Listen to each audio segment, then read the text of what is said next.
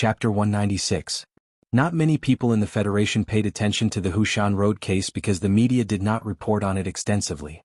Even the independent media of the George faction that was most willing to expose the dark secrets of the Federation was silent on this matter. Logically speaking, under the tens of thousands of years of the First Charter, the rate of criminal cases in the Federation was not high, especially such vicious cases. Moreover, the suspect and the victim were both young officers from the Federation Shell Motor Company.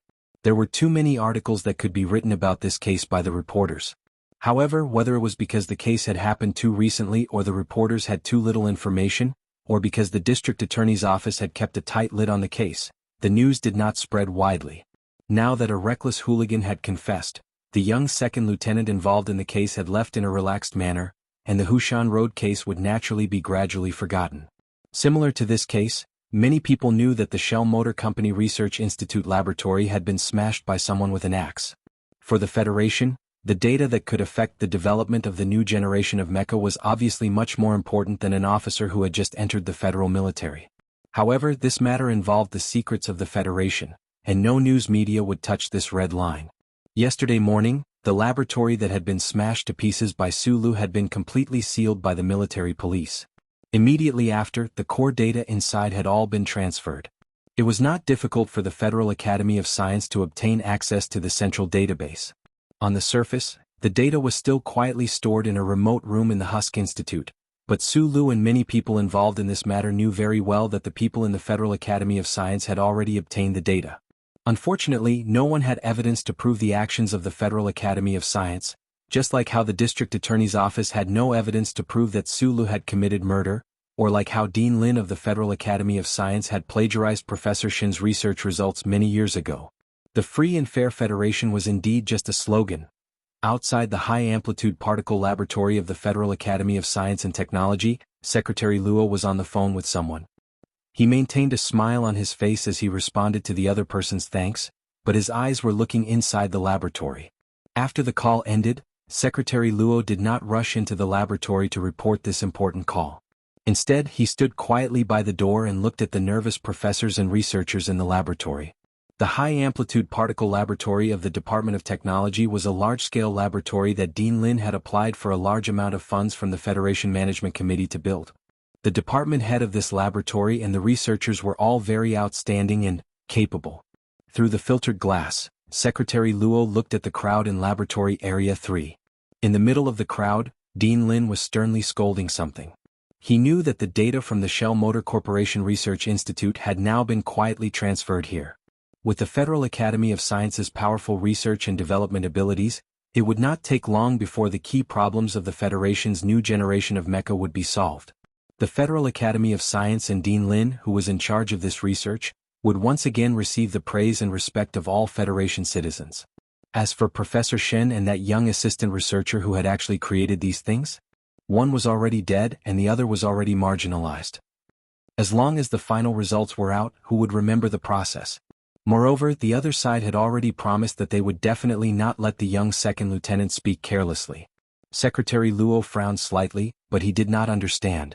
The other side clearly knew that once the research of the Federal Academy of Science was successful, Dean Lin would personally come to support the election of Governor Ross and Senator Medellin. Why did the other side not seem to care? The noise in the laboratory had come to an end. The leader of the Federation's academic community, Dean Lin, walked out with a serious expression. Secretary Luo followed behind him and said in a low voice, "Secretary Shen called to express his gratitude." Secretary Shen? Wasn't the previous secretary by Madam's side surnamed Jean? Asked Dean Lin with a frown. The new young secretary. Apparently, Madam likes him very much. On the top floor of the Sanlin United Bank headquarters building in the capital, Secretary Lu quietly walked to Li Xiuju's side and said softly, "Su Lu has been released." Secretary Shen just called to express his gratitude. Li Xiuju quietly looked at the street outside the glass and did not speak for a long time. He did not mind sending that young second lieutenant named Su Lu to prison for life, even if that young man seemed to have a strange relationship with Deputy Minister Zhou of the Ministry of National Defense. However, he had no choice but to let go today. This situation made him feel bad. He could look down on that mysterious young master of the Tai family, but he had to respect the madam of the Tai family. Even if the pride in his bones made him unwilling to let go after receiving the call from Secretary Shen, His father's call from afar extinguished all his courage to challenge the other side. The crown prince's friend? Li Xiuzhu laughed. His handsome face was slightly cold. Even Secretary Shen acknowledged this relationship. I have to give this face. It seems that I still underestimated that guy named Sulu. Macho Mountain was the most secluded mountain forest in the suburbs of the capital. This area of green hills and tranquil gardens was originally the garden of the royal family. During the Third Constitutional Era, it was designated as a national park by the Federation government. District S1 had a large population, so the area of the wildlife reserve that the Federation used electronic walls to encircle was much smaller. However, it still took up half of Macho Mountain. After a few areas were cut, there were not many empty and quiet places. The tourists that came to this mountain only paid attention to the beauty of the mountains and rivers. They had long forgotten the faint royal atmosphere of this mountain park. In the deepest part of Macho Mountain, there was a large area of forest surrounded by fences hidden in the grass and cliffs. The tourists could not see the scenery inside. They only thought that it was an obstacle to prevent the dangers of the mountain road. They did not know that there were thousands of acres of forest inside that belonged to an ancient and mysterious family name in the Federation. The black car steadily followed the mountain road to the end. An inconspicuous iron gate blocked the front. After passing through the iron gate, one could faintly see the depths of the mountain. At the end of the flowing water, there seemed to be a few small buildings that were built in picturesque disorder. It was indescribably beautiful. Sulu pushed open the car door and stood in front of the iron gate. He narrowed his eyes and looked at the small buildings in the distance. Macho Mountain was very close to the capital. This manor hidden in the mountain had such a large area. In addition, he had read a lot of books. After learning about Tai Ziyuan's background, he had crammed in the history of the Federation. He knew that this mountain was originally a royal garden. With the Tai family's status and history in the Federation, it was natural for them to live in this mountain. The iron door slowly opened, and a man in his 30s wearing a dark suit in the late spring came out to greet them with a smile. This person first nodded at Sulu and then said a few words to the driver in the black car. Sulu was slightly surprised. He knew the man in front of him, but he didn't expect that he would appear here. Mr. Wang is the madam's personal driver. He has served the Tai family for many years. The man smiled at Sulu and said, "The madam rarely uses her personal car to pick up people. I think that other than the president and the war god, there shouldn't be many people who can receive this kind of treatment." This kind of subtle expression, coupled with this person's polite and slightly distant smile, was not repulsive. Sulu looked at him with a smile and said, "Shen Li?" When they met at the base of the Black Eagle Security Company in Linhai, he easily recognized this Secretary Shen. "I am the madam's secretary now," Shen Li said with a smile. The Black Eagle Security Company was one of the 3 major security companies in the Federation. With Shen Li's age, he was able to become a senior manager of the Black Eagle. That day, under the instructions of Tai Ziyuan, he had full authority to command the operation in Linhai. He was already a very impressive person. However, in less than half a year he actually became the secretary of the Madame Tai. Sulu couldn't help but be a little surprised. Although Tai Ziyuan had already passed the coming-of-age ceremony, which was completed with his help, Sulu knew very well that the real power of the Tai family of the 7 major families in the Federation was still in the hands of the high and mighty Madame. The secretary of the Madame Tai, when put on the stage of the Federation, was enough to talk to a governor as an equal. Compared to the senior manager of the Black Eagle Security Company, this was undoubtedly a big step forward. "Madame Tai is waiting for us." A bicycle slowly came to the side of the two. Secretary Shen smiled and explained, "The madam doesn't like the smell of gasoline, natural gas and liquid hydrogen mixed with the smell of chemical products, so all the cars in the park are electric bicycles." Sulu nodded and didn't say anything more. He followed Secretary Shen onto the bicycle. The picturesque small buildings at the end of the mountains and rivers seemed to be very far away, but in fact they were very close. It didn't take long for the electric bicycle to take them to the front of the small building. On the right side of the small building was a long corridor. The corridor was covered with long green vines. The new leaves were like jade and the yellow flowers were just blooming. Looking through this long corridor, a small dam could be seen not far away. The mountain stream of the back mountain was blocked by this dam many years ago, and a small Xiaoping lake in the mountains was formed. The small building was under the mountain forest by the lake. Walking along the stone steps towards the deep courtyard, Sulu lowered her head slightly, but her ears were listening to the sound of the mountain wind blowing through the forest and the lake rippling. She was not surprised to feel that there were many people hidden in the surrounding forest. She could not see any of the Tai family's security personnel with her eyes, but she could hear and feel that his pair of knife-like straight eyebrows slightly raised. Noticing that he was listening, Secretary Shin's footsteps slowed down slightly and immediately returned to normal. His lips slowly released a smile, and he felt a little surprised by Su Li's attentiveness and ability. The two men walked to the second-floor terrace of the small building deep in the courtyard and naturally stopped. Su Li took a deep breath and made his expression as calm and gentle as possible. Even if he was really a stone, he was still nervous knowing that he was about to meet such a big shot as Madame Tai. There was a parasol on the terrace. Under the parasol, there was a small white table, a few plates of pastries, a pot of tea, and two women. Chapter 197. The most powerful person in the Federation was, of course, President Sieg. The Vice President, the Chairman of the Federation Management Committee, the Director of the Federation Investigation Bureau, the National Security Advisor, and the Director of the Mysterious Bureau of Proclamation. These were all important figures who stood beside the President, who stood at the pinnacle of power in the Federation.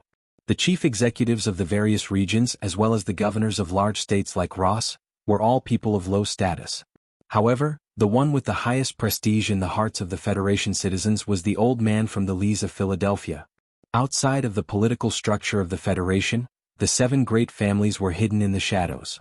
However, they possessed sufficient power to stand up against these important figures mentioned above. This was especially true for the Zhong family from the West Woods, who had been stationed at the edge of the universe for generations. They were akin to warlords. The Tai family was the most mysterious and low-key of the 7 great families. All these years, the leader of the Tai family had always been a woman. Ever since she got engaged to the previous head of the Tai family at the Double Moon Festival Ball at UA University, that woman had been the most powerful woman in the Federation since she was in her 20s. Especially now that the Tai family was gradually stepping into the limelight, the existence of this woman was even more important. Every decision she made could possibly affect the future of the entire Federation. After becoming friends with Tai Ziyuan, Su Li learned about the history of the Tai family and their status in the Federation. He had once been curious as to what kind of person this powerful Lady Tai was. After coming to the capital and entering the Nutshell prison, especially after being released from prison for the past 2 days, he had truly felt the terrifying influence that the Tai family had on the Federation. Thus, this curiosity had become even stronger. Sitting in a black car, sitting on an electric scooter, looking at the scenery of the lake and mountains, looking at the ivy-covered corridor, Su Li's mood didn't relax at all. This was because he knew that he was about to meet that woman. He kept guessing in his heart what kind of person Lady Tai should be. No matter how he thought about it, he couldn't figure it out. Until he came to the balcony and saw the woman smiling as she watched Zhou Yu's wrist movements under the parasol. He suddenly understood that Lady Tai should be like this. Because of the passing of youth, she appeared ordinary and peaceful. There was nothing special about her. No matter how the people in the Federation guessed, Lady Tai looked like this, and this woman was Lady Tai. Secretary Shin politely pulled out the chair next to Zhou Yu and gestured for Su Li to sit down. Then he went to Lady Tai's side and pulled the chair to the back. He sat down quietly and didn't care about the blazing morning sun outside the parasol. He silently rubbed his hands and maintained a suitable distance from the 3 people under the parasol. Su Li felt that his lumbar vertebrae seemed to be a bit rusty, and the movement of sitting down was somewhat difficult.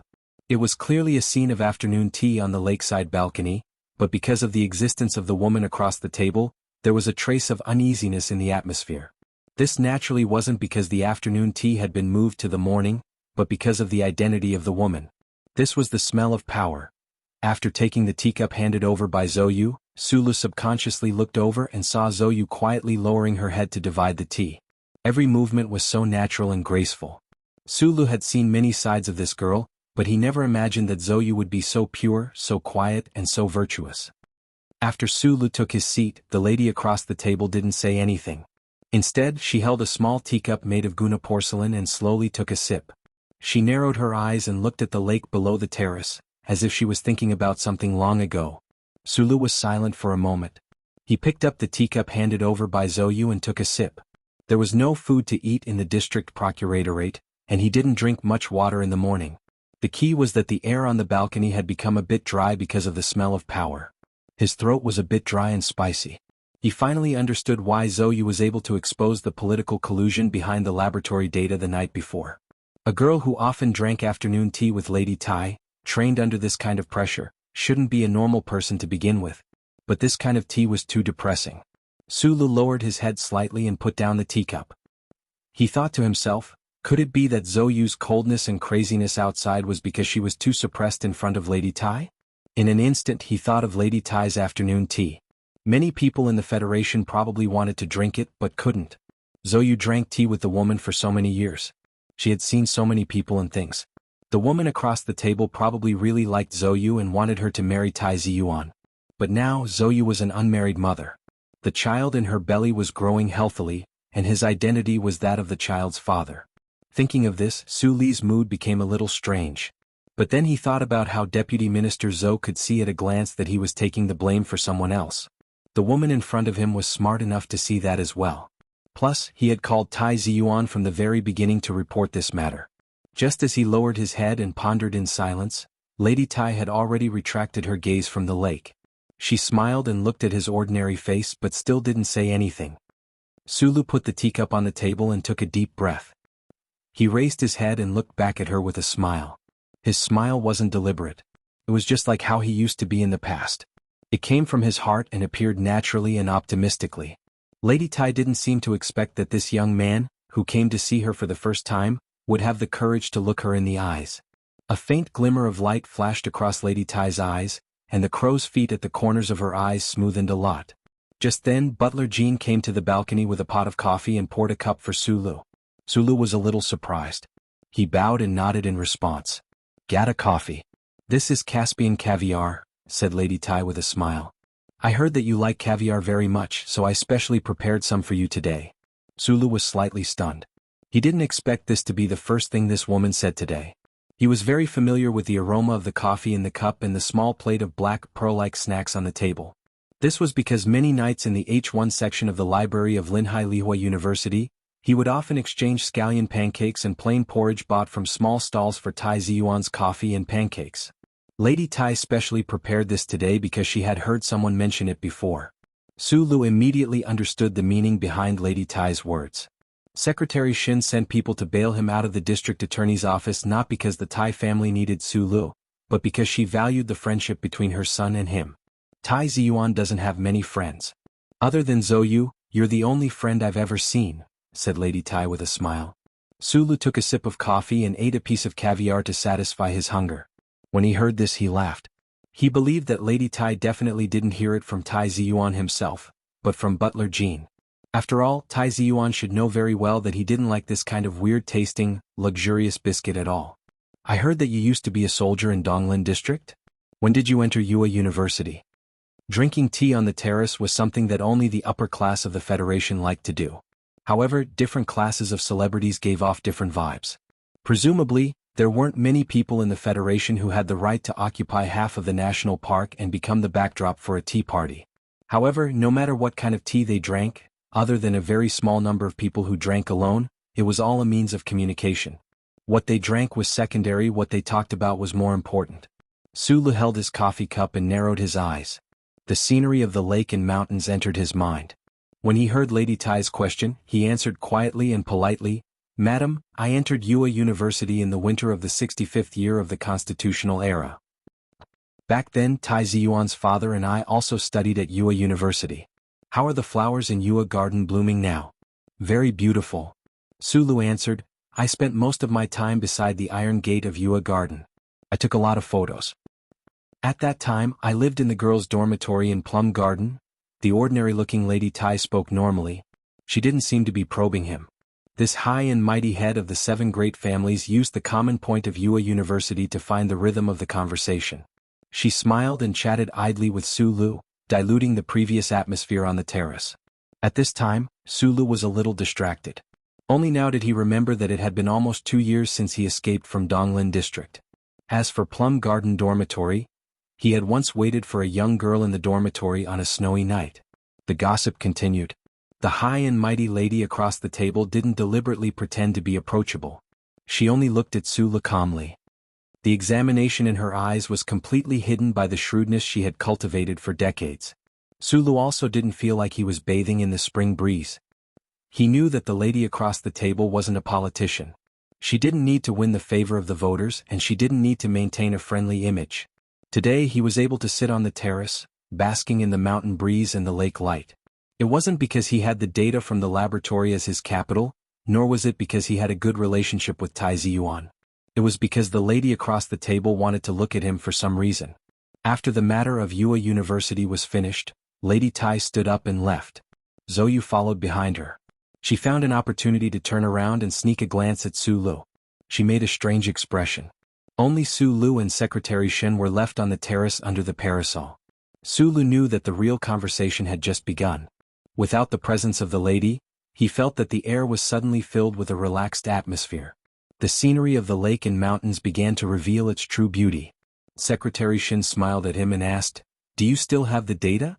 "Yes." "When will you give it to me?" Chapter 198. Raising one's eyebrows or raising one's eyebrows didn't mean that he was angry or hostile. Little Lu knew very well that he had no reason to be angry or hostile on the terrace of Macho's back mountain. Thus he smiled. It was not the kind of smile one would have when one accepted his fate, nor was it the smile he had when he was in front of Lady Tai. He was just smiling. Thus Secretary Shen also smiled. He personally poured another cup of coffee for Su Lu and then sat back in his chair, quietly waiting for the other's reply. As Lady Tai's secretary, Shunli understood the style of the 7 major families of the Federation very well. The Iron Schemer was not only referring to this family's meticulous planning, but also to the fact that this family planned before making a move, not leaving any benefits for the opponent. The Iron Schemer and the Federal Academy of Science had worked together, so the Tai family's reaction had been much slower to begin with. Thus, in the end, Secretary Shen did not believe that this young man in front of him had really grasped the data. However, since Madame believed, he could only believe. Su Li's mind was filled with many shocking things, but his personality definitely did not have such elements. After taking a sip of coffee, he raised his head. Previously, Madame Xian had only wanted to take a look at him. Right now, the conversation between her and Secretary Shen was about the actual details. And it was clear that Secretary Shen was a very busy person, and also a very direct person. Thus, he also very directly stated his conditions. "I want to face the mecha directly, and you all can't monitor me." He was not used to this kind of bargaining and scheming conversation, so he had laid out his bottom line right from the start. Secretary Shen frowned slightly, somewhat unexpectedly feeling a trace of possibility from Su Li's tone. From the start, under Madame's instructions, he had helped this young second lieutenant clean up any traces behind him. After that, he had personally made 2 calls to the young master of the Li family and the Federal Academy of Science. However, he had always thought that Madame was just doing a small thing for Su Lu for Tai Ziyuan's sake. Unexpectedly, it seemed that there really was some kind of benefit waiting for the Tai family in front of them. It was unknown what Secretary Shen said on the intercom, but a staff member walked up from the side of the balcony, carrying a large box. The staff member put the big box next to the table, bowed to Secretary Shen and then quietly left.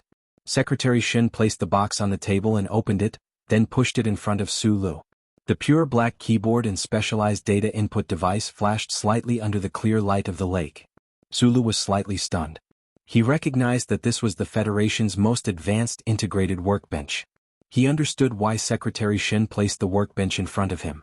He pressed a button on the side of the workbench, called up the display screen, and then closed his eyes to think for a moment. During the 10 seconds of closing his eyes, Su Lu moved a part of the data model in his mind, once again confirming that the mysterious existence had indeed imprinted the data of the laboratory into his brain.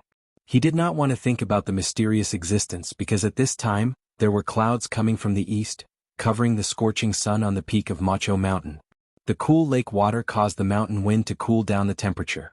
If he thought too much, he was worried that his scalp would go numb and he would feel fear. Opening his eyes, Su Lu began to silently operate the workbench. His 10 fingers moved quickly on the workbench as if he was playing the piano.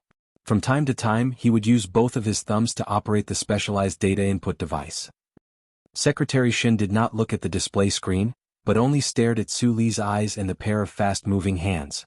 23 minutes later, Su Lu somewhat tiredly retracted his hands. He rubbed his eyes, turned the workbench in the box and pushed it in front of Secretary Shen. Secretary Shen quickly glanced at the complex data model on the display screen and did not look at it again. He smiled at him and said, "Take a break first. Everyone had their own field of expertise. The first military academy had nurtured many outstanding talents in the Federation for countless years, such as Shi Qinghai, Zhou Yu, and Shunli. To be able to become Lady Tai's secretary, Shunli was naturally an all-rounder. However, when it came to data models in the Federation's most advanced field of technology, he admitted that he was much inferior to Sulu. This workbench should be connected to a certain extent. The Tai family had specialized technicians analyzing the meaning of this data model, Sulu thought. A few minutes later, Secretary Shin slightly closed his eyes, as if he was listening to the sound of the communication device in his ear. A moment later he slowly raised his head. However, the gaze he used to look at Sulu now was much more formal, much more serious. "It is very difficult for me to agree to your conditions just now," Secretary Shin said sincerely. "The development of the new generation of mecha in the Federation is a systematic project. Even if you have mastered the most critical technology, you cannot complete this project alone. This will require the cooperation of at least 1,000 engineers." Sulu listened quietly, his eyes fixed on the layer of white foam swirling gently in his coffee cup. No one knew what he was thinking. "I need a MX prototype mecha for research. Professor Shin's name must be on the Federation's list of manufacturers of the new generation of mecha." Sulu lowered his head, looked at the coffee cup and said, "I did not hesitate to kill and set fire to the data in the laboratory. This is all for this. Why must you participate in this process? Other than the government, or in other words, the Shell Motor Company, no one else in this world can provide these industrial foundations." Secretary Shin stared into his eyes and said coldly, "The Tai family may be able to, but the Tai family has done so much for you without any benefits. This agreement is very difficult to reach. No matter how good your personal relationship with the young master is, it is still the same. I admit that I cannot change anything by myself. The development of mecha does indeed require the large industrial foundations you speak of, so if you want to compete with the Federal Academy of Science for time, I need to stay at the Shell Motor Company to watch closely." Sulu raised his head and said, "As for the issue of benefits you mentioned, since the success of the new generation of mecha in the Federation will affect the presidential election, then I think that from Madam's point of view, it does not matter who develops the new generation of mecha, as long as it is not Dean Lin. The Tai family does not need the false reputation of developing the new generation of mecha. They only need someone else to succeed before them." Sulu looked at Secretary Shin's thoughtful face and continued, "But my teacher really needs this false reputation. To be precise, other than the false reputation behind him, he can no longer enjoy anything else." Secretary Shin did not speak for a long time. He was probably calculating in his mind. Lady Tai had given him a lot of authority, but he had to weigh the pros and cons. Professor Shin's signature. "I can promise you, and I can tell you clearly, that if you give me the data, the Shell Motor Company will still be the one to carry out the specific research work," Secretary Shin said calmly. "We have a certain amount of influence over the Shell Motor Company. Coincidentally, the Shell Motor Company does not have anything to do with the Federal Academy of Science." In the past, Sulu would have been shocked when Secretary Shin said that he could influence the Shell Motor Company. However, facing the terrifying power of the 7 major families of the Federation, he was already numb to it. He only said softly, "The data must be in my hands. In that case, can I go directly to the Shell Motor Company?" "Can you not go to the Shell Motor Company?" Secretary Shin suddenly said, "How about this? I'll arrange for you to go to the Whitewater Company. As for the data, I'll set up a direct channel. You can contact the people in the Shell Motor Company directly." The development of a new epic-making mecha for the Federation was a great honor, and naturally also a great benefit. If Secretary Shin agreed to all of Su Li's requests, the Tai family would not be able to gain any advantage. However, for some reason, Secretary Shin suddenly gave in. Whitewater Company. Sulu suddenly remembered that the first test of the prototype MX mecha for the Federation seemed to have taken place at this Shell Motor Company. However, the problem was that the Tai family's strength should be at Black Eagle. Why would they send him to Whitewater? "These past few days, you've caused too much of a ruckus in the Research Institute. In addition to the incident at Hushan Road, who knows how many pairs of eyes will be watching you. It's not suitable for you to stay in the Shell Motor Company's headquarters any longer," Secretary Shin said. "The only place that can meet your requirements is the Whitewater Company," said Secretary Shin. "The Shell Motor Company is definitely out of the question.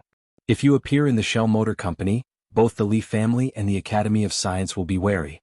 Sulu was silent for a long time before nodding. Secretary Shin smiled and closed the black workbench in front of him. He stood up and shook hands with Li Du. When their hands touched, It meant that the agreement between the two parties had been reached. Su Lu did not express his gratitude to Secretary Shen for saving him from the district attorney's office. Secretary Shen also did not represent Lady Tai to express her gratitude to Su Lu for his performance at the Linhai State Gymnasium. Those matters were on another level. Secretary Shen suddenly looked at him and asked, "I'm very curious about something. I heard that half a year ago the Crown Prince personally invited you to join the Tai family. You never agreed. Why are you willing to cooperate with us this time?" "If I join the Tai family, I will be Tai Ziyuan's subordinate," Su Lu said with a smile. "Cooperation is equal." Secretary Shen's smile became somewhat profound. This young man in front of him actually wanted to cooperate with the Tai family on an equal footing. What kind of arrogant and presumptuous thought was this? However, there was not a single trace of arrogance in the other party's honest expression. There was only a trace of absurd sincerity. Beside the window on the top floor of the small building facing the lake, Lady Tai silently looked at the lines of the lake. The lines at the corners of her eyes were like the things she had experienced over the years. They gradually accumulated and could not be undone. She quietly listened to the voices beside her. She did not miss any of the words that Secretary Shen and Su Lu said. When she heard the word cooperation, she could not help but smile. She could hear that Su Lu was not used to this kind of bargaining. She could also hear that this young man was immature and stubborn. She did not dislike this point. Instead, she felt that it was somewhat interesting. The metal in her hand was slightly cold. Lady Tai lowered her head and looked at the small tool in her hand. This was the small blue device that Su Lu had left behind in the Nutshell Laboratory. Since the beginning, the Tai family's influence in the Federation had been secretly cleaning up for him under the instructions of this madam. They naturally did not leave behind this device. Chapter 199. Su Lu entered Yue University with Professor Jin's recommendation letter, but it seems like he doesn't know this himself. Butler Jin stood beside Lady Tai, like a pine tree by the lake, hidden in the mountains and rivers, undetectable. He said apologetically in a low voice, "About this I've known about it for a long time, but because young master insisted on not informing you so he did not finish his sentence." Lady Tai looked out of the window quietly, her hand slowly caressing the small device that emitted blue light. In the entire Federation she was probably the only one who could see the wisdom hidden within this small device, as well as the man behind this wisdom. Seeing that Madame did not say anything, Butler Jean took a step back and stood in the shadows by the window. He was very clear about the story between the Tai family and Professor Jean. Although he did not know Professor Jin's true identity, he had served this family for so long that he could feel some of Madame's emotions. "Send someone to Donglin to investigate the incident that happened in the year 65, Lady Tai said softly. "This is too much of a coincidence." Butler Jean did not know what coincidence was, and Lady Tai did not mention it either. Today only President Sieg herself, and a few people in the Lees of Philadelphia knew the true identity of the defected mechanic, Yu Feng. And because of some of the stories from back then, she knew more about that person's identity than anyone else. From the beginning, Lady Tai did not believe that person would die so quietly. Now she held the device that only he could make in her hands. Looking through the window at the young man he had recommended to Yue University, her heart gradually calmed, and she felt indescribably calm. The black metal door slowly closed behind the car. Su Lu sat in the black car, his eyes narrowed as if his thoughts were still stuck in the beautiful scenery of the lake and mountains behind Macho Mountain. Today the wealth displayed by the Tai family did not have the aura of wealth, only the aura of mountains and mountains. The mountains and mountains were picturesque, and this painting seemed to be in the heart of that madam. Su Lu was clear that after he came out from Macho Back Mountain, his life would be different again. However, he still stubbornly believed that he was only a small character, a commoner. Facing that picturesque landscape, he didn't feel the slightest bit moved, nor did he feel inferior. He only felt a slight pressure. The black car on the mountain road smoothly avoided the increasing number of tourists in the front mountain. Su Li's hands were firmly on the steering wheel. This car was the one he used to drive. Since the district prosecutor's office had already found him innocent, this black car naturally didn't need to stay in the forensics department anymore. Secretary Shen had already taken it out for him. "Thank you." He suddenly smiled and turned to speak to Zhou. When he left the back mountain of Macho, out of his expectation, Zhou also left the mountain with him. He knew very well that after he sent Zhou to the West Mountain compound of the Ministry of National Defense 2 nights ago, this girl must have told the whole thing to Madame Tai in the first instant. Su Lu didn't know that Lady Tai had already begun to suspect the relationship between him and that uncle.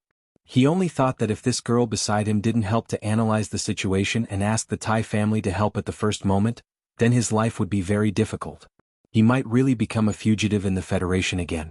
Zhou laughed self-deprecatingly, her hand gently stroking her belly. Her belly was already very big now. She was gradually approaching the life of a young unmarried mother. Her face without makeup looked slightly haggard and nervous. Her feet were a bit swollen and she wore a pair of loose cloth shoes. Her entire person didn't have the slightest trace of coldness, only a trace of frustration in the tranquility. She slowly turned her head and looked at Su Li's smiling face. She couldn't help but tilt her head and wonder in her heart, what exactly is this guy's nerves made of? It's the first time you've seen Madam, but you can still be so calm. Su Lu, you've surprised me again, Zhou said. Su Lu was silent for a moment, then said with a smile, I'm just pretending. Zhou also smiled. Su Lu didn't say anything else and focused on driving. On the mountain road, the black car's autopilot wasn't enough to be completely trusted. His gaze calmly stared at the winding mountain road, but in his heart he was thinking about something else. He knew very well what kind of colossal power the Thai family was. In front of this family, no one could hope for the possibility of equal cooperation, even if he now had the only set of laboratory data in the Federation. However, Secretary Shen had nodded earlier, and the Thai family had even given up most of the benefits. This made him a bit confused. Earlier, when he was bargaining on the balcony, he had only clumsily put forward his own demands, but he didn't expect the other party to agree. Why was this? Late at night in the suburbs of the capital, the black car was like a ghost parked in the parking lot of Linyuan. After returning from Macho Mountain, Su Lu and Zhou were led by the waiter into the restaurant. They had just returned from Shanshui and entered Shanshui again.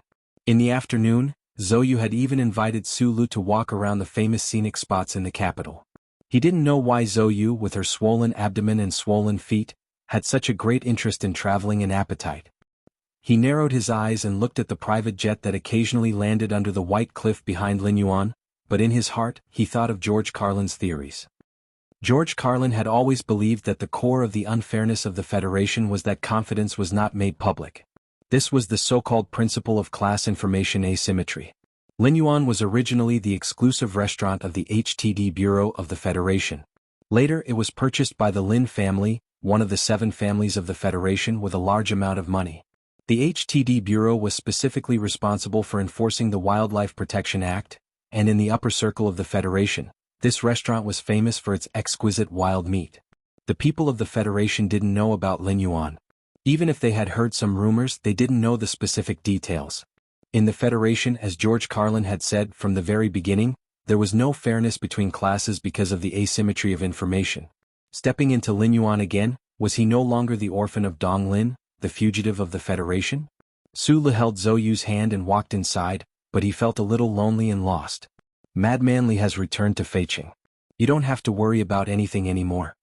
Zhou had lived in the 3rd military region since she was a child, and her family was not ordinary. Naturally, she didn't know how Su Lu felt at this moment, so she said with a smile.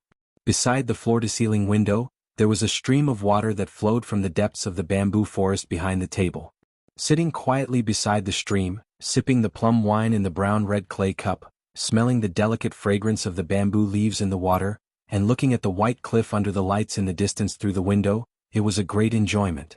Similar to the first time they entered Linyuan, when the two of them walked into the hall, those hidden behind the mangroves, bamboo forests, and pear trees all looked at them seriously and curiously.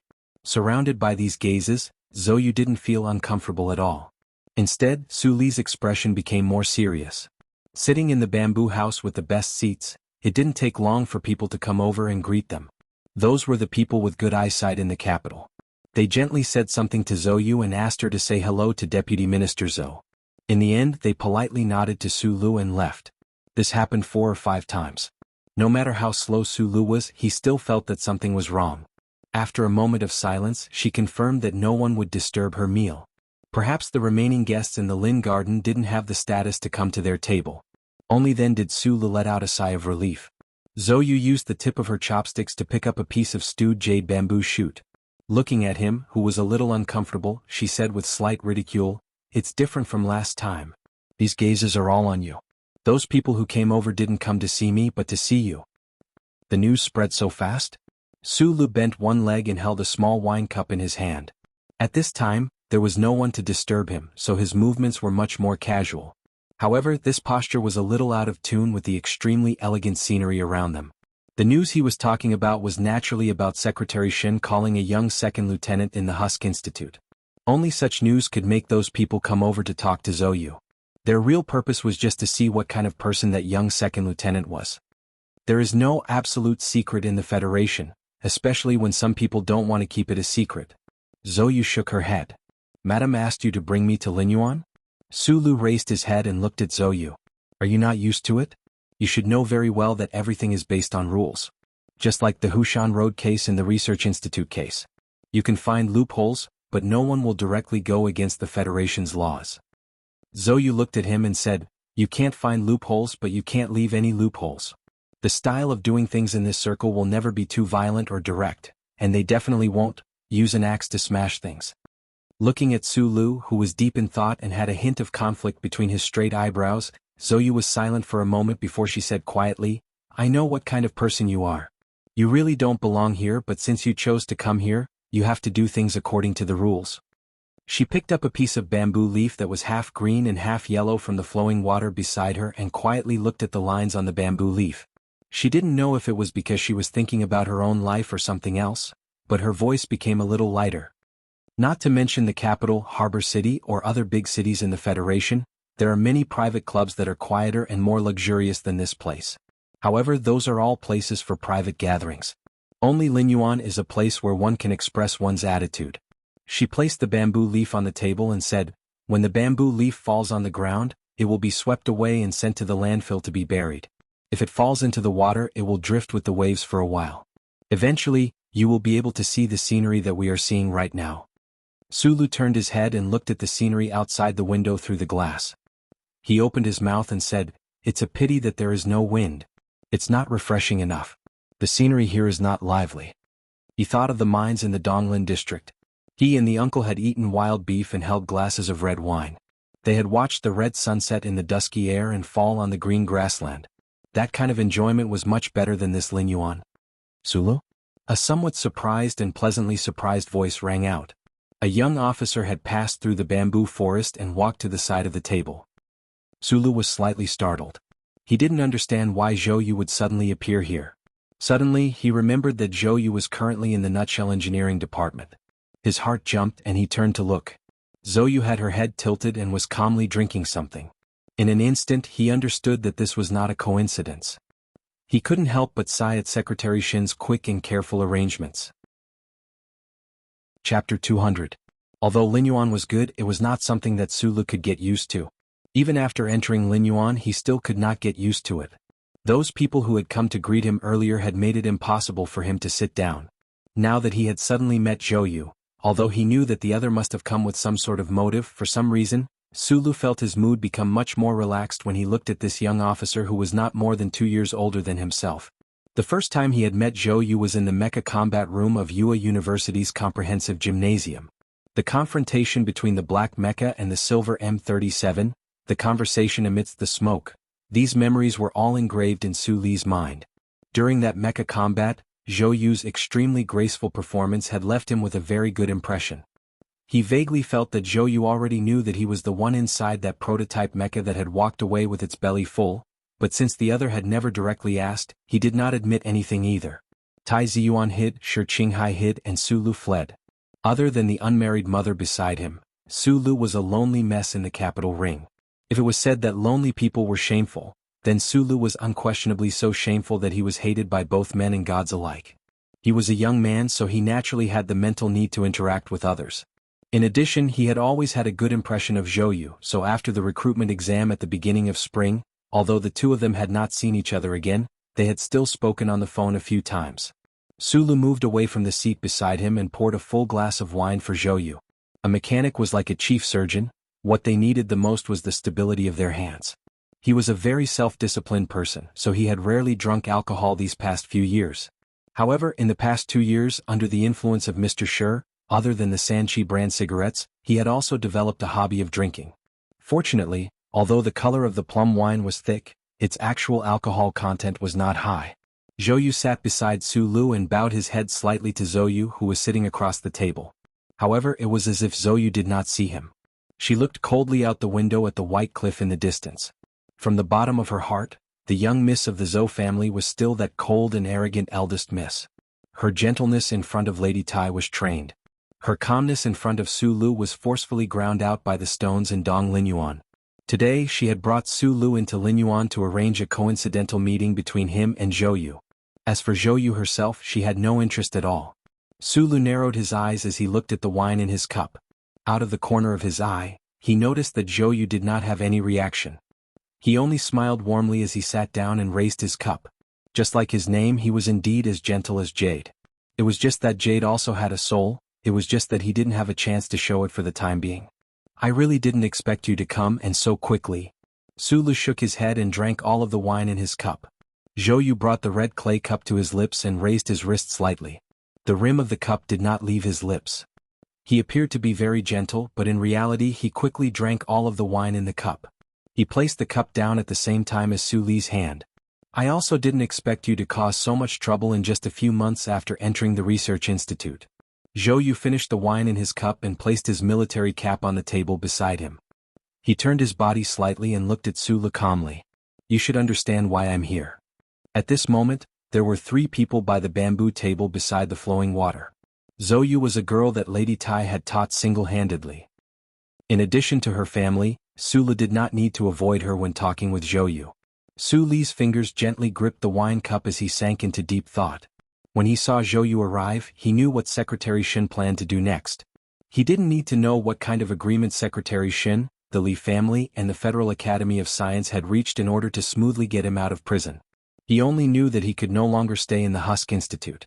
If he wanted to turn the data in his brain into a real new generation of mecha, it would require the hard work of many people. Under the pressure of the other party, Su Lu was about to be transferred out of the Nutshell headquarters and sent to the Baigong Security Company under the Shell Motor Company. His data would be sent to the Shell Motor Corporation Engineering Department, and this required a channel. Although the Li family and the Federal Academy of Science no longer cared about him, the other party would definitely keep an eye on Su Lu. If Su Lu was directly sent to the Nutshell Engineering Department, it would definitely arouse the suspicions of those people. In order to compete with the Federal Academy of Science for time, this sort of suspicion had to be eliminated. Coincidentally, the personal relationship between Su Lu and Zhou Yu that could be confirmed became a natural disguise. Let's keep in touch in the future. Su Lu raised his wine cup and looked at Zhou Yu sincerely. Although it wasn't until tonight that he found out that Zhou Yu was also someone that the Tai family could influence, he couldn't help but be shocked by the Tai family's control over human affairs. However, his intuition told him that Zhou Yu was someone worth interacting with, so his attitude was very sincere. Zhou Yu downed the wine in his cup once more and said with a smile, "Last time when I sparred with you at Yue University, I thought that your talent in mecha operation was astonishing. But I really didn't expect that you would actually be able to influence the development of new mecha for the Federation. You have brought me too many surprises, so please don't worry, I will cooperate with you very well."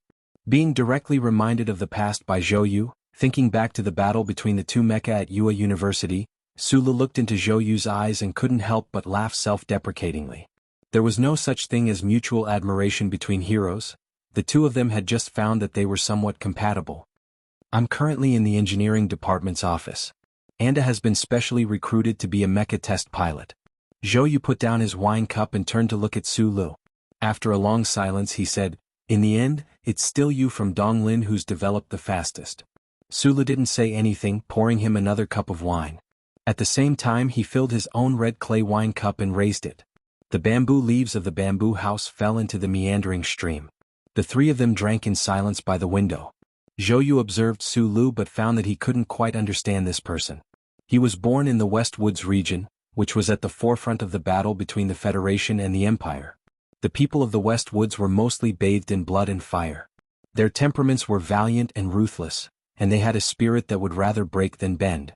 Although Zhou Yu's expression was gentle and amiable like a gentleman, deep in his heart, there was still a trace of unwillingness to fall behind others. Tonight, when he saw Su Lu and Lin Yuan, Zhou Yu knew that even if he didn't want to, he had to. Perhaps it was luck. This person from Donglin had first met Tai Ziyuan, then met Professor Shin. He had grasped the Federation's most important and confidential data, and had even received the strong support of the Tai family. Just based on these points alone, he had already left Zhou Yu in the dust. Zhou Yu drank his wine in silence. Before coming to Lin Yuan, he had already learned all the details of the entire incident from Secretary Shen. He understood that Su Le didn't rely on luck. Whether it was the gleaming blade at Hushan Road, the axe marks at the Research Institute, or the baiting or forcing of the Tai family in the end, there was no place that didn't reveal this young man's stubbornness. Stubbornness was an excellent or troublesome quality, but when it was taken to the extreme, it would become exceptionally terrifying. Just like at this moment, the scenery in Linyuan was beautiful. There was no music to annoy the ears, but there was running water that could calm the heart. The people eating and chatting, or rather, the people wore simple but expensive clothes that fit their bodies. Their movements were elegant and quiet. Only Su Lu, who was beside him, wore a casual shirt of unknown brand that probably didn't cost much. It had a lot of wrinkles on it. He just sat like this in Lin Yuan's most expensive bamboo house cubicle. He sat with one leg bent, the hand that was holding the wine glass on his knee, and his head slightly lowered. He looked very much like those unemployed people on the streets in movies. What Zhou Yu didn't know was that Su Lu was originally an orphan from a mining family in Donglin. In the past, before they met that uncle, what he and Li Wei were most used to doing was sitting with their legs crossed on the sidewalk of Zhonglo Street and watching the TV screen in the cafe.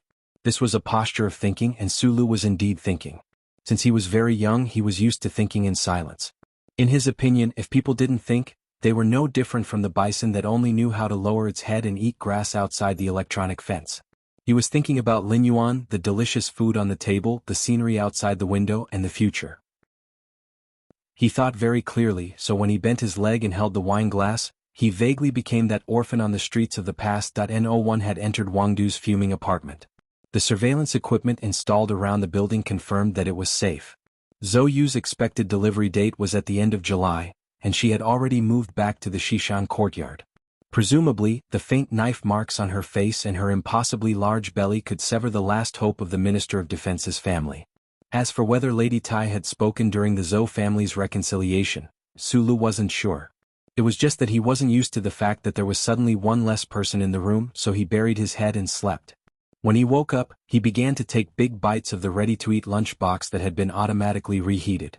For 3 whole days, his life consisted of sleeping and eating.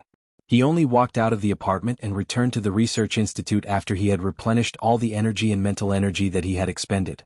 Many of the Husk Institute staff had seen Su Lu smash the laboratory into pieces with their own eyes.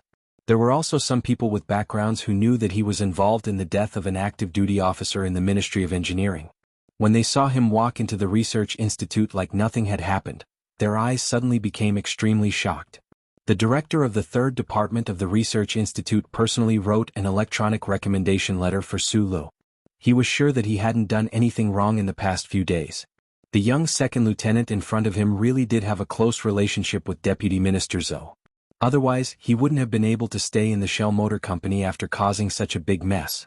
After Su Lu received the recommendation letter, he refused the enthusiastic director's request to personally deliver it to the Whitewater Security Company. He drove himself to the address on the letter. The black car once again drove past Hawking Avenue, where the Ministry of Finance was located. It drove past the dead end that led to the Bureau of Proclamation. The corners of his eyes twitched slightly, and he forced himself not to think about the omnipotent charter computer at the end of the road. At this moment the phone rang. The sound of the 7th young master of the Li family, Li Xiaodong's extremely hearty laughter could be heard. "I heard that you have been assigned to the Whitewater Company?" Su Lu was slightly surprised. He didn't expect that after the night at the Ivy Garden, this person would actually take the initiative to contact him. He believed that he didn't have anything that the other party needed. Both the Li family and the Federal Academy of Science had already confirmed that the core data was in their hands. "Yes, I'll report right now," Su Lu replied. The other end of the phone was silent for a moment. Then the voice said, "Can you do me the honor of coming out for dinner tonight?" Su Lu subconsciously looked at the weather outside the window. He confirmed that the sun's orbit today was normal. Perhaps the silence made Li Xiaotong a little uncomfortable. He said very seriously, "I don't mean anything else. I just want to hang out with you." Chapter 201. White clouds floated on the mountainside in the distance. The dark green field stretched as far as the eye could see.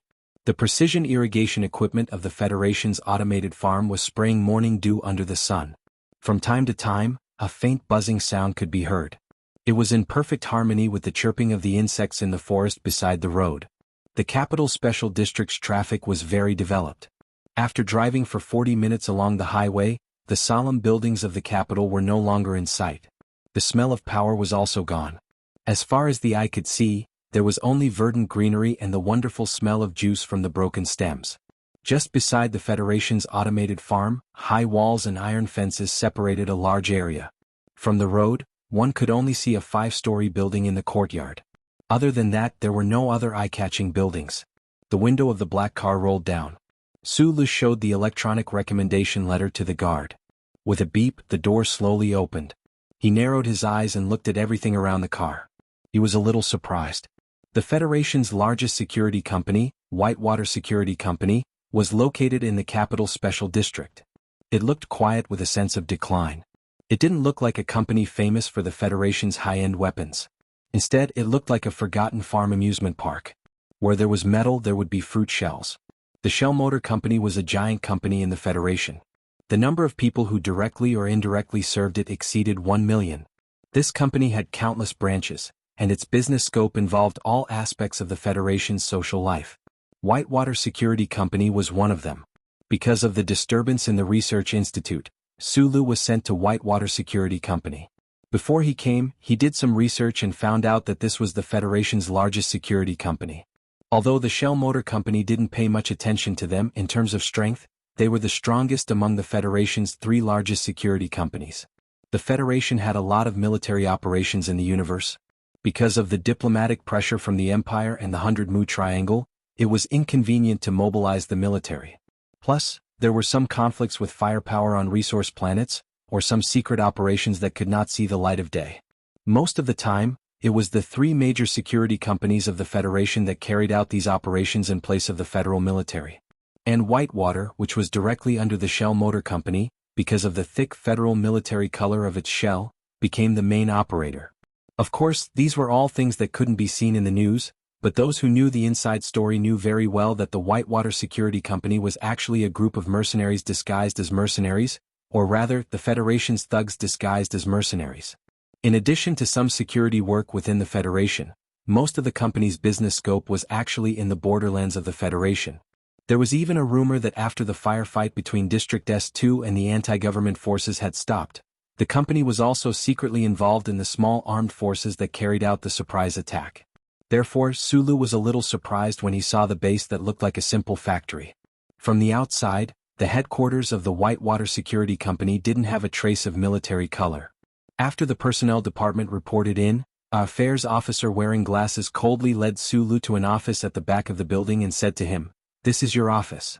In a moment, your secretary will come over to give you the details of your work." What happened in the Capital Special District didn't spread to the Whitewater Security Company, so the people in the headquarters didn't care at all about the arrival of a young second lieutenant. The affairs officer in the personnel department didn't think that Sulu had any background. In his opinion, being sent to the Whitewater Security Company from the Husk Institute meant that he was definitely a loser in the struggle, and a complete failure.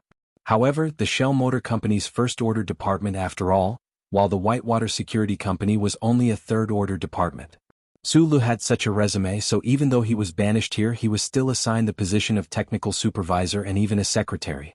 The affairs officer looked at Sulu expressionlessly and asked, "Is there anything else?" The combat personnel of the Whitewater Company were extremely outstanding, and the base was also very well equipped. Many of the combat personnel were even military personnel themselves. These combat personnel on the front lines were well paid and had a promising future. However, the affairs officers and technical supervisors were all pitiful people who were pushed out of the core area of the Shell Motor Company. The affairs officer was the same, but he didn't have the slightest bit of sympathy for Sulu, who was also a loser. "No, thank you," Sulu said.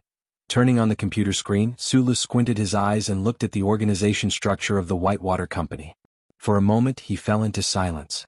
The Whitewater Company was established 24 constitutional years ago. The current CEO, Garay, was once the commander of the Federation's Special Mecha Forces before he retired. According to rumors, after his term at the Whitewater Company ended, he might directly return to the Ministry of Defense to be the commander of the Operations Department. The structure of this company was very strange. Important people like the CEO and the head of training, as well as the basic combat personnel, all had extremely bright futures. However, people like Su Li's current role, technical supervisors and affairs officers, seemed to be forever stuck in the shadow of the Federation. They carried out those dark missions for the righteous Federation government, but they didn't receive any military medals or rewards. However, this had nothing to do with Su Li. He was assigned to the Whitewater Company because of the consequences of his actions in the experiment. In order to appease the displeasure of the board of directors and the unrest in the research institute, even the Tai family could only do this much. Su Li never thought that he would go to a border resource planet to suppress the natives on behalf of the government, nor did he think about disguising himself as a militant and going to District S2 to destroy the anti-government military's resource base. He only needed to sit down in the technical supervisor position of this department, repair some mechanical equipment required by combat personnel, and live out this period of time peacefully. Until the Federation's new generation of MX-type mecha was successfully developed, it looked like he would have to spend his life in this company. Thinking of this, Su Li narrowed his eyes and looked around his office. This was the first time in his life that he had an independent office that would not be disturbed by others. The problem was that although this office was very luxurious, other than a computer and some furniture, there was nothing else. The company has 5 subsidiaries under its jurisdiction: the training center, the shooting range, the weapons experiment department, the space guard, and the security consultant. Clients include the Ministry of Defense, the Police General Administration, and the HTD Bureau. We also accept requests from outside the star system, as long as these requests do not violate the Federation's laws. Our 7th team's main business is in the security consultant area. Su Li lowered his head and listened to the secretary's report. To be honest, when he first heard that there was a secretary, a strange feeling arose in the young man's heart. He secretly prayed that the company would not give him a middle-aged woman with a lifeless aura. When this secretary named Bai Yulan walked into the office and began to introduce the Whitewater Company's situation according to the script, Su Li could not help but sigh softly. The name, female secretary, was a bit vulgar, but the wonderful thing was that this secretary was not a middle-aged woman, nor was she a young and attractive girl who had just graduated. Because the person who came in was not a female secretary at all. The secretary, Bai Yulan, was 1.73 meters tall. His facial features were gentle and soft and his eyes were calm. He stood quietly in front of Su Li like a girl, but the problem was that he was not a woman, so this kind of aura was a bit strange. Su Li narrowed his eyes and looked at him. From this strange aura he caught a hint of danger. Su Li's ability to recognize people was very strong. He had the keen intuition of an animal. If it were not for the fact that Secretary Bai stood in front of him like a serene young girl and did not show any hostility, perhaps he would have felt the hair on the back of his neck stand up. Only people who had killed many people and did not take human life seriously would show this kind of aura. In the past years, Su Li had seen many powerful people such as Captain Tian, Madman Li, and Brother Zheng, who was beside the 7th young master of the Li family. The secretary in front of him, Bai Yulan, was different from these people. He restrained himself very well, but he always gave people the feeling that he would go crazy in the next moment. The calm and gentle expression on his face would turn into a bone-chilling coldness in an instant. When Su Li was looking at Secretary Bai's eyes were looking at the booklet in his hand. His heart was calm, so his appearance was calm. Although he did not welcome a young second lieutenant sent by the Research Institute to be the technical supervisor of his group, he did not show the slightest expression. He just calmly and indifferently did what he was supposed to do. After being in the military for many years, Bai Yulan was used to seeing death and blood. He did not see this young and ordinary guy in front of him. What is the work of our group? Su Li noticed that Secretary Bai's hands were as white as jade and very delicate. Reporting to the technical supervisor, Team 7 does not have any work arrangements this year, Secretary Bai replied politely. Su Li was not used to the title of technical supervisor. Whitewater Company was a subsidiary of the Shell Motor Company. In addition to carrying out those dangerous missions, the most important work was to cooperate with the Federation to experiment with new weapons and equipment. Therefore, within Whitewater Company, the technical supervisor had more power than other security companies. Su Li was the technical supervisor of Team 7, which was why this delicate Bai Yulan was his secretary. Since Team 7's main work was in the field of security consulting, they definitely would not be stationed on a border planet. However, they also did not have the opportunity to come into contact with those few failed MX prototype mecha. A faint feeling of disappointment grew in his heart. Half of year 67 of the constitutional calendar had passed, and Team 7 of Whitewater Company's security consulting department still had not carried out any missions. Sulu felt that it was a little strange. Although the Federation had always maintained good law and order, the rich and powerful had always attached great importance to their own security. With Whitewater Company's reputation in the industry, it should not have been possible for Team 7 to not have any business for an entire year. He looked at Bai Yulan's delicate hands and was somewhat lost in thought. Chapter 202. There were many apartment buildings on the 13th Avenue of the Capital Special District. Outside the gate of the high-end apartments, which were shrouded in orange lights, taxis stopped and left. Ladies holding flowers walked in and out of the apartments with lonely expressions. Along the streets, middle-aged men could be seen hurriedly walking with newspapers rolled up in their hands, and old women could be seen staggering as they were led by several big dogs. Wild cats, attracted by the smell of hot vegetable oil bread, were crouching under the iron railings next to the apartments, looking pitifully at each other. This was a city full of the smell of power. The rental of the apartments on the 13th Avenue was extremely high. Most of the residents were government workers in the Federation, or executives of large companies. Only these people would not care about the large amount of tax they had to pay to the HTD Bureau every year to raise pets. In recent years, the high-class prostitutes of the Federation had also begun to move into the 13th Avenue. They knew that the security and environment here, as well as the big shots living here, could provide them with a steady stream of customers. Sulu walked up from the underground parking lot at the end of the street. Feeling that the weather was a little hot, he took off his jacket and wrapped it around his arm. Although he still retained his military position as a civilian second lieutenant, he was already in the Whitewater Company, so he did not need to wear a military uniform every day. He silently walked past the high-class apartment buildings that towered into the clouds. Suddenly he laughed. He thought of last year outside the nightclub in Linhai. Sure, Qinghai mocked Zhou for using perfume that only high-class prostitutes of the 13 Great Paths would use.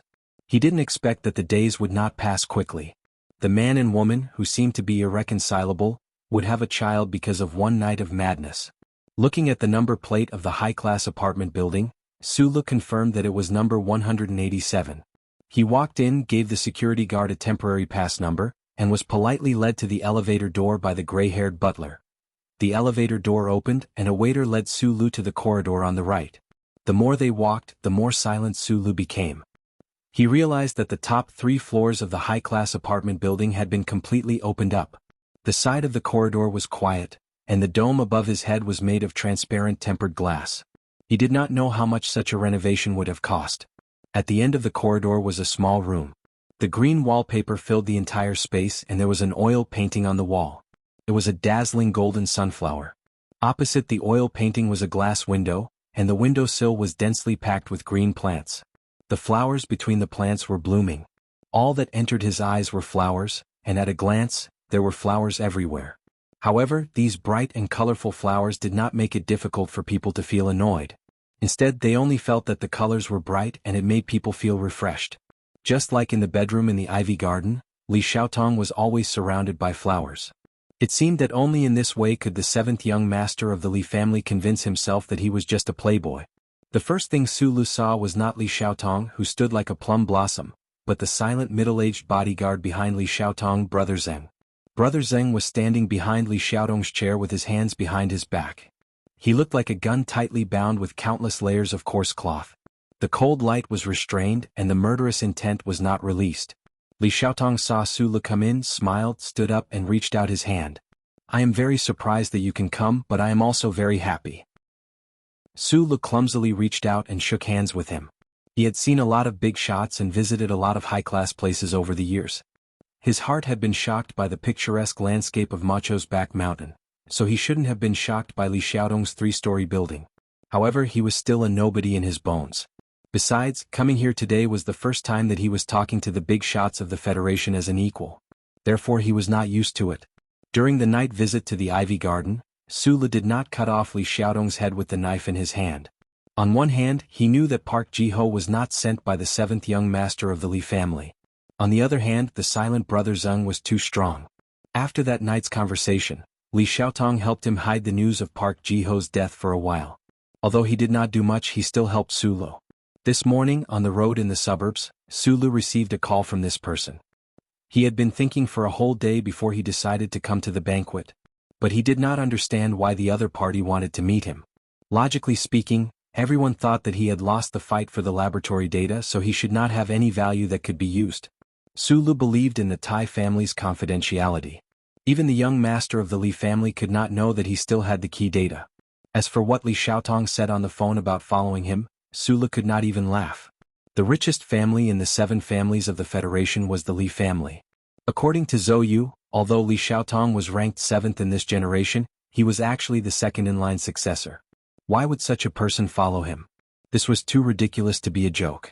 In fact, after Sulu walked into the room, the 7th young master of the Li family seemed to have forgotten what he said on the phone. He just gently chatted with him and introduced the oil painting of flowers and trees in the room. Lin Banshan once said that the old men in the Federation are already rotten. They like to do things in the company of tea, in the heat of hot springs, and ponder with each other for 10 or 20 years before revealing their true thoughts. The dishes were already on the table. The aroma was not very strong, but the taste seemed to be very good. Maybe they did not want the aroma of the dishes to mix with the fragrance of the flowers in the room?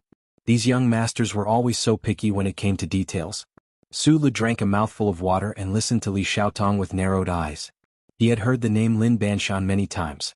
He only knew that this person was different from the rest of the Lin family. The Lin Yuan that Sulu had been to twice was his property. What made him feel a little strange was that when Li Xiaotong and Zhou Yu mentioned Lin Banshan's name, they would show a certain degree of respect and a little strange emotion. My eldest brother has no one in his eyes, only Lin Banshan. Li Xiaotong cut the vegetables on his plate. He lowered his head slightly, but the sincere smile on his face did not make the trace of malice disappear completely. He even looked down on your friend, the young master of the Tai family. Although I have always thought that my eldest brother has a good appearance, I have to admit that he is vigilant and respectful towards Lin Banshan. I am the same. Sulu knew what kind of person Lin Banshan was, but at least he did not need to know at this time. Lin Banshan said that when you open the door you have to see the mountain. When you see the mountain you are the mountain. You can stand still and let wind blow from all directions. Li Xiaotong put down his knife and fork, looked at Sulu across the table and said, "So I will get straight to the point. I don't care what problems there are between the family, you and the lady behind you. I want to establish some kind of personal friendship with you. This is why I asked you to come here today." That night in the Ivy Garden, Li Xiaotong had expressed a similar intention to Sulu, but there was no time to say it more thoroughly. Hearing this, Sulu was startled. He looked down at the ordinary jacket on the chair beside him and could not understand the other's meaning.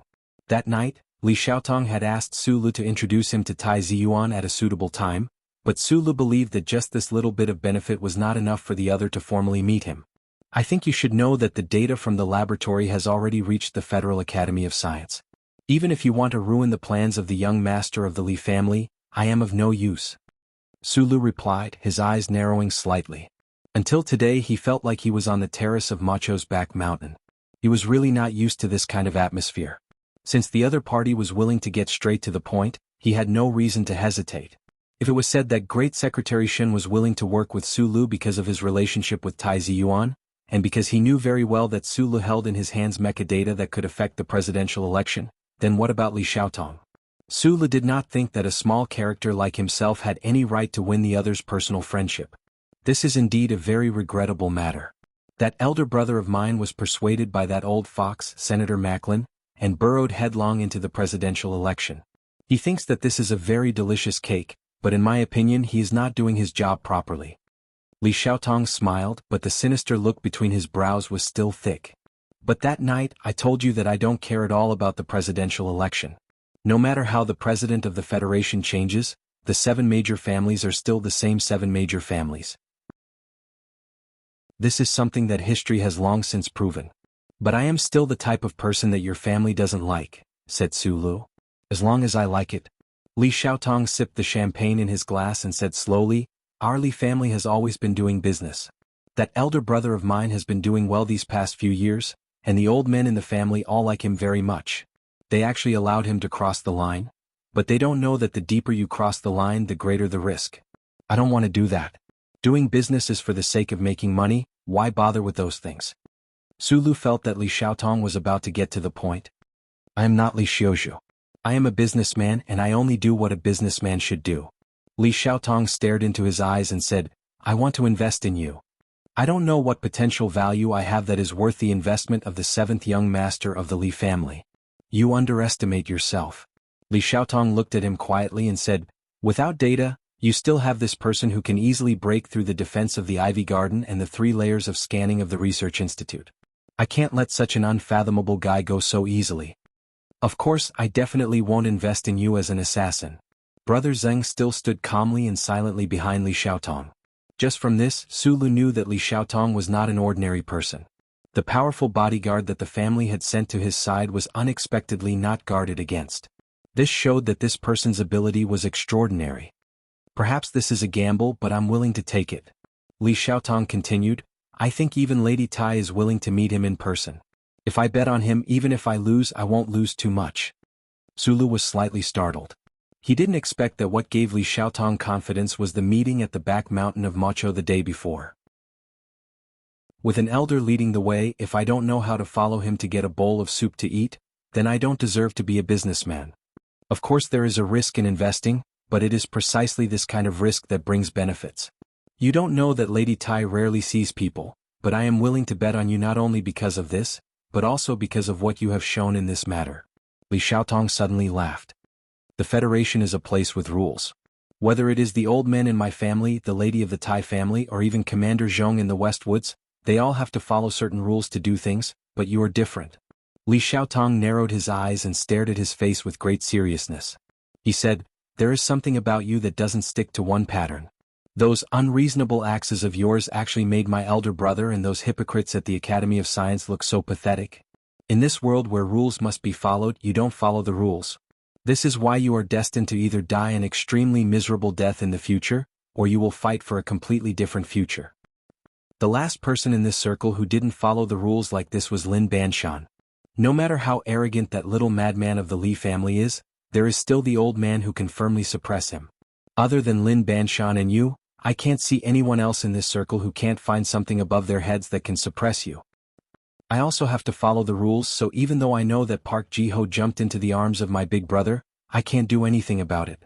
He also saw this point, so he was so presumptuous. Speaking of which, I have to thank you for helping me kill him. Li Xiaotong's tone became indifferent. But the problem now is that if I also follow the rules, this family will never be mine, so I have to invest in a person who doesn't follow the rules at all. A few days ago, I didn't make up my mind. Li Xiaotong's cold and stubborn face, like a plum blossom, showed a trace of a sad expression. But your unreasonable axes in the lab really hit my weak point. The lethality of this kind of resentful expression was really too great. If Shi Qinghai showed this kind of expression, it would probably be a bit tempting. If the beautiful young master of the Li family, Li Xiaozhu, showed this kind of expression, it would probably be a bit charming. Only Li Xiaotong was gloomy, surrounded by flowers, but he sighed faintly. It couldn't help but be like a pine tree that was pressed down by snow suddenly became delicate like a flower in a greenhouse, making people feel helpless. In Zhou Yu's words, Su Lu was an outsider who didn't even understand what was going on, so he was completely unreasonable and ignorant. In terms of mechanics he was talented, in terms of recognizing people and in terms of calmness he was talented, but in the end he was still a stubborn stone that had not been polished. He was stubborn, but he was slightly clumsy and he didn't understand a lot of things.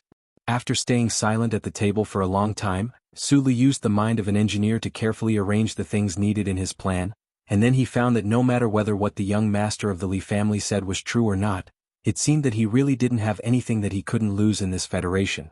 So he grinned and said seriously, I need a lot of money. In the suburbs of the southwest corner of the capital special district, several highways converged here, and then extended to the various states of the Federation planet S1.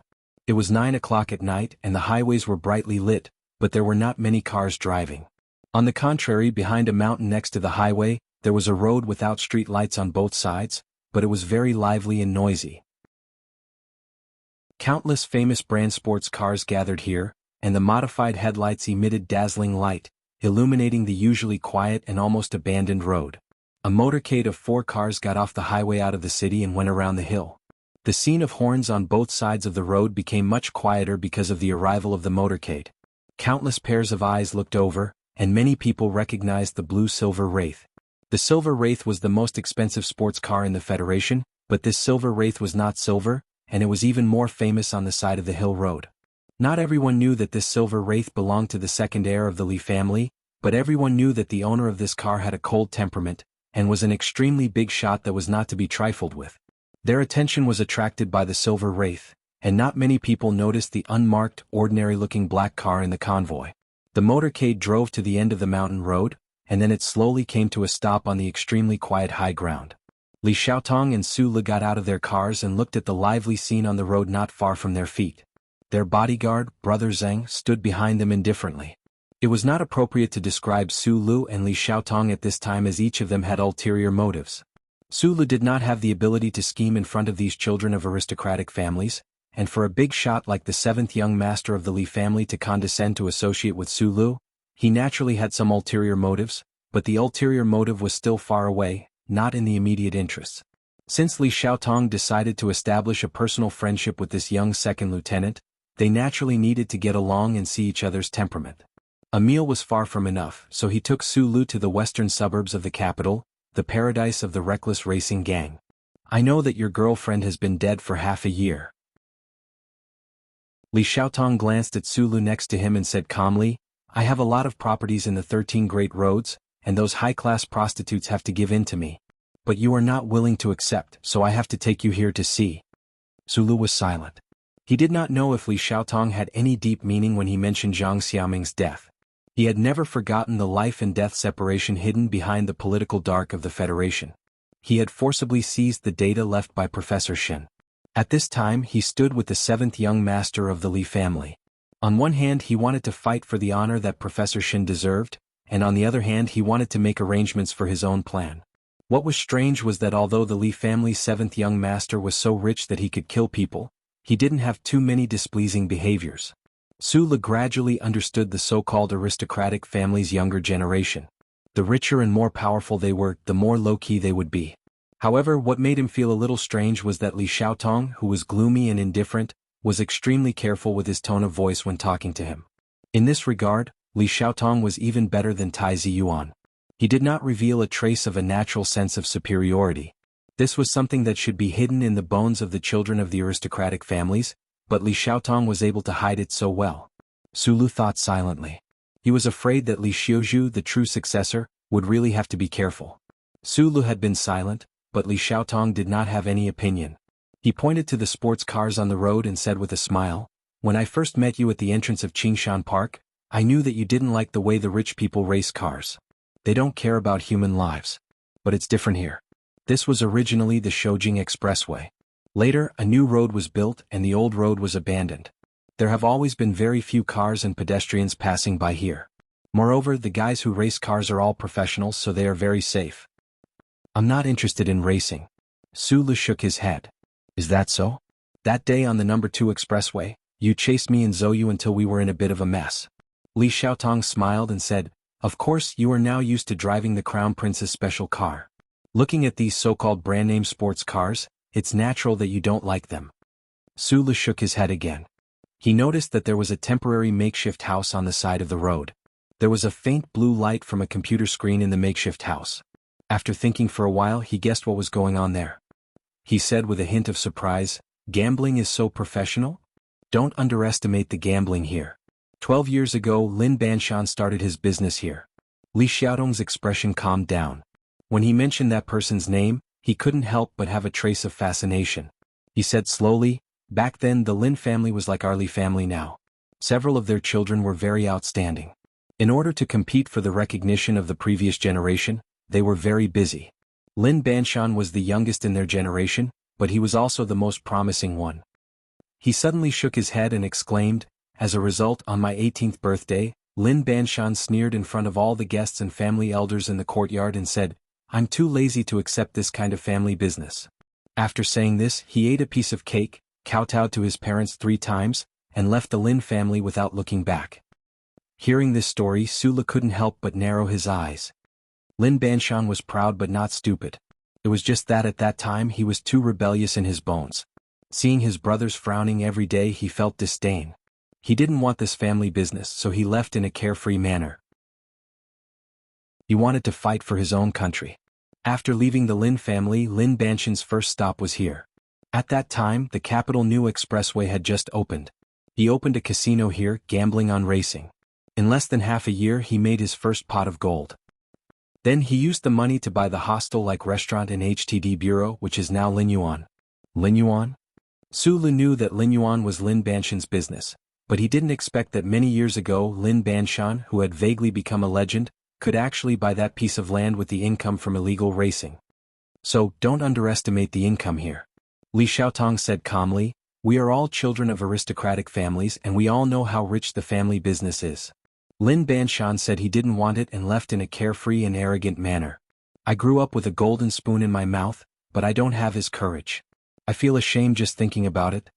The 7 families of the Federation were not ordinary families, and they were not ordinary businesses. Even if they failed to fight for the right of inheritance and stayed at home, they could enjoy a lifetime of wealth and privileges that the citizens of the Federation could not imagine. But Lin Banshan left at the age of 18, leaving behind words of disdain, and left in such an arrogant manner. This universe, this Federation, is made up of countless rules. The mysterious Lady Tai, the powerful president, and the noble army god still have to take care of the interests of all sides, constantly compromise and strive to find a balance between those lines. Li Xiaotong said indifferently, Lin Banshan broke the rules and I think one day maybe you can break it too. I'm not a member of this circle. For me there are naturally no rules, Su Lu replied. The modified sports car roared loudly. The car owners who were fussy about speed were naturally unwilling to use electric power or hybrid power, and the pungent smell of strong gasoline gradually filled the road. On the road at the foot of the mountain, a curvaceous girl was waving a flag, leading the car onto the track. From time to time, a wrecked car would be dragged back by a heavy-duty tractor. There were ambulances on standby at the bottom of the road. Everything seemed to be in order, but the cursing and whistling all around revealed the darkness and danger hidden in this place. Su Lu calmly watched the scene unfold on the mountain. He did not pay attention to the winning or losing of these sports cars, but he was thinking about the person called Lin Banshan and the reason why the 7th young master of the Li family brought him here. According to Li Xiaotong, Lin Banshan had not returned to this hill for many years, and the casino here had long been transferred to someone else.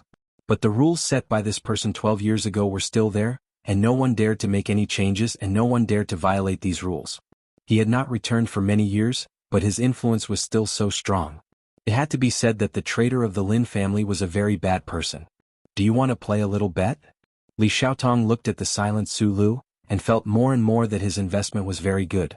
He had never seen a young man who could be so calm in a place like this where hormones were at their peak. If the Federation was full of people like Su Lu, then no matter how arrogant Lin Banshan was, he would not have been able to make much money. If I had money, I would not ask you for money, Su Lu said with a smile, but his eyes narrowed. He found that in the waiting sports car on the road below, there was a figure that he felt was familiar. Investment is one thing. The room we ate in today, just the decoration and the few broken paintings cost me more than 4 million. The money you want will naturally be transferred to your account tomorrow. It will be transferred to the account you set up for me, Su Lu corrected. Li Xiaotong smiled slightly, and the hem of his black coat swayed slowly in the night wind. He said, in addition to investment, it is also okay for friends to exchange what they need. You are not in a convenient situation, so I can lend you some money to make a small bet. It is not a bad idea. I don't borrow money. If I borrow money and return it, I will owe you a favor. Like you said, this is not the same as investment. Damn you. Li Xiaotong did not know if it was because he was used to acting gloomy in front of his brother and family elders.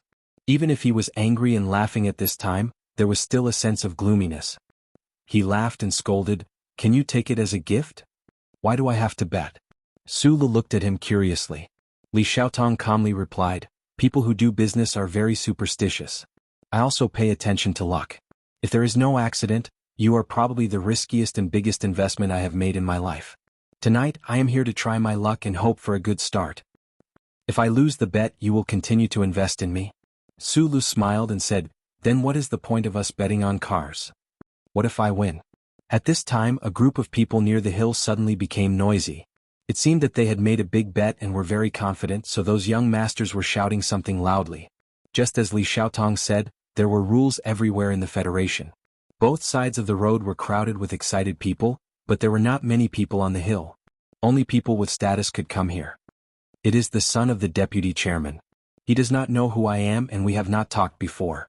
Li Xiaotong glanced over and said to Su Lu. The deputy chairman of the Federation Management Committee was undoubtedly one of the most powerful people. Even Li Xiaotong was not willing to provoke his idiotic son. Su Lu glanced over and immediately withdrew his gaze. The white sports car down there is his. I heard that the driver is a professional driver specially invited from S3. The bonus one is not that much because the odds are so low. After all, this is an off-road race. No one dares to hope to win against a professional driver. Li Xiaotong pointed at the few cars on the road and said, "This kind of game is actually very unruly, but no one is willing to care about him, so they can only lower the odds. Look at the cars next to that one. They are not famous in the circle. Obviously, the owner is giving face to the deputy chairman's son and letting him have a good time." All these years, under the suppression of his dazzling elder brother, the seventh young master of the Li family had been pretending to be a ruthless playboy, playing with beautiful women on various planets of the Federation. He was very clear about these matters. "Lend me $1 million. Su Lu narrowed his eyes, looked at the road and suddenly said, "Lend, not give? Giving is a favor. I will return it to you. Legends don't appear every day in this place. Gambling like yours will really make you lose a lot." Li Xiaotong did not care about $1 million. He simply followed Su Li's eyes and found that the man next to him was staring at a race car. "No matter how it is modified, that race car will always lose," Li Xiaotong said. "Even if Lin Banshan drove it himself 12 years ago, it would still lose. Gambling is bound to lose just like when you invested in me." Su Lu looked at the inconspicuous race car and the man next to the car who looked like a delicate woman. He narrowed his eyes and said, "The risk of $1 million is not as great as the risk of you betting on me." "That makes sense. I always thought that you were too calm and silent. You are young but you are old and rusty. It is rare for you to go crazy. Of course I have to take a look." Li Xiaotong laughed and asked his men to place their bets. Su Lu looked at the delicate man next to the race car. His expression was calm, but he was thinking about something else. He was not a gambler. He was curious about the famous Lin Banshan, but he was not interested in betting on this kind of racing. He was only interested in the delicate man. After all, he would be spending time with the delicate man in the future. He wanted to know what kind of person he was. Not many people cared about this race. The odds were too different. The winner had been decided long ago. Very few people placed bets. Except for the chairman's son on the hill who threw in hundreds of thousands of dollars out of boredom, there were basically no bets. Suddenly, on the light screen outside the makeshift room, there was an additional $1 million, which immediately caused a commotion in the room. According to the current odds, if the race car won, the chairman's son would have to fork out $7 million. Such a big bet was rare, even when Lin Banshan was personally holding the line. The crowd on the other side of the hill cast strange glances at Li Xiaotong and Su Lu. There were not many people who could spend a lot of money to buy a quick profit. Only these two groups of people on the hill had the ability to do so. However, the people on the other side did not expect that their professional racer would lose. The deputy chairman's son even thought that this group of people deliberately lost a lot of money to him in order to make friends with him. More than 10 minutes later, everyone saw a very shocking scene. The race car, which seemed like it would fall apart at any time, slowly came back. Its speed was as slow as the broken carriage pulled by an old cow in ancient fairy tales. But the problem was that there was no other sports car behind the race car. Even the famous sports car driven by the professional racer was nowhere to be seen. Near the turning point in the distance of the old Shoujing Expressway, flames could be vaguely seen. No one knew what happened, but the heavy trailer and ambulance rushed away. There was a dead silence on both sides of the road. It was not until the delicate man climbed out of the race car that there was a burst of ear-piercing screams and cheers. Li Xiaotong indifferently looked at the bustling scene on the road. He looked at the delicate driver and slowly turned his head to look at Su Lu. He said, "Looks like we found another guy who doesn't follow the rules tonight." He had layers of doubts in his heart. How did Su Lu know that the race car was a crazy guy who was not afraid of death, and was not afraid of killing people? The racer was so delicate, as gentle and calm as a virgin. There are many unreasonable things in the Federation, but there are also many coincidences. Su Lu looked at the delicate man who was walking up the hill. He lowered his head and said, "Maybe you don't believe it, but I just saw this person today. He is my secretary." How much money a racer could get all depended on how much he bet on himself. Only then could he get a bonus. The White Magnolia needed money, so he had come here tonight to gamble with his life. However, if he hadn't placed a bet of $1 million, even if he had risked his life, he would only be able to get $110,000 from the son of the chairman. So he went up the hill personally to thank the person who had given him a lot of money. This had nothing to do with courtesy. He only respected people who could give him money. So when Bai Yulan saw that the person who had helped him earn a lot of money was actually the young technical director he had met today, his expression became a little strange. But he did not say anything. He said thank you to Su Lu and left the hill. This kind of desperate driving method, not to hurt others but to hurt oneself first. It hasn't happened for a long time. Li Xiaotong looked at the delicate figure on the hill and reminded Su Lu, this kind of unruly driving method is very easy to get into trouble. Do you want to send some people to take him home? Su Lu did not say anything. He just thought about the delicate hands holding the folder. It was these delicate hands that drove the Ceto so crazily. It was these delicate hands that forced the professional racer into a dead end. A person with such a pair of hands would not die so easily. Li Xiaotong walked to the son of the chairman. Even if it was the son of the deputy speaker of the Federation, losing 7 million all of a sudden, his expression became extremely ugly or embarrassed. However, it was unknown what the seventh young master of the Li family said, but the speaker's son returned to his usual arrogance and nodded lightly. I will transfer the money that this prodigal lost to you. Li Xiaotong walked back to Su Lu. Looking at the chaos at the foot of the hill, he said, it seems that my investment will be very good. After that night, Su Li's life returned to a dull and boring state. He lived in the apartment in Wangdu every day, worked in the farm-like headquarters of the Whitewater Company in the commercial district, and occasionally talked to Zhou Yu on the phone or had a meal with Li Xiaotong. He looked at the faces of the small stars in the Federation in front of money and wealth. It was more or less the same as before, but there were some differences. He met with Zhou Yu a few times and passed a part of the data model to him. However, he kept the direct results of his and Professor Shin's research. Li Xiaotong's large sum of money had already been transferred to his account. Su Lu began to buy the equipment and components he needed through the black market like an ant-moving house. Su Lu didn't know how the Federal Academy of Sciences project was progressing. He also didn't know what influence Secretary Shen had on the Nutshell Engineering Department. He didn't even know the details of the engineering department's research on the new generation of the Federation's mecha, but he asked the other party to give him data feedback. The resources that needed to be prepared were prepared. The total data that needed to be obtained was also in his hands. The only thing that needed to be done was the failed prototype MX in the Whitewater Company. His secretary, Bai Yulan, came to his office to report once a day and then couldn't find him again. This delicate man's attitude towards Su Lu didn't change at all because of the bet that night. He was still as gentle as ever, but he was still as cold as ever. Just like that, 10 days passed. Su Lu felt extremely tired. At this moment he couldn't help but think of Shi Qinghai. He thought of the days when he and Mr. Shi worked together to fight against the Federation Investigation Bureau. The Federal Academy of Science and the Nutshell Engineering Department were in a secret competition.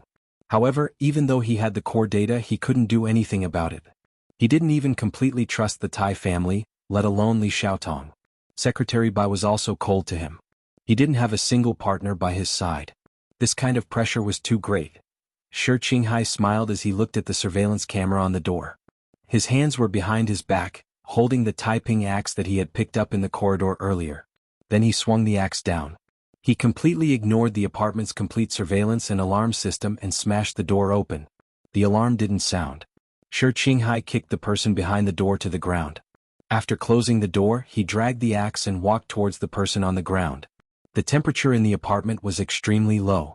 In this late spring and early summer, the owner of the apartment was still wearing a fitted synthetic sweater. Shi Qinghai didn't say a word to the man whose eyes were flickering. He swung the axe down and chopped off the man's right hand. Blood spurted out and the man screamed in pain. Shi Qinghai exhaled softly. His handsome face was full of satisfaction. He praised, "You made me so hard to find." Chapter 203. After all, the blood in a human body was not the same as the water stored in a fire engine. After gushing out from the severed wrist, the blood was depleted in an instant, dripping and soaking the synthetic blanket in front of the sofa. The blanket was full of blood, and its color became extremely dark and heavy. However, the smell of blood was not absorbed, and instead, it began to spread around the room. The middle-aged man in the synthetic sweater was called Wang Xian, a very ordinary name and a very ordinary person. At this time he had lost an arm and his face was pale. However, after the scream, he stubbornly pursed his lips and did not say a word. He used his left hand to press down on the joint of his right arm. He did not want to die from excessive blood loss, and he also did not think that this beautiful man in front of him would kill him immediately. People who did this kind of work were always extremely careful. The way they died was usually through betrayal or being silenced by their superiors. It was very rare for an enemy to come directly to their door and cut off their arm in such a violent scene. Wang Xian raised his head and looked at the beautiful man in front of him with resentful eyes. He did not ask how the other party found his place, although this was his biggest curiosity. He only forced himself to be calm and said, "What do you want?" The simple surveillance system and alarm system outside the apartment did not have the slightest reaction when the other party broke in. It seemed that the other party had already cleaned the surroundings of the apartment in advance. Although Wang Xian was only an intelligence officer, his ability to protect himself was not bad. However, in front of the other party he could not even block a single kick and he could not avoid that tyrannical axe. Combining these two situations, he knew how terrifying the enemy was today. More importantly, he recognized the real identity of this beautiful man at a glance. He began to feel fear and despair, but the other party did not immediately kill him, and he smelled a trace of opportunity. Shi Qinghai took out a pack of 37 brand cigarettes from his pocket, lit one and took a deep breath. He crouched beside the pool of blood and took a wallet from Wang Xian's body. Through the phone of Senator Macklin's secretary Helen, he obtained some information, but the information was too vague and too jumbled. It took him a full 3 days to sort through the information before he found the person in front of him named Wang Xian. This person was nominally a staff member of the S2 Mountain Ring 4 States Peace Foundation, but the number of times he appeared in Helen's phone seemed to be a little too much. Starting from this point of suspicion, he began to secretly investigate Wang Xian, paying special attention to this person's movements before the 1st of January of the 67th year of the constitutional calendar. He graduated from the 1st Military Academy with the highest grades, and was one of the most successful anti-government army spies in the Federation. No matter how well Wang Xian's cover, he still found many problems. "You should know me." While rummaging through his wallet, Shi Qinghai said vaguely with a cigarette in his mouth, "So, you should know very well that I'm here for revenge. It'll be very difficult for you to survive. But before you die, I'd like to know one thing. How did Senator Macklin send the information to Yang Jingsong of the Department of Defense when he learned that the source of danger was going to Linhai State Stadium?" Some of the ashes flew down with the slight movement of his lips, landing on the dark and bloody carpet. He continued calmly, "I've been investigating for a long time, and Macklin did indeed talk to Yang Jingsong on the phone. But with Yang Jingsong's enmity towards the comrades in the mountains, he shouldn't believe it so easily. So there must be another group of people who vouched for him." Shi Qinghai smiled slightly, and a kind expression appeared on his delicate face. "Tell me who that group of people is. Also, I believe that you must have some evidence that can embarrass Senator Macklin. Please give it to me as well." The other party was a military officer. "I don't know who's behind him, but there was one time when I found out that it seemed to be a big shot in Parliament Mountain. At first, I thought it was someone from the 7 great families, but after some analysis I don't think so." Wang Xian leaned on the sofa, his eyes staring blankly at the blood dripping from his wrist.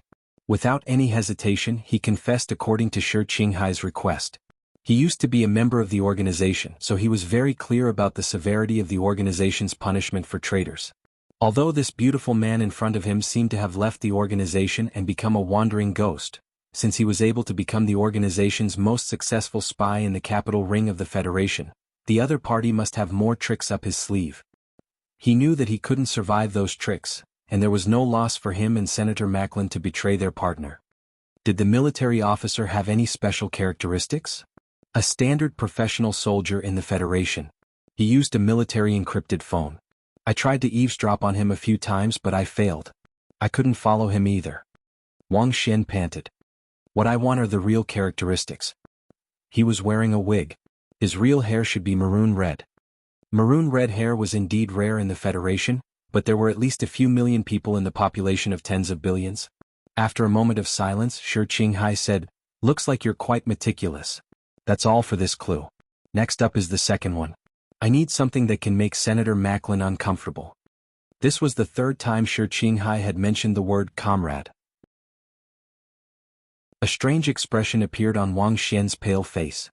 He panted and said, "I only asked you to give me a quick death. You know very well that I can't fulfill this request of yours." Shi Qinghai threw the wallet on the floor and took out a photo. It was a photo of Wang Xian, his wife and daughter. He put the photo in front of Wang Xian's eyes and didn't say a word. He just waited for the other party's answer. Wang Xian bit his lip and didn't say a word. He knew that the other party was using his family's life to threaten him, but he still didn't say anything. Shi Qinghai frowned and looked at the photo carefully. Suddenly, he tore open a corner of the photo with two nimble fingers. It turned out that the photo was actually double-layered. After tearing open the top layer, he could see another photo underneath. Wang Xian's originally extremely pale complexion became even uglier at this time. The photo underneath was also a family photo, but the woman and child in it were different from the first photo. As a special agent, you made a fatal mistake. People like us don't have the right to expect love and family, not to mention having such a cute child. Shi Qinghai threw the photo on the floor beside Wang Xian. He picked up the axe and gently placed it on the photo. The sharp edge of the axe just happened to rest on the neck of the cute little girl in the photo. Even if you have a family, you should be more careful. What's the use of double-layered photos when you can't carry them around? This kind of artistic aura can really kill people. Don't implicate the wife and child. Wang Xian stared at Shi Qinghai with resentment. Don't forget the rules of the organization. Since the massacre 30 years ago, the organization has strictly prohibited the use of such violent means. If you dare to do so, the disciplinary committee won't let you go. Even he will have to bear the pain and behead you. When you betrayed my teacher, did you think about the consequences? Shi Qinghai's expression was calm, but his voice was incomparably cold. I believe you didn't, so I won't think about the consequences. I don't belong to any organization. I'm just carrying out a very simple revenge. Wang Xian's expression was gloomy. He knew that he was going to die today, but he had to think about his daughter. He knew that the handsome man in front of him could be a terrifying killing machine when he turned cold. Half an hour later, Shi Qinghai tidied up everything in the apartment. He checked the recording pen and the transferred data on him one last time. He walked out of the room and closed the door that had been cut open by the axe. Next to the sofa behind the door, the already dead Wang Xian lay in a pool of blood with his eyes closed. Taking the subway to the old airport in the capital, Shi Qinghai silently walked to a stove in the corner while listening to the street music of street performers hitting empty cannon shells. The weather in the late spring had begun to become hot and dry. No one was willing to go near the stove. There were only some remnants of incense ashes used to worship the dead. It seemed that the Yulan festival had just passed away. Taking off his gloves and shoes, Shi Qinghai put them into the fire. He calmly looked at the suddenly rising flames, as if he saw his teacher's chubby, sometimes serious, sometimes cute face in the flames. That Su Lu and Shi Qinghai had lost contact for a long time. He didn't know that Mr. Shi was getting closer to the truth of the matter step by step. He even had some evidence that Senator Macklin was involved in the assassination in Linhai State. The problem was that both of them were young people who walked the path of revenge alone. Even if they had evidence in their hands, they probably wouldn't know where to send it. The wife of the Tai family should have been the most angry person. However, in the context of the great reconciliation of the Federation, and the fact that Senator Macklin represented the collective will of the people in the 4 states around the mountains, the political figures in the Federation probably wouldn't want to take such a risk when the election was about to begin. The computer screen showed the number in the account.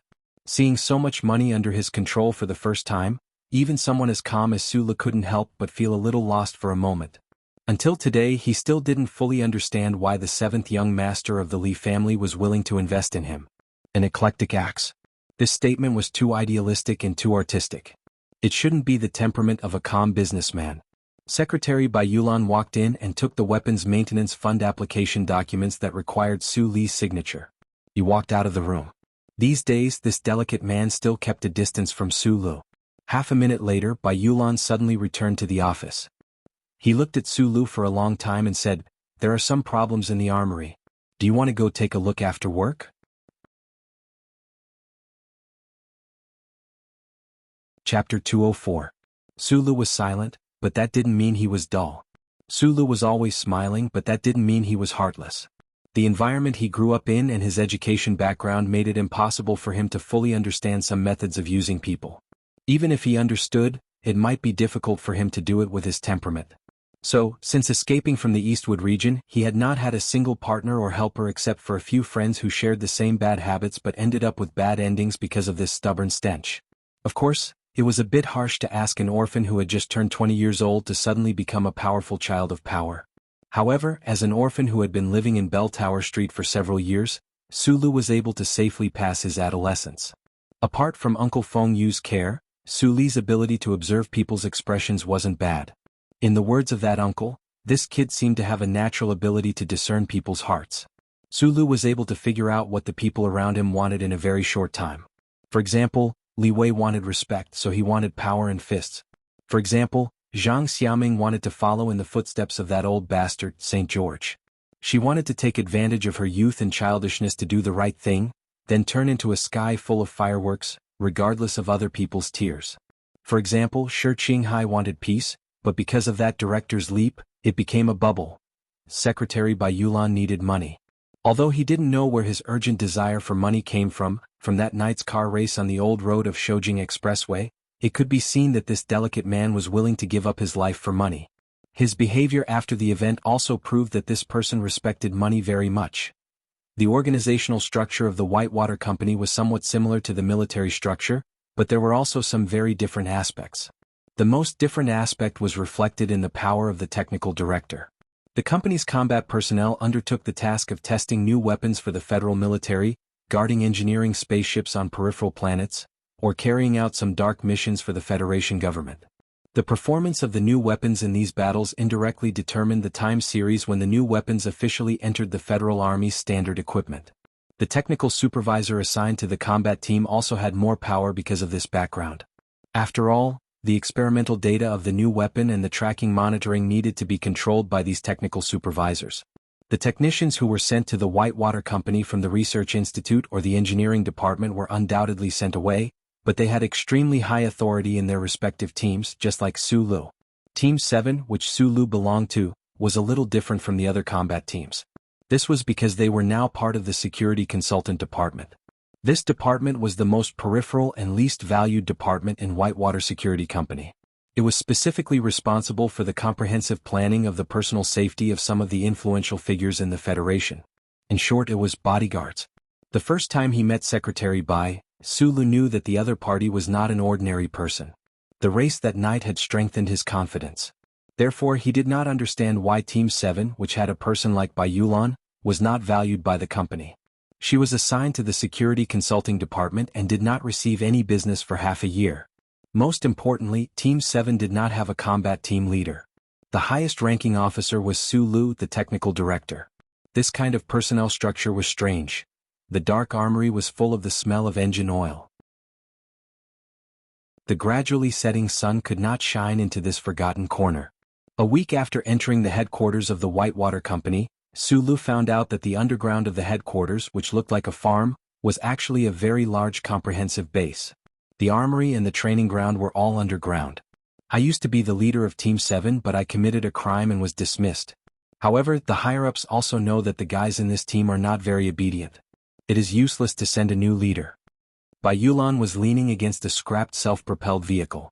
Her delicate hands were in her purse, and there was a hint of coldness between her delicate eyebrows. However, the smell of engine oil in the armory and the scattered weapons and equipment made her look different from her usual self. She was like a decadent artistic youth who suddenly stood beside an oil brush. She no longer looked like a lady but started to look like a real soldier. She was like a decadent artistic youth who suddenly stood beside an oil brush. This was Team 7's exclusive armory. The weapons and equipment inside looked to be in good condition, but they had not been maintained for a long time. No one knew how long they could last on the battlefield. Sulu lay on the skateboard and looked at the internal structure of the self-propelled missile through his goggles. He was sure that if this weapon was transported to a mineral star to fight, it would only need to fire 2 shots before it would fall apart. Bai Yulan's gaze was a little cold, and there was a trace of loneliness hidden in that coldness. She looked at the 2 legs that extended out from under the self-propelled gun and her heart trembled slightly. She thought to herself that if this gun were to collapse at this moment, the person below would probably die more thoroughly. I don't know who you offended and who sent you to Team 7, but since you are here, I am afraid you will not be able to get out. Sulu was still under the self-propelled missile. She did not know what he was busy with, but she did not answer. Bai Yulan did not seem to care. She was just calmly narrating some things. She had never known the background of this young technical director, who did not seem to be anything out of the ordinary. However, when she saw him standing on the hill during the race that night, she began to be vigilant. Especially after seeing the check of 1.2 million today, Although Bai Yulan wasn't very curious about Su Lu, her attitude towards him had changed a lot. I'll just treat it as telling a story. Because of the smell of the check, he thought in his heart and waited for the other party's real request. The skateboard rattled as Su Lu finally crawled out from under the self-propelled gun. Looking at the equipment around the armory, he couldn't help but shake his head and ask, "Is this the armory for our team? Do we have to carry equipment every time we go out on a mission?" Hearing the words "our team," Bai Yulan's eyebrows trembled. Her hands were still in her pockets, but they gradually clenched. For her, Team 7 would always belong to her and her brothers. No one should even think about getting a share of it. Every combat team has its own armory. According to the information obtained by the technical director from the company, the armory is distributed in batches. Su Lu used detergent to wash the stains off his hands. He walked in front of her. After a moment of silence, he said, "The security consulting department? How can they have so much firepower? The equipment here is enough to occupy a small mineral star." Bai Yulan lowered her head and looked at the tips of her smooth leather shoes. Her eyes were soft and gentle. She smiled and said, "Team 7 was originally the company's ace combat team. I used to be the captain." She was still gentle and delicate, with a cold smile. She was very much like a proud and calm girl. However, Su Lu felt a different emotion from Bai Yulan for the first time. It was probably the so-called pride of a soldier. Ace combat team? Su Lu understood why he felt a sense of vigilance when he saw her for the first time. The Whitewater Company's ace combat team had always been carrying out dark missions assigned by the government. They spent most of their time in bloody battles in various parts of the universe. Their combat experience was probably much richer than the federal military special forces. It was even possible that they were a secret federal military special forces and were just training in the Whitewater Company. How could such a team have fallen to such a state? You just said something happened. What is it? Su Lu looked at Bai Yulan and asked, "The information I just told you is a gift from me? From now on, one question for 100,000. Secretary Bai retracted one of her feet. She put her hands in her pockets and lightly kicked the ground with the tip of her foot. "No problem. When we were carrying out a mission last year, our team took on a private job. Although the mission was successful in the end, the losses were too heavy." "You took on a private job because you were short of money?" "Yes." "Is 120,000 enough?" "It's close. Just a little more." "What mission did you carry out last year?" "It involves Federation secrets. Since you yourself don't know, then I can't tell you."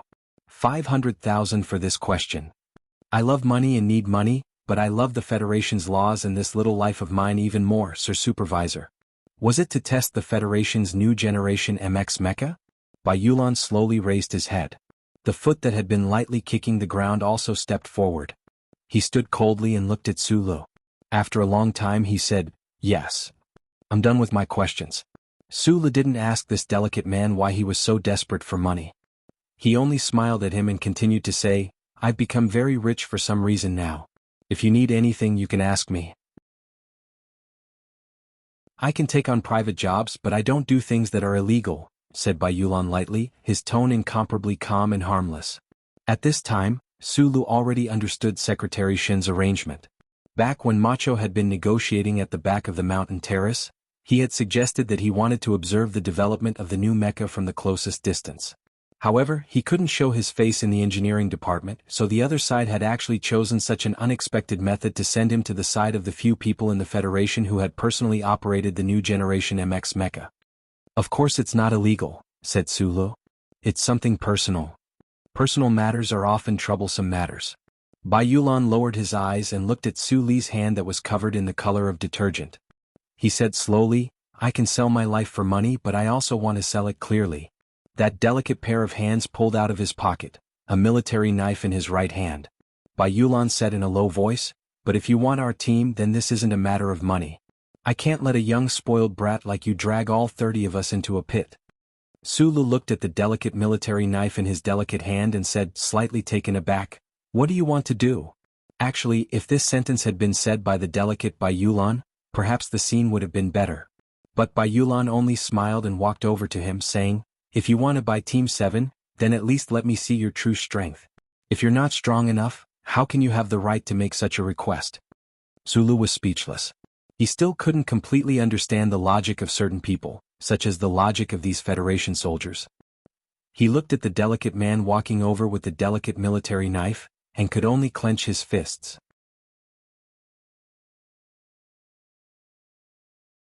Chapter 205. I have a nickname, it's called Magnolia Oil. By Magnolia said in a soft voice. That delicate military knife danced between his delicate fingers. The cold light was like a firefly, piercing through the air silently. I joined the army when I was 15 years old. After 10 years of fighting, I know how to operate 134 types of equipment. So in the army they all think that I'm a veteran. By Magnolia's voice was still very gentle. He was reminding Sulu of something. After all, the other party was the technical supervisor in name. He couldn't really stab him. But there were rules in the army. Even though the 7th team was exiled to the farm headquarters at the edge of the concrete forest, they still had to follow their rules. By Magnolia also felt that this young civilian second lieutenant in front of him was a bit strange. He wanted to know more about him. Sulu narrowed his eyes and stared at the delicate military knife in Bai Yulan's hand that danced like a black elf. He didn't know when Bai Yulan had it in his hand. Listening to these indifferent words, he didn't have any intense emotions. His 2 feet slowly moved away from the cement floor, and the soles of his feet were firmly on the ground. He tilted his head and took a deep breath. His legs quickly shook, shaking up a few strands of dust on the ground. With an incredible speed, he pushed his whole body towards Bai Magnolia. The trembling of his legs was actually because he was moving very fast. It was just that he was moving so fast that it was somewhat dazzling. With a swoosh, the delicate military knife in Bai Magnolia's hand slashed down diagonally. It turned into a stream of light and for the first time, made a terrifying sound. At the same time, Bai Magnolia's pupils shrank. The tip of his leather shoes touched the ground. His whole body arched and he quickly retreated. He knew that Sulu, the technical supervisor, had some problems, so he had to test the other party today. However, he did not expect the other party to move at such a fast speed. More importantly, this speed was accompanied by an imposing aura. Bai Magnolia suddenly felt the danger that could only be felt on the battlefield. Without saying anything, he slashed forward with his arm, but his body retreated. Swoosh, swoosh, swoosh. Suli's body seemed to be dodging instinctively. When he started, his legs moved quickly, but his upper body was abnormally stable. At this time, when he rushed in front of Bai Magnolia, his legs seemed to have grown roots. His upper body began to accurately and effectively dodge in a small area. The delicate military knife in Bai Yulan's hand flashed like lightning in the dark space of the armory, appearing and disappearing at the same time. His delicate hands seemed to have some kind of magical power that allowed him to play with an ordinary military knife in his hands, playing with it until it reached a certain realm. With a swoosh, Suli's clothes were cut open on his shoulder. His body crashed into Bai Magnolia's arms. His left hand blocked Bai Magnolia's upper body. Then, with a sneaky second thrust, his right hand went straight for Bai Magnolia's neck. Bai Magnolia cried out in a low voice. His right wrist twisted and went under Suli's left arm. The military knife shone with a cold light. It trembled and emitted a very thin light. It was about to go under Suli's ear. This move was indescribably fast and ruthless. At the beginning they did not want to fight to the death. However, Bai Magnolia's military knife was too cold and dangerous. Sulu had been silent the whole time, but when he attacked, he did not show any mercy. When the two collided, they knew that neither of them were good people. Although they did not fight to the point of anger at this critical moment, they both felt a chill. Neither of them dared to slow down. Sulu looked at the cold light floating under his chin. His eyes narrowed. He flipped his left wrist and threw it out. It was the ugliest move of the 10 moves that Uncle had taught him. It was like a singer swinging his long sleeves, or a shrew trying to break free from her cowardly husband's hand. Although it was a little ugly, it was absolutely effective. His left arm, which was as hard as iron, directly hit Bai Magnolia's right wrist, making a loud "pa" sound. Bai Magnolia did not groan. His face was pale. He kicked towards Suli's lower abdomen. His right hand, which had been thrown into the air, chopped towards Suli's forehead. It was as if he wanted to use the cold light to cut Suli's straight eyebrows into a few inches of dry twigs. Sulu did not pay attention to the military knife coming towards his head. His feet scraped against the ground, and his body moved closer to the retreating Bai Magnolia. In an extremely short period of time, his left and right hands were like 2 sand hammers, striking towards his opponent's chest. Bam, bam, bam, bam. A series of muffled sounds rang out.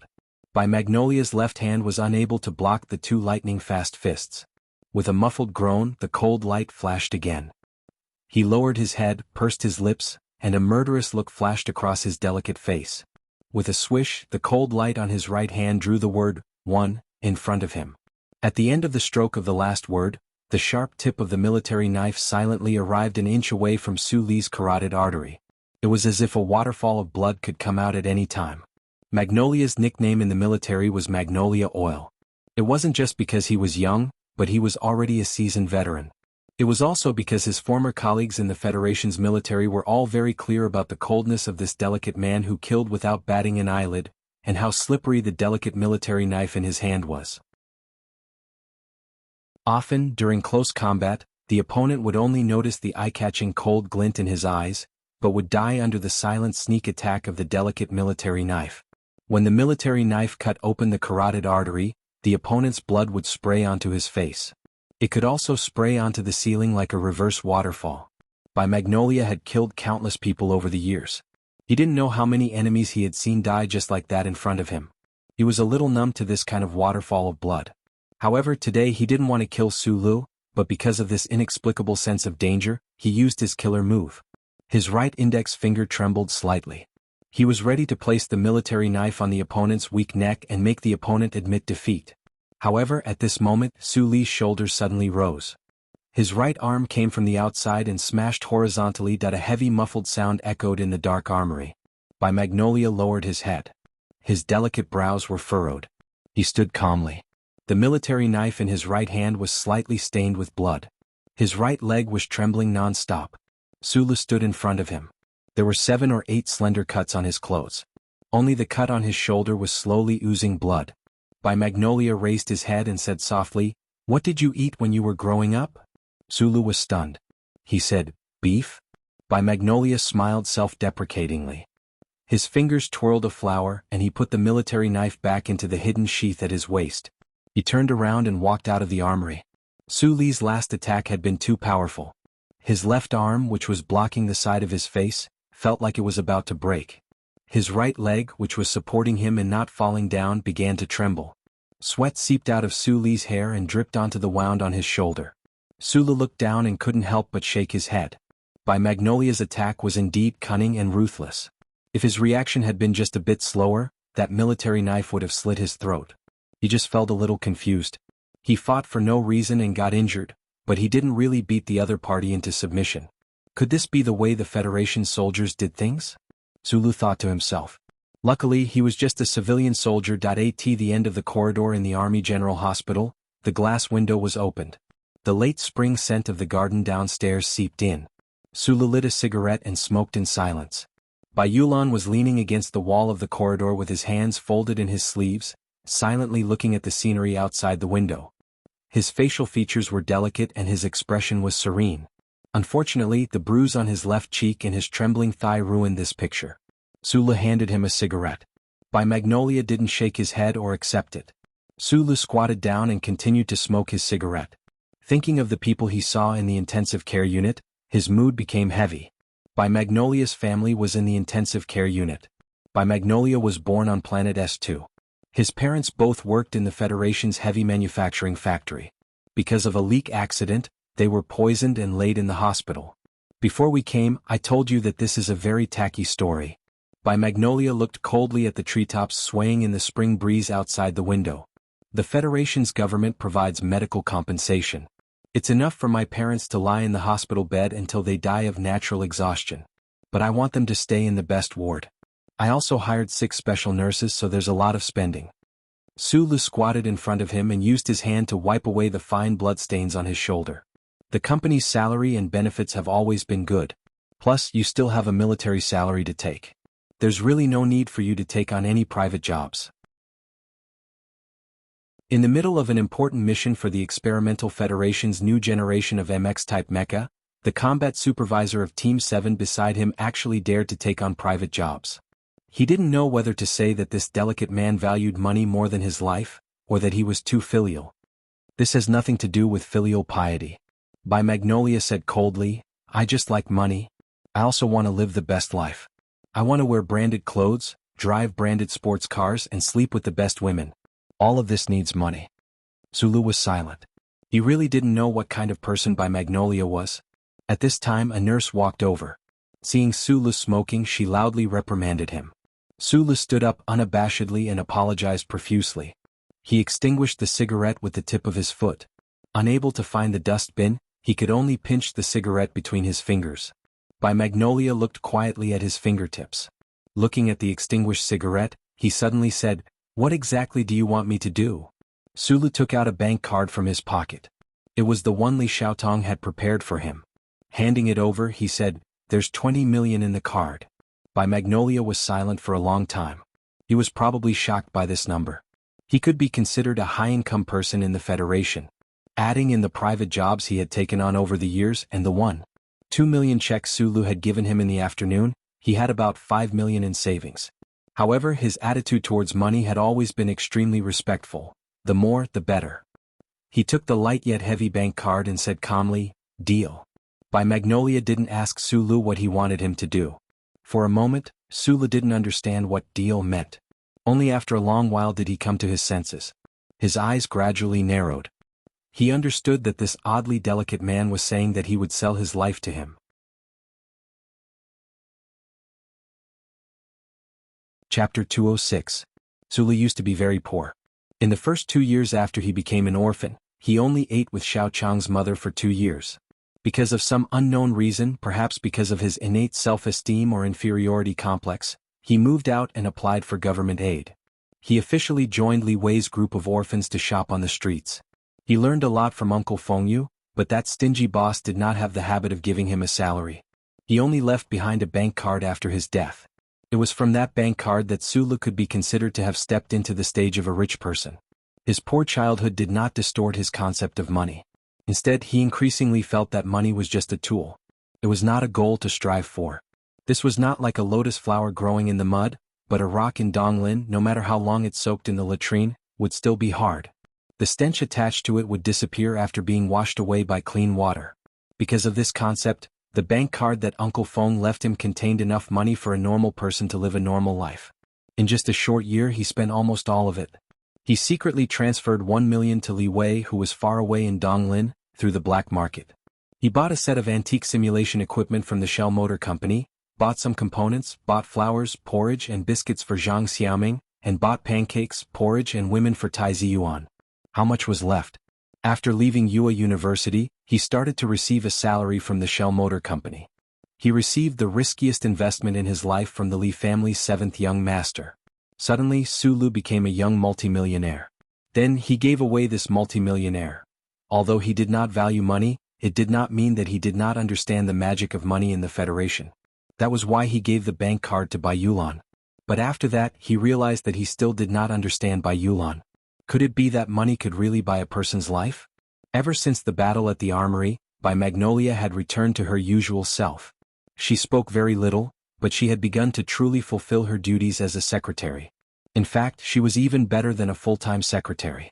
As long as Sulu did not express any objections, she would stand behind him like a shadow and help him deal with all the complicated matters. He was like a secretary but also like a bodyguard. However, Bai Yulan did not have much respect for him. She just treated this as a very boring job. Sulu was not used to Bai Yulan's change, but he had to admit that things were much smoother with Bai Yulan's help. For example, today when Sulu decided to take advantage of the 4-day summer holiday in the Federation to rush to Harbor City, Bai Yulan immediately bought a train ticket that was very popular. The people who were on holiday on the train passed through the self-propelled track on the platform and waved goodbye to their relatives and friends on the upper floors with smiles on their faces. Sulu retracted his gaze from the window and looked at the serene Bai Yulan in front of him. His emotions could not help but become somewhat complicated. Using Li Xiaodong's investment, he had purchased many of the components that Sulu needed. Right now, the simulation system that he had privately modified was gradually becoming a prototype. Besides this important task, Sulu had originally wanted to use the data and functional formulas in his head, as well as the design progress of the Federal Academy of Science and the Nutshell Engineering Department. Perhaps he would be able to solve the problem of the new generation of mecha in the Federation one step ahead. However, when he truly began to come into contact with this field, Sulu found that he was just daydreaming. The few prototype mecha that Whitewater Company had been experimenting with in the 100 Mu Triangle Star region had long been towed back to the main company. Even if the Nutshell Engineering Department had been continuously providing feedback through Zhouyu, and even if Li Xiaotong had invested 100 times more, there was no way that he could solve this problem on his own. Thus, he decided to make a trip to the Federation. The Nutshell Engineering Department was in the suburbs of the most prosperous city in the Federation, and he brought Bai Yulan with him. Developing a revolutionary new mecha did not only require a breakthrough in engineering. Just like the Nutshell Engineering Department's spring recruitment exam question, the mecha was to serve people. More accurately, it was to serve the pilots of the Federation. During the development process, it required the most experienced pilots of the federal military to carry out continuous experiments. The ace pilots of the federal military were most likely working together in the laboratories of the Federal Academy of Science and the Nutshell Engineering Department. Sulu only had Bai Yulan by his side. Fortunately, Bai Yulan had come into contact with this new mecha before and was familiar with its controls. It was precisely because of this reason that Sulu had given up on the absurd idea of building the new mecha in the Whitewater Company's base. Instead, like a gamble, he had given all his funds to Bai Yulan. However, he did not tell Bai Yulan the truth, because he did not truly understand this delicate man. Quiet as a virgin, gentle and silent. With a flash of the knife, there was a cold, murderous intent in her shyness. How could such a person be so interested in the stench of money? This was the most luxurious soft sleeper compartment on the Beijing high-speed railway. Bai Yulan was indeed a person who treated herself well. Even Sulu was able to enjoy the high-class treatment. He did not hide his gaze. He curiously looked at Bai Yulan, who was listening to music with her eyes closed. In the post-interstellar era where crystal mines were gradually depleted, space travel, which was very common in the early days of the constitutional era, began to become extremely expensive and luxurious. In this universe composed of galaxies, not every citizen of the Federation had access to advanced technology such as mechas, battleships, and spaceships. Not everyone could freely travel between the stars. Even the citizens who were born in the too recent constitutional era had never left the planet they belonged to. They just silently worked at their respective posts. Other than watching the real-time images taken by the spaceship on Channel 10 or watching the cute purple-haired colonel on Channel 23 lead the Enterprise through the stars, the most likely way for a normal citizen of the Federation to truly set foot in the universe was to join the military. Or rather, it was to voluntarily sign up for the excavation department of a mining company. They would go to remote resource planets to operate machines that did not speak and spend a long and lonely time there. However, the people of the Federation always had a way to solve these mental needs. Since the constitutional era, high-speed rail transit across the surface of the planet had become the most retro and satisfying form of transportation in the writings of writers. That was why Sulu could see such a busy station. The maximum speed of the high-speed rail had now reached 800 kilometers per hour. There was no problem in using it to maintain the transportation of the entire planet's surface. Although it was still much slower than flying through the clouds, the ticket price was correspondingly much cheaper. Why was the high-speed rail paved with dense magnetic material called the high-speed rail? This was a question that required archaeology. It was said that it was a saying before the catastrophe. Since there was no historical material, no historians were willing to get to the bottom of it. Accompanied by a soft electronic sound, the station and buildings outside the window began to speed up and recede. The radio noise during the startup phase made some passengers who were riding the high-speed rail for the first time find that their portable tablet computer had no wireless signal, and they could not help but complain. Sulu looked at Bai Yulan again and then looked out of the window again. He looked at the rows of broad-leaved trees in the streets of the capital special district, which quickly flashed past his eyes. Bai Yulan, who was sitting opposite him, took off her headphones and looked at the young man by the window. As a veteran who had been in the military for 10 years, his gentleness and calmness was not only an effective disguise, but also a way for him to find inner peace. However, looking at Su Li's ordinary face, Bai Yulan's heart was not as calm as it seemed on the surface. The 7th Combat Group of the Whitewater Company, which he led, was now in its most difficult period because of the serious mistake they made in the Bermuda Triangle Star region last autumn. Except for him, the members of the group were either sent back to their respective military districts for confinement or were on unpaid leave. He was the only one who remained at the company headquarters calmly. It was difficult to lead a team when the people's hearts were broken. However, if the people's hearts were still there and the team was gone, there was no need to say anything. After the fight in the armory, Bai Yulan confirmed that this new young technical director might be a little immature, but he was very scary. He knew that he had held back that day, but the problem was that his opponent must have held back as well. Bai Yulan could not even distinguish Su Li's techniques. She only felt that his close combat style was somewhat similar to a certain technique promoted by the special forces in the military a few years ago, except that it was more direct and more ruthless. In addition to his combat strength, Su Li's performance in the next few days also surprised Bai Yulan. This young technical director used a jaw-dropping speed to repair all the equipment in the 7th Combat Group's armory. He even repaired a few large pieces of equipment that were damaged. When Bai Yulan was at the front lines in the West Woods, she had seen many excellent mechanical engineers who were treasured by the military officers. However, she had never seen anyone who could discover problems, judge problems and solve problems faster than Su Lu. The young man opposite her seemed to have a natural instinct for metal-related mechanical equipment. This should be some kind of talent that could not be replicated. Bai Yulan really could not understand. What kind of medicine did those big shots in the Nutshell Mobile headquarters eat wrong? They actually threw such a genius mechanic into their own Team 7. Unlimited potential, full combat strength and a lot of money. He was generous like an idiot. His background was mysterious but definitely not simple. Working for such a person was actually not a bad choice. It should be known that in the current Federation, it was not so easy to earn money.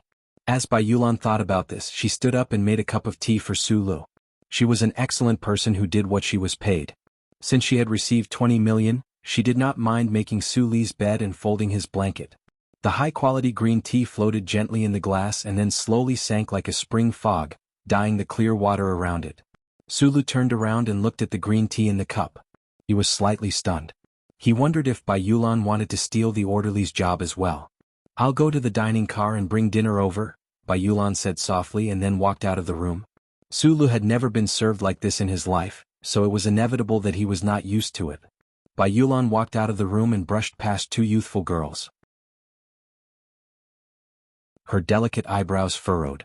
The two girls walked to a private room at the side. One of the girls looked a little lonely. In this spring weather she was wearing a dull black outfit. "Meow meow, open your mind. The dead cannot be brought back. If Park Ji-ho was still alive, he would not want you to live such a sad life."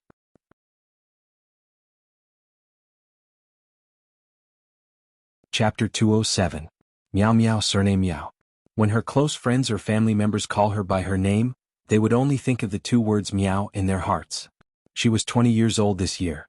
It was the season when meow sprouts were growing and swaying in the spring breeze. However, this bunch of meow sprouts were tall and straight.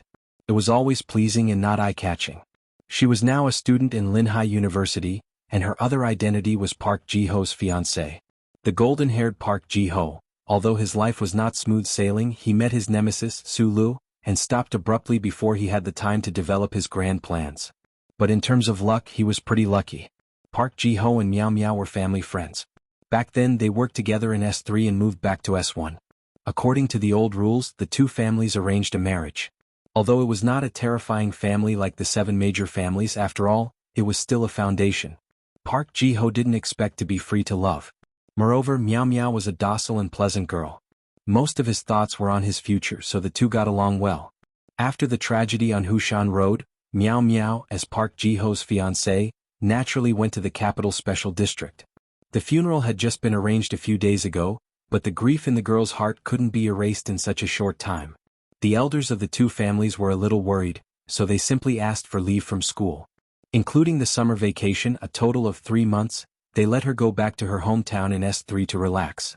Today, in the high-speed train carriage, they were heading to the largest airport in Gangdu. Her fiancé had just passed away, so in this late spring, Meow Meow wore a dull black outfit. Her small face was not powdered, and there was a trace of sadness in her pale face. The girl who was traveling with her was called Nan Xiangmei. She was Meow Meow's good friend. They happened to meet in the special district, so they agreed to go to Gangdu together. His relatives might still be sad, and his fiancée might need to spend several years to get rid of this bad news. However, others didn't have so many thoughts. Although they didn't sing and dance together, Nan Xiangmei had never seen the rumored handsome blonde boy. Therefore, when she saw her female companion's sad expression, it was naturally difficult for her to sympathize with her. She could only quietly comfort her and ease her worries. Nan Xiangmei was definitely not a stunning girl. Her lush black hair was casually cut to the side of her ears. She was not as soft as the average long-haired beauty, nor was she as pretty as the short-haired girls. She was just calm, and her facial features also revealed a sense of calmness. If one looked at her carefully for a long time, one would be able to appreciate more and more of her beauty. Listening to Nan Xiangmei's comfort, Miao Miao forced a smile. But when she thought of her fiancé in the cemetery, her heart couldn't help but twitch. She and Park Ji-gao didn't meet much, but the two of them had the same thoughts. She knew what kind of lofty ambition the blonde man had. Unexpectedly, after 3 months he passed away just like that. Miao Miao didn't know about Nan Xiangmei's family situation. At this age, no one would talk about their family background. But she knew that her friend's family shouldn't be short of money. And at this time, she was lonely and sad, so she was grateful to have her friend by her side to comfort her. Miao Miao looked at Nan Xiangmei's calm eyes. After hesitating for a moment, she remembered the news that her sister-in-law secretly told her. That news had been suppressed in her heart, and there was no one to ask. Now that she was comforted by her friend, the sadness and anger in her heart suddenly rushed out. She tightly pursed her lips and said, "There is a secret behind Jigao's death." Didn't the district prosecutor's office close the case? Nan Xiangmei was slightly surprised. She looked at her and said softly, "It's just a scapegoat." Miao Miao's face showed a trace of sadness. Jigao offended a big shot in the Federation, so he was killed. Nan Xiangmei quietly looked at her eyebrows and confirmed that her friend didn't start talking nonsense because of the death of her fiancé. She tilted her head and thought for a moment, then said, "Who told you?" "Park Ji-sung. The elders in the family were worried that I would think too much, so they kept it from me." Miao Miao sadly turned her head and looked at the mountains outside the car window that was covered with a layer of golden sunset. She thought that the sun would eventually rise tomorrow, but what about her lover? Nan Xiangmei softly sighed. After a moment of consideration, she was sure that it was inappropriate for her to say anything at this time. She had no choice but to ask, "Who is so vicious?" "I heard that it was a person who entered the nutshell with Jigao. He entered the research institute but then disappeared." Miao Miao turned her head and sneered. Bai Yulan shrugged. She carried the tray through the passage and opened the door of the private room. She thought that the sound insulation of the luxurious soft sleeper private room on the high-speed rail was too poor. The two girls inside actually didn't know who to avoid when they talked about murder and arson. The luxurious soft sleeper private room occupied a large area. In addition to 2 comfortable beds, there was also a sofa and a few simple furnishings. Bai Yulan put the tray on the coffee table. She glanced at the big black box under the coffee table and looked at Su Lu. Su Lu nodded. Bai Yulan opened the big black box and pushed it under Su Li's bed. When they left the capital, Su Lu always carried this big box with him. He didn't know what was in the box, but he knew that it was very heavy. She poured a glass of orange juice for Su Lu. Su Lu said thank you. Then the two people couldn't find anything to talk about and began to eat in silence. After the meal, Bai Yulan began to clean up the mess again. Su Lu was bored to death as she watched this delicate man busying himself in and out. For a moment, she couldn't help but have an illusion that she had spent 20 million yuan to buy a maid. How long will it take to get to Hong Kong? Su Lu watched the TV for a while and suddenly asked. Just now the broadcast said that there was a flash flood along the New Yuezhou. Although it didn't affect the line, it is estimated that it will take about 10 hours to get there because of the Federation's disaster relief train. Bai Yulan softly replied. Su Lu shook his head. The summer holiday was only 4 days. He had to secretly enter the Nutshell Engineering Department so he could only use the holiday. Time was a little tight.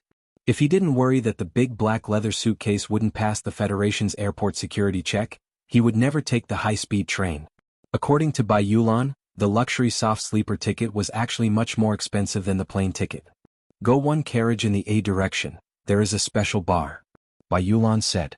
Oh, since we have nothing to do, let's go walk around? Su Lu asked for his opinion. Bai Yulan had finished cleaning up and quietly replied, I don't have any opinion, but I want to remind you of one thing. Park Ji-ho's fiancé lives next door. Su Lu was stunned. He looked at Bai Yulan and gradually narrowed his eyes. The Hushan Road incident happened a long time ago. He knew that there were probably not many people in the Whitewater Company who knew about his relationship with that incident. Since Secretary Bai reminded him, he must know the inside story very well. How did he know? I have to find out who I am working for.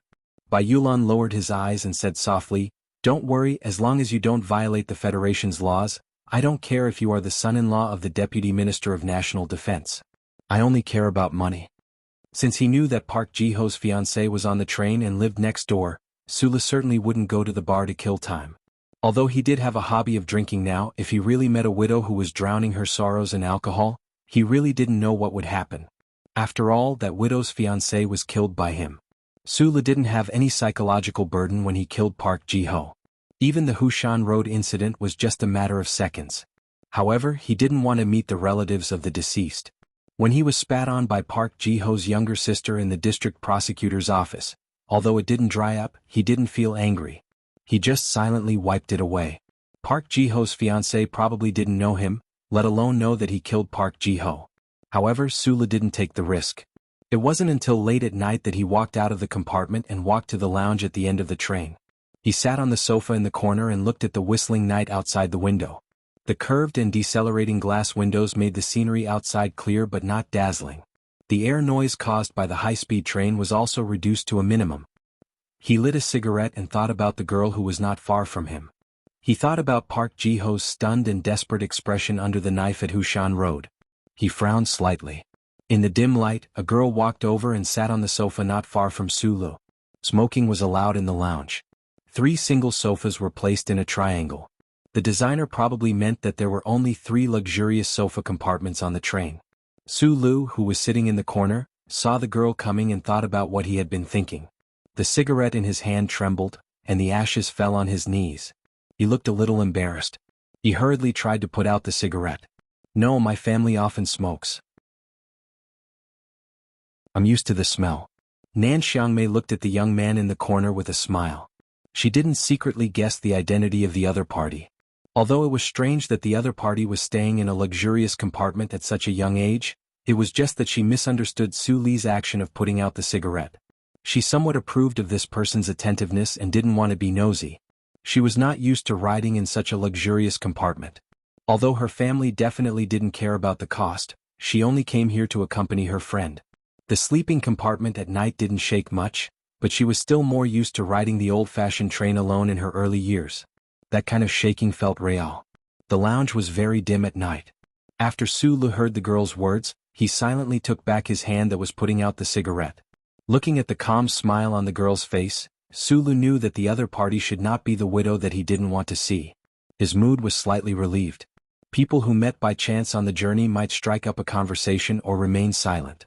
At this time, the man and woman on the sofa were silent. The dim light didn't mean that it was ambiguous. The corner was darker. Sulu quietly looked at the girl. The girl was wearing a plain dress, and her whole body exuded a sense of peace. At first he didn't feel anything, but the more he looked at her, the more he could see the beauty of her face under her black hair. When he was in Donglin, he liked to look at the few beauties on the street. When he was a gatekeeper, he also saw many youthful bodies. With just a few glances, he found that this girl was outstanding.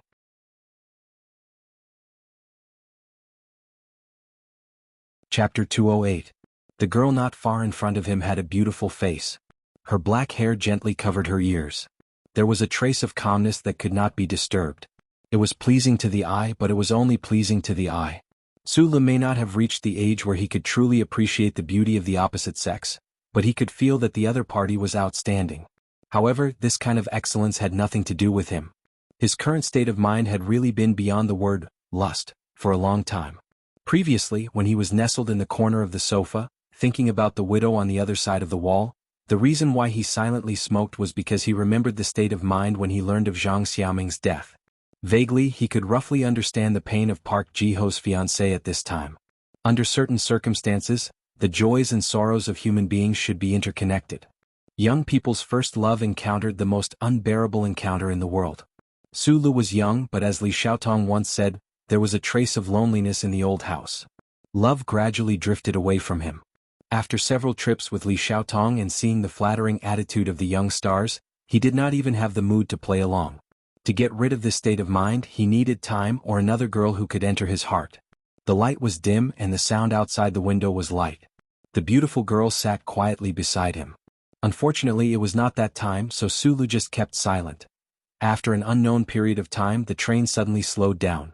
Sulu woke up from his half-awake state and subconsciously looked out of the window. He saw a large area of lights in the distance of the plain. It should be a big city. He immediately thought that this should be the only stop on the way of the Beijing High-Speed Railway, the capital of South Kazhou.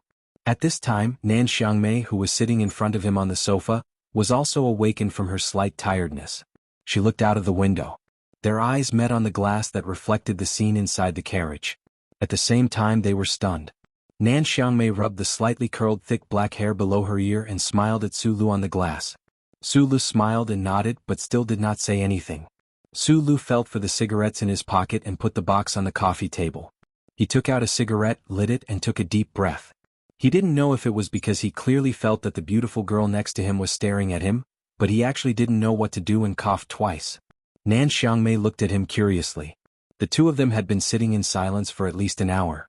They didn't say a word, but there was always some lingering curiosity. Especially at this time, the coughing sounds in the quiet car were so clear. Her pair of clear eyes overflowed with concern. Su Lu was a little embarrassed. He felt that it was not appropriate to stay here any longer. He reached for the cigarette box and prepared to leave. At this moment the carriage stopped at the platform and the door opened. There should be passengers boarding the carriage. Su Lu was slightly surprised and turned his gaze to the corridor. There were only 3 luxurious soft sleeper compartments in this carriage. He and Bai Yulan occupied one. Park Ji-ho's fiancée and the beautiful girl in front of him, who he didn't know the name of, occupied the other one. The other one had been empty. But the problem was that it was only a few hours away from Harbor City. Could there be people coming on the way? While he was stunned, the uninvited guests had already passed through the corridor and directly came to the lounge. The 3 sofas occupied a large space. Su Lu wanted to go out at this time, but it was not convenient. Bai Yulan suddenly came to the corridor and stepped on the side of the carriage. She slightly lowered her head and was as quiet as usual. Seeing Bai Yulan suddenly appear and then seeing the 2 people in front of him, Su Li's heart slightly moved. He withdrew his hand from the cigarette box and carefully hid behind the sofa, hiding his face in the darkness. Generally speaking, it was used to describe a spring breeze, or a little girl who missed her brother, or a little girl who only met 3 months ago. It was rarely used to describe 2 big men. However, the 2 passengers who had boarded midway gave Su Lu, who was sitting on the sofa, a strong feeling. He even felt that if these 2 passengers were willing, they could carry the cold wind of winter in Linhai. Although there were only 2 people, the footsteps that seemed to trample on people's hearts were like thousands of soldiers and horses marching over. Among the 2 people, the one who walked in front was about 30 years old. His facial features were ordinary, but there was a sense of grace in his calm eyes. His shoulders were straight, but because of the gray coat, there was a sense of steepness. Under the guidance of the train attendant, this person did not enter his compartment, but went directly to the lounge. He walked so naturally that if he wanted to, everything in front of him should make way for him. When this man walked past Bai Yulan, he did not even look at her. Walking behind this man was a big man. He was 1.9 meters tall and was not far from the ceiling of the carriage. He had a shiny bald head and a tattoo drilled out from his back, spreading along his neck to the back of his head. Under the dim light, it was impossible to see what the tattoo was, but it was probably a somewhat ferocious flower in full bloom. He was supposed to be an extremely oppressive man, but behind the 30-year-old man in front of him, he deliberately restrained his aura and tried to be as calm as possible. But when he followed the man through the corridor and passed by Bai Yulan, he inconspicuously turned his head to look at the delicate man. Bai Yulan still had her head lowered as if she did not feel anything, but her right foot that was pressing against the wall of the carriage slid down a few inches. Su Lu had a natural instinct for danger. Although the 2 men in the car didn't show any malicious intent, he could feel that they were strong. He didn't know what kind of strength they were referring to, but seeing Bai Yulan, who was sleeping in the private room, quietly come to his side, it was enough to prove something. The ordinary-looking man sat on the only empty sofa in the lounge, and the bald tattooed man naturally stood behind him. The train slowly moved away from the capital of South Kazhou. The waiter saw that the distinguished guests in the luxurious compartment did not seem to be sleepy, so he resisted the tiredness and politely served them a few cups of tea and 2 plates of snacks. The man was sitting on the sofa in a relaxed manner. He did not drink tea but looked at the pack of cigarettes on the coffee table. Suddenly, he leaned over and picked it up, saying, "Good cigarettes, can I have one?" "You're welcome." The man's voice was not magical, but it was low and gentle and somewhat pleasant to the ears. Su Lu said and at the same time handed over a lighter. Nan Xiangmei had been sitting quietly on the sofa. She really did not want to spend the night in that luxurious compartment like a luxury hotel. Previously, when she saw that the passenger who got on the train went directly to the lounge, she thought that he was someone Su Lu knew, but now she knew that she was wrong. She could not help but look at Sulu in confusion. For some reason, Sulu seemed to be able to understand the meaning of this beautiful girl, and he shook his head with a bitter smile. At this time the sofa in the lounge was full. A bald tattooed man with a height of 1.9 meters was standing behind the man like a bodyguard. The delicate secretary was resting with her eyes closed in the corridor next to the lounge. The scene was somewhat strange. Nan Xiangmei also noticed this. She stood up, politely nodded to Sulu, and was ready to go back to the room to rest. The unknown man sitting on the sofa suddenly smiled and said, "Miss Nan Xiangmei, I specially came to see you. Would you do me the honor of saying a few words?" Nan Xiangmei looked at the man seriously and curiously. She had to admit that although this man was obviously over 30 years old, he was not handsome, but his temperament was really attractive. What made her unable to leave immediately was that this man actually called her name. Did he really come here to see her? Sulu, who was sitting in the corner, heard the words Miss Nan Xiangmei, and his heart couldn't help but tremble. Nan Xiangmei was a somewhat strange surname, but there were many people with this surname in the Federation. But the problem was that there were not many Miss Nan Xiangmei who could afford to live in a luxurious soft sleeper compartment. For Miss Nan Xiangmei to be specially visited by this man, there was only one possibility. One of the 7 major families in the Federation, the Nan Xiangmei family. In the dim light, a self-deprecating smile appeared on Su Li's face.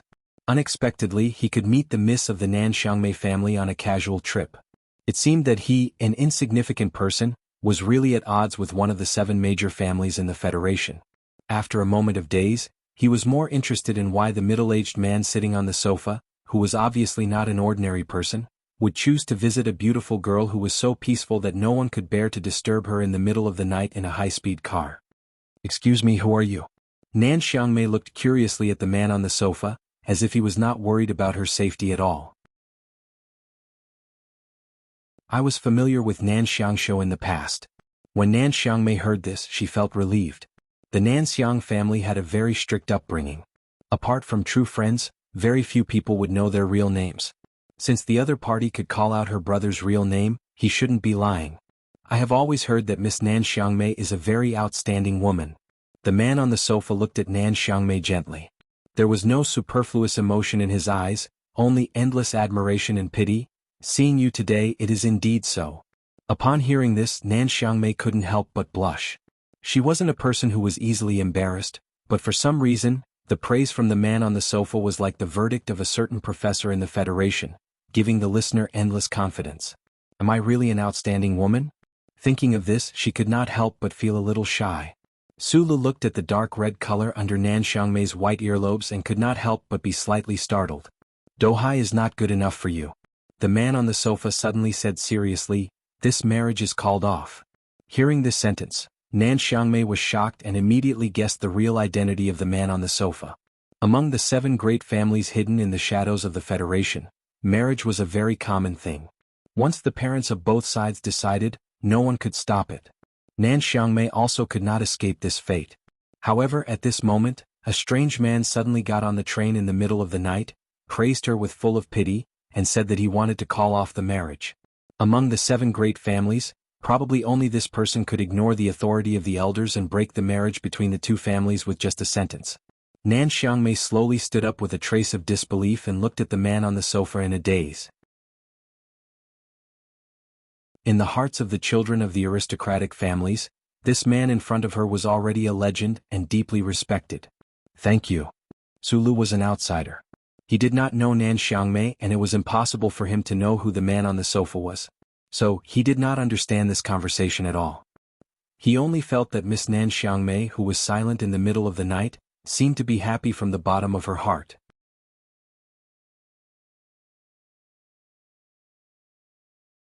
Chapter 209.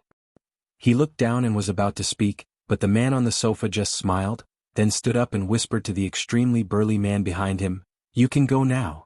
The man lowered his head slightly, the dim light reflected on his bald head, making the lounge seem a little brighter. At this moment, Sulu saw the face of the mysterious man clearly. He was indeed an ordinary person, wearing a light gray shirt. There was nothing special about him, but he gave people a feeling of a river.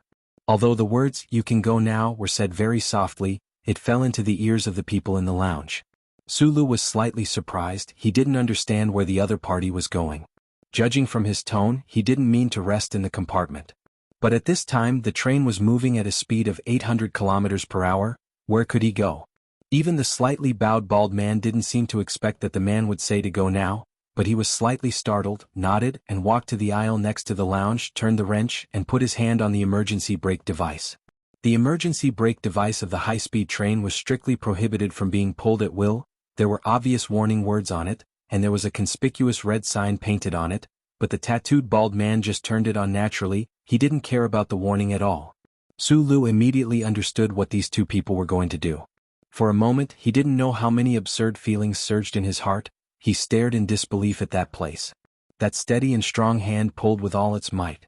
Only to hear the rapid alarm sound. The harsh sound of the emergency brake penetrated the thick glass, piercing everyone's ears. The high-speed dense magnetic track carriage instantly slowed down. A huge braking force was transmitted from the carriage to everyone's body. Nan Xiangmei, who was standing with a confused face, didn't know what happened until now. She was hit by the braking force. For a moment she lost her balance and fell forward. Su Li's pupils shrank. He stared at the two arrogant men who didn't care about all the rules in the world, but he didn't stop them. He just tightly held both sides of the sofa to stabilize himself. At this time he felt a fragrance in his arms. He subconsciously reached out to support Nan Xiangmei's body, his hand on the girl's waist, but he still couldn't stop Nan Xiangmei from falling into his arms, warm and tender. The ear-piercing braking sound finally stopped. The train was like a wounded serpent. After a long time, horrified shouts, loud curses and low cries came from the other carriages. There were only 3 rooms in the luxurious room, so it wasn't as noisy as the other rooms. However, the expressions on their faces were a little ugly. Nan Xiangmei finally woke up from her panic. She supported herself on Su Li's shoulder and stood up. She hurriedly bowed her head and thanked him. Then she lowered her head and walked towards the room. At the door of the room she found that Miao Miao was waking up with sleepy eyes. No matter how deeply asleep a person was, they would still be affected by the sudden braking force. He woke up with a start. Su Lu subconsciously looked towards the corridor and saw that Magnolia was still standing quietly by the window. However, her feet were already on the floor and her face was slightly pale. He didn't know what she was thinking. The man on the sofa was gone, and so was the bald man with a ferocious flower tattoo. There was no one in the lounge, as if the two people had never been there. Su Lu quickly turned back and looked out of the window. At this time, the lights in the carriage were turned on, illuminating the field around the magnetic track. This place should still be in the territory of South Kazhou. The Federation's unified farm was densely planted in the fields. There were about 1 person planting a variety of grains. Under the night wind and the illumination of the train lights, the grains undulated like waves. Su Lu narrowed his eyes. He vaguely saw 2 figures in the waves of the grains, quietly moving towards the distance. The bald man silently followed the man in gray clothes through the difficult fields of the farm grains. He startled the voles and disturbed the insects. He was silent, without any doubts or questions. Gradually they went farther and farther until they came to a small hill beside the field. The man in front stopped and looked back at the distant magnetic track with faint lights. He smiled. The man sat down and took out a flat metal bottle from his pocket. He took a small sip and then handed it behind him. The bald man also sat down beside him. He took the bottle and took a big gulp. After a moment of silence he said, "I thought you would at least say a few words to that guy called Su Lu." The man smiled and said softly, "Sometimes a glance is enough to see a person. There's no need to say anything."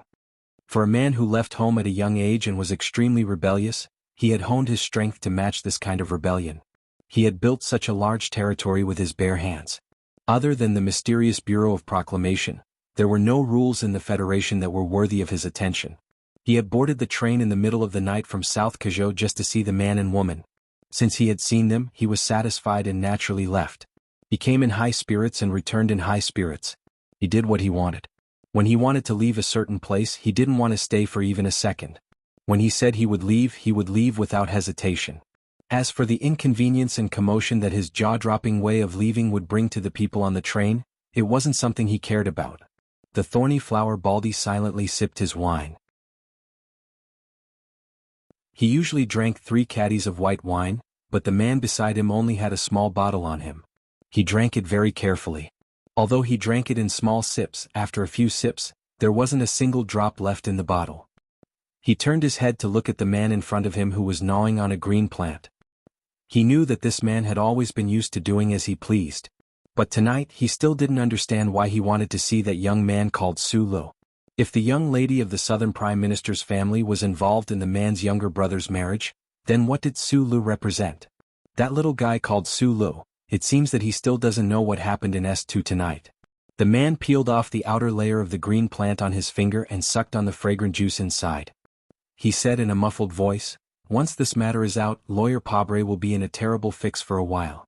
That old bastard Macklin will definitely cry in front of the Federation voters again.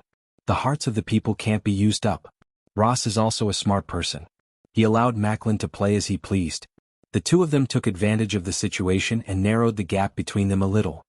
The thorny flower Baldy's expression calmed down.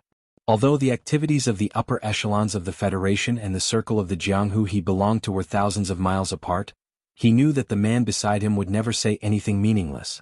The Federation election is just a show. It's not a foreplay but a climax that girls envy. Wave after wave there will always be a break in between. Tonight's terrorist attack at the concert can be considered as a climax. The next climax will naturally be the development of the new Mecca of the Federation. There are still at least a few months in between. Logically speaking, the data from the laboratory should be in the hands of those hypocrites from the Federal Academy of Science. However, the Nutshell Engineering Department has never let go of it. Moreover, Su Lu is currently heading to Hong Kong. This is somewhat interesting. The thorny flower Baldy had been silent the entire time. He believed that this matter had nothing to do with him or the man beside him who he respected so much. In my entire life, other than the first 2 years of recklessness, I have always been looking at those interesting people and things in the Federation. The man threw away the green plant in his hand and smiled as he looked up at the stars in the night sky. He said, "Nan Xiangmei is a very outstanding girl. How can a fool like Do Hai be worthy of her?" Su Lu is also a very interesting person. I believe that he is also very clear about his own importance. The problem is that he doesn't show it. The one I don't understand the most is that old ghost, Macklin. He is the second leader of the anti-government army. He forcefully entered the political system of the Federation through non-violence. He completely broke away from the armed forces and even wants to be the vice president. The problem is that with his intelligence, how can he not understand that the anti-government army in the mountains is his most solid foundation? If the anti-government army is really turned into a pack of dogs by him, he can only be a forgotten character in the Federation. Even if he really becomes the vice president in the future, he will only be a puppet. Moreover, the moves he used are too ruthless and too insidious. They are completely pushing the Federation down the path of chaos. What good does this do for him? If he is from the Empire, it would be easy to understand. The problem is that this old man is definitely not from the Empire. He is also an extremely strong fanatic. He smiled slightly and took back the bottle from the Baldy's hand. He found that it was already empty, so he couldn't help but shake his head.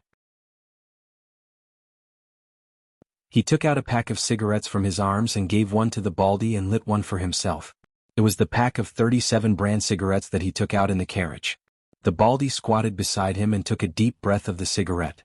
He narrowed his eyes and looked at the man's side profile.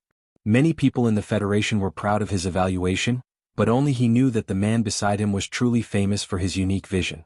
That pair of eyes that were praised by people for being able to appreciate beauty in the universe, even the family that the man betrayed still needed his judgment from time to time. This was a rare opportunity, so the Baldy asked in a deep voice, "What do you think of the people involved in this matter?" Li Xiuzhu is only a bag of skin. When the man evaluated the young people of the 7 great families in the Federation, he actually had a sense of superiority. He said lightly, "On the contrary, the Li family's old 7 is much more outstanding than him. Those old men of the Li family are also blind. Make money, make money. It's good to have money. What good does it do to get involved in this matter? However, that brat Li Xiaotong isn't really smart. If he didn't want to get involved, then he shouldn't be so close to Su Lu." The topic turned back to Su Lu. Tonight he boarded the car to look at people. This man was mainly looking at Su Lu. He was very curious about the young man who could fight madmanly to a draw in his own shop. Other people in the Federation might not care about the fighting ability of these people, but this man was very clear about the terror of the Lees of Philadelphia. As for people like Minister Zhou's Thai family, he didn't want to pay attention to them. In fact, he didn't even care about the presidential election. He had already left that circle and had never thought about going back. He was disdainful to go out. In life he wanted to be happy and do as he pleased. Therefore, he always only cared about the men or women he was interested in. What do you think of that young man? The bald man was silent for a long time before he said, looking at his behavior a while ago, he does have some of my subordinates' fierceness. But looking at him today he seems a little lifeless. This kind of temperament is either hiding a ball of fire in his chest, waiting to explode, or he is really an ignorant stone, waiting to be washed away by the water until it becomes round and boring. The man smiled. He had always admired his subordinate's insight. After a moment of silence he sighed and said, money can't buy youth. Now, I have always wanted to find the freedom I had when I broke the door, but after all, I am not that age anymore. This brat is so young and capable, but he is so restrained. It's really a pity. Being too young and not frivolous may be good for his future, but this kind of life is too boring. However, the delicate man next to him is quite interesting. Do you know who he is? It should be his secretary Bai Yulan. Since they wanted to find out what train Sulu was on, the bald man naturally did some work. He said with a smile, under the feminine appearance, there is a poisonous snake hiding. He can be considered a character. There are many hidden dragons and crouching tigers in the Federation, not to mention in a gloomy place like Whitewater. I'm just a little curious. How did a boring young man like Sulu manage to subdue such a character? The bald man smiled bitterly and looked at the vast wilderness under the hill, where there was no road in front of them and no airport behind them. He said, I am just curious. Are we going to walk back to Nank? Sulu lowered his head and drank the water in the cup. He felt that there was no taste in his mouth. Previously, the emergency brake had caused the cup in the luxury box to fall to the ground, and many places were wet. At this time, Bai Yulan was silently cleaning up. The patrol on the high-speed train had already been here before. This kind of vicious incident caused a commotion, so naturally they needed a reason to quell it. The fingerprints on the emergency brake had been sampled. Sulu and Nan Xiangmei were both interviewed for a few minutes before the train started again. They didn't have to wait for a long time to solve the case. Sulu looked at the dark wilderness outside the window and couldn't help but think of the back of the two people in the waves that were taller than a person's head. Using this kind of method to leave was not only elegant but also arrogant. Sulu should be against this kind of behavior from the bottom of his heart, but he didn't know why, but when he thought of the style of the two people, there was a trace of yearning and desire. At this time, Bai Yulan had finished cleaning up the carriage and sat back in front of him. She was quiet and didn't say a word. Sulu looked at her and couldn't help but ask, I don't know the identity of the two people just now. The 20 million had already been accepted. Bai Yulan played the role of a personal secretary perfectly. She replied softly, he's a powerful character. This was nonsense. Although Sulu didn't have the urge to take back the 20 million, he was still a little unhappy and lowered his head. I only know the bald guy with the flower tattoo. Bai Yulan lowered his eyes and took out a small knife from his trouser pocket with his right hand and calmly placed it beside him. When the two men got on the train, he had been keeping his hand in his trouser pocket. His fingers might have been holding this delicate knife all the time. Bai Yulan was a delicate man, and the weapon he used was also very delicate. It was naturally inconvenient to use a military knife outside, so he changed to a small knife, but still looked delicate. But just like him, the delicate appearance was just a means to hide the terrifying coldness. At the mention of the man with the ferocious flower tattoo, the delicate man's face turned slightly pale. He wasn't nervous but rather excited. However, his voice was still extremely soft and gentle. I'm the one who takes on all of Team 7's private jobs. The company also often takes on some shady missions, so I do know a little about these reckless people in the Federation. Sulu raised his head and looked at him with some surprise. He was just asking casually, but he didn't expect Bai Yulan to really recognize the man. The big man with the flower tattoo is called Zhang Xiaohua. Bai Yulan pinched the delicate knife between her two fingers and carefully trimmed her nails. She lowered her head and said, Don't be fooled by his old-fashioned and stingy name. He's actually a very magnanimous person. All the underground businesses in South Kazhou are under his control. Most people call him Uncle Hua. Don't be fooled by his appearance. The big guy is actually very wise. In fact, this Uncle Hua of South Kazhou is as meticulous as his name suggests.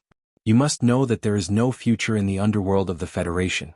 Regardless of whether guns are banned or not, as long as the Constitution exists, as long as the government doesn't like it, they can casually kill these reckless people. But this Uncle Hua is still alive and he is living a good life. Just this point alone is enough to make people admire him. Sulu heard this and nodded.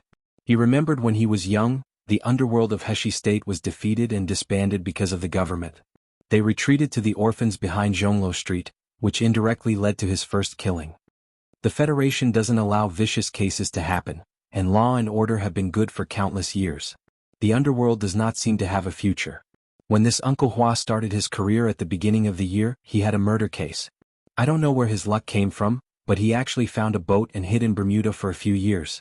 Then, for some reason, he returned to the Federation and turned himself in. For some reason, the district court was lenient. In total, he only spent 7 years in prison. How old is Uncle Hua now? Should be 43. Normally, Sulu would ask Bai Yulan at this time. If he were to face Uncle Hua head-on, he would probably have a chance of winning. However, Sulu had never been very curious in this aspect, and he didn't think that he would meet Uncle Hua in the future, so he didn't ask.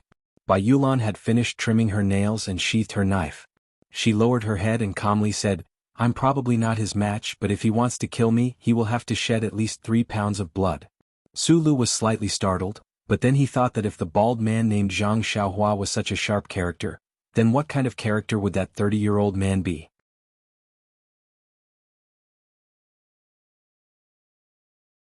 Chapter 210. Why did the whistle of the 37th Constitutional Era make a whistling sound? The Harbor City Tourism Bureau wanted to add a retro style to the high-speed rail.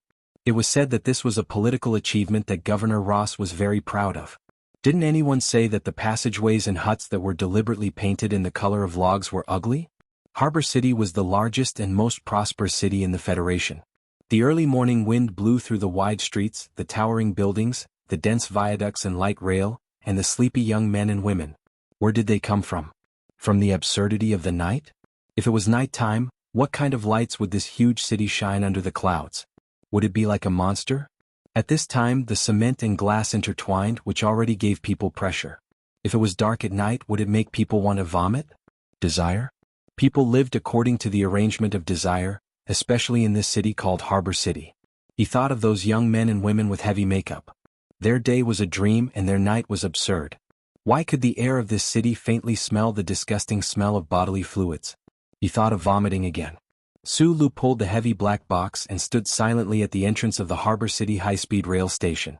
The exit was on the lower floor of the station's giant dome building. Facing the big lake of Harbor City was the famous Federation. The lake water in the early morning didn't have a trace of freshness. It was only warm to the point that it made people feel a little wet. Sang Lake, the largest lake in the city among the 3 major regions of the Federation and several galaxies. Across the slightly foggy lake, a large number of densely packed high-rise buildings symbolizing wealth and status could be seen. The distance between those buildings was so close that they actually blocked the rising sun from the east, making this bustling city inexplicably reveal a trace of gloomy feeling. What a shitty place. It was the first time that Sulu came to the most famous harbor city in the Federation, but he didn't have the slightest excitement. He lowered his head and softly cursed. He pulled the box and walked outside. Bai Yulan, who was not far behind him, silently looked at his back and followed him. Bai Yulan knew that Sulu was not in a good mood. In fact, that quiet and honest face of his seemed to be hiding an uncontrollable anger. But where did this anger come from? In Bai Yulan's heart, Sulu had always been a calm and collected young man who was used to facing everything with a cheerful smile. There had been no problems during the journey last night as well, so why did his mood suddenly change so much? It was definitely not because of the 2 men who got on the bus halfway, nor was it because of the young lady of the South Prime Minister's family. It also had nothing to do with Park Ji-ho's widow. So where did this sudden change in mood come from? Bai Yulan furrowed her eyebrows as she watched Suli's back. She thought of the images in the morning news and vaguely understood. However, she didn't understand why that piece of news in District S2 would change Sulu from a quiet and self-contained young man into a young man who would become incomparably enraged by anything he saw, gradually becoming bitter and unkind. The taxi came and Sulu and Bai Yulan got on. The taxi drove for more than 40 minutes, but they still only passed through a very small area of Harbor City. The car passed through these streets and alleys and overpasses. Sulu narrowed his eyes as he looked at the unfamiliar city streets outside the window. His expression gradually calmed down, but the trace of irritation hidden in his eyes would never stop. From time to time, the sound of emergency news on the big screen on the street would spread into the taxi. The current death toll is more than 300 people.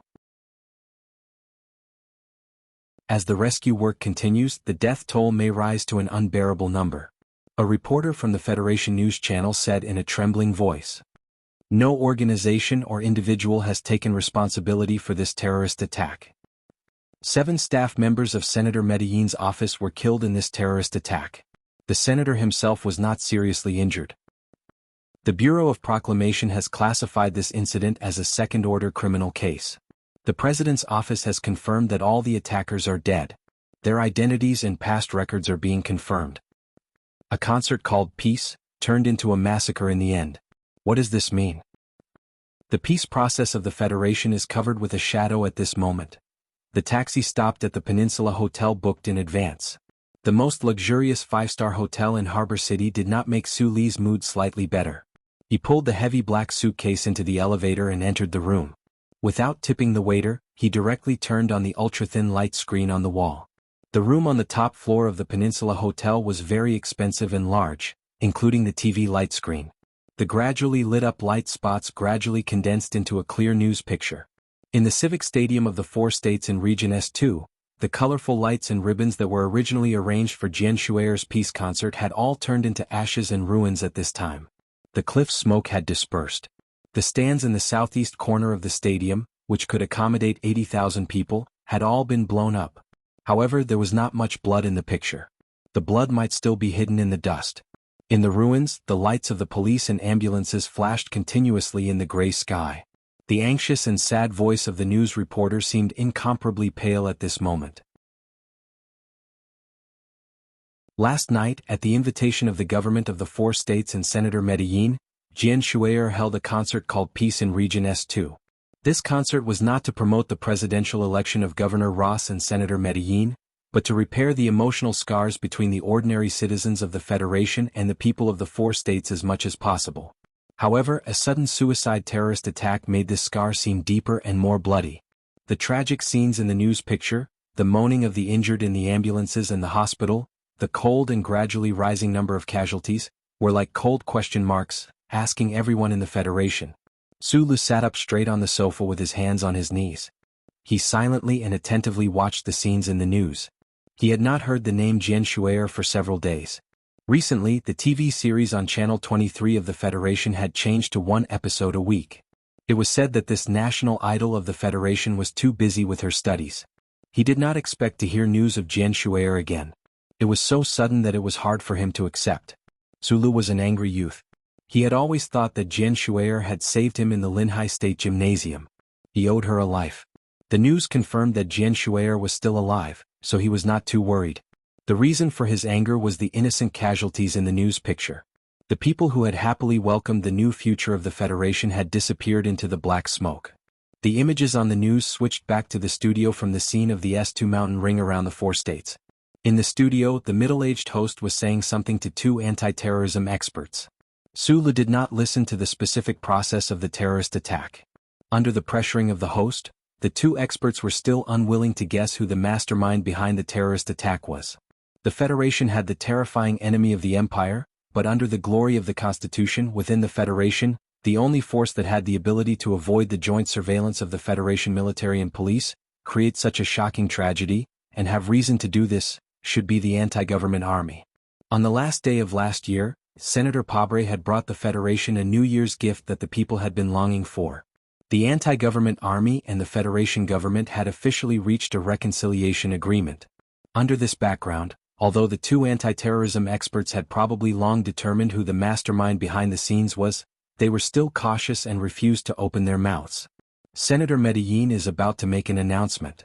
The middle-aged streamer looked at the camera with a solemn expression and said, "At such a critical moment, we would also like to know what Senator Macklin, as the second leader of the anti-government army who has always insisted on anti-violence, will say to the entire Federation." The news footage switched from the studio back to the scene of District S2. Surrounded by countless reporters and cameras, Senator Macklin, who was wearing a black suit, slowly walked onto the news platform. This legendary politician was affected by the terrorist attack last night and also suffered some minor injuries. However, on his old and wise face, there was only determination and calmness. In the face of the reporters and the cameras, the old and calm Senator Macklin did not immediately begin to read his announcement. Instead, he slowly looked around. The noise around him gradually subsided. Senator Medellin said with a firm and powerful voice, "This is the most critical moment for the Federation, and also the most dangerous moment. Some people are not willing to give up their position and power, so they use violence to warn us. Some people are not willing to see peace, so they use death to warn us. Some people." Senator Medellin's old voice paused for a moment, and with a hint of sadness he said, "Were my friends, but after last night they will be my enemies." Senator Medellin looked at the crowd in front of the Parliament building quietly and slowly raised his right hand. "Some people want to use violence and death to warn us, infuriate us, and destroy the current peace situation of the Federation, but we," his voice became heavier and he said word by word, "if we also use violence and death to respond to them, then what is the difference between us and them? I have 7 friends that I spend time with every day, and they died in this shameless assassination. I also know that 300 people or even more died with them." Senator Medellin's eyes were a little wet, and his old voice sounded very moving in the cold wind of the Parliament building. "In order to kill me, this old man, so many innocent people have died. I feel endless sadness and guilt." Then his old body bent down and bowed at a 90-degree angle. After a long time, the flashes around him sounded. Sulu quietly watched Senator Medellin's speech on the news. Then he lowered his head, crossed his legs and buried his head between his knees. He said in a low voice, "Fuck you."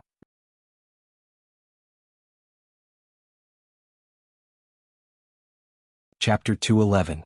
After Bai Yulan gave the waiter a tip, she quietly stood behind the sofa with her hands tucked into her pants. She leaned against the wall with a floral pattern and calmly and indifferently looked at Su Li's back. He had already confirmed that Su Li's anger hidden behind his silence was directed at the terrorist attack last night. But what did the incident in District S2 have to do with this young technical director? Why was he so sensitive and angry? What do you think of this? Su Lu, who was sitting on the sofa, suddenly asked without turning around. Bai Yulan's eyelids drooped slightly as she looked at the tip of her shiny leather shoes. After a moment of silence she said, "The anti-government forces have already issued an announcement condemning this terrorist attack. Councilman Prabel's office also reacted as soon as possible. Unless the Bureau of Proclamation can trace the dead back to the anti-government army, they will definitely not admit to it. I don't think this was the decision of the anti-government army committee. It should be the work of some young hardliners." Bai Yulan lowered his head and analyzed. Because he was a secretary who received 20 million, he didn't understand what this major incident in the Federation had to do with himself and Su Lu, but he still spoke softly. "It seems that the rumor that there are hardliners in the anti-government army in the mountains who are very dissatisfied with Senator Medellin's capitulation and want to use blood to punish him is true. Next, someone will have to pay the price. Regardless of whether the investigation results are found or not, the president has to give the victims of the attack an explanation." Bai Yulan raised her head, shrugged and said, "If the war starts again, Senator Parbel will suffer the most. The reconciliation agreement reached before the year will become a piece of paper. His biggest political capital in the presidential election will immediately depreciate, and it might even become a debt." This wasn't a very good analysis. Magnolia's delicate appearance hid a fierce fighting ability, but he was not a strategic analyst after all. The experts on the TV news who were bolder because of Senator Macklin's speech also began to analyze the impact of the attack on the concert on the peace process of the entire Federation, as well as the impact of the presidential election that was going to be held in full swing this fall. Su Lu lifted his head from between his knees and looked at the news expressionlessly. He knew that there was nothing wrong with Magnolia's analysis. Just like what most people had guessed and thought, no one would think that the mastermind behind this terrorist attack was Senator Macklin.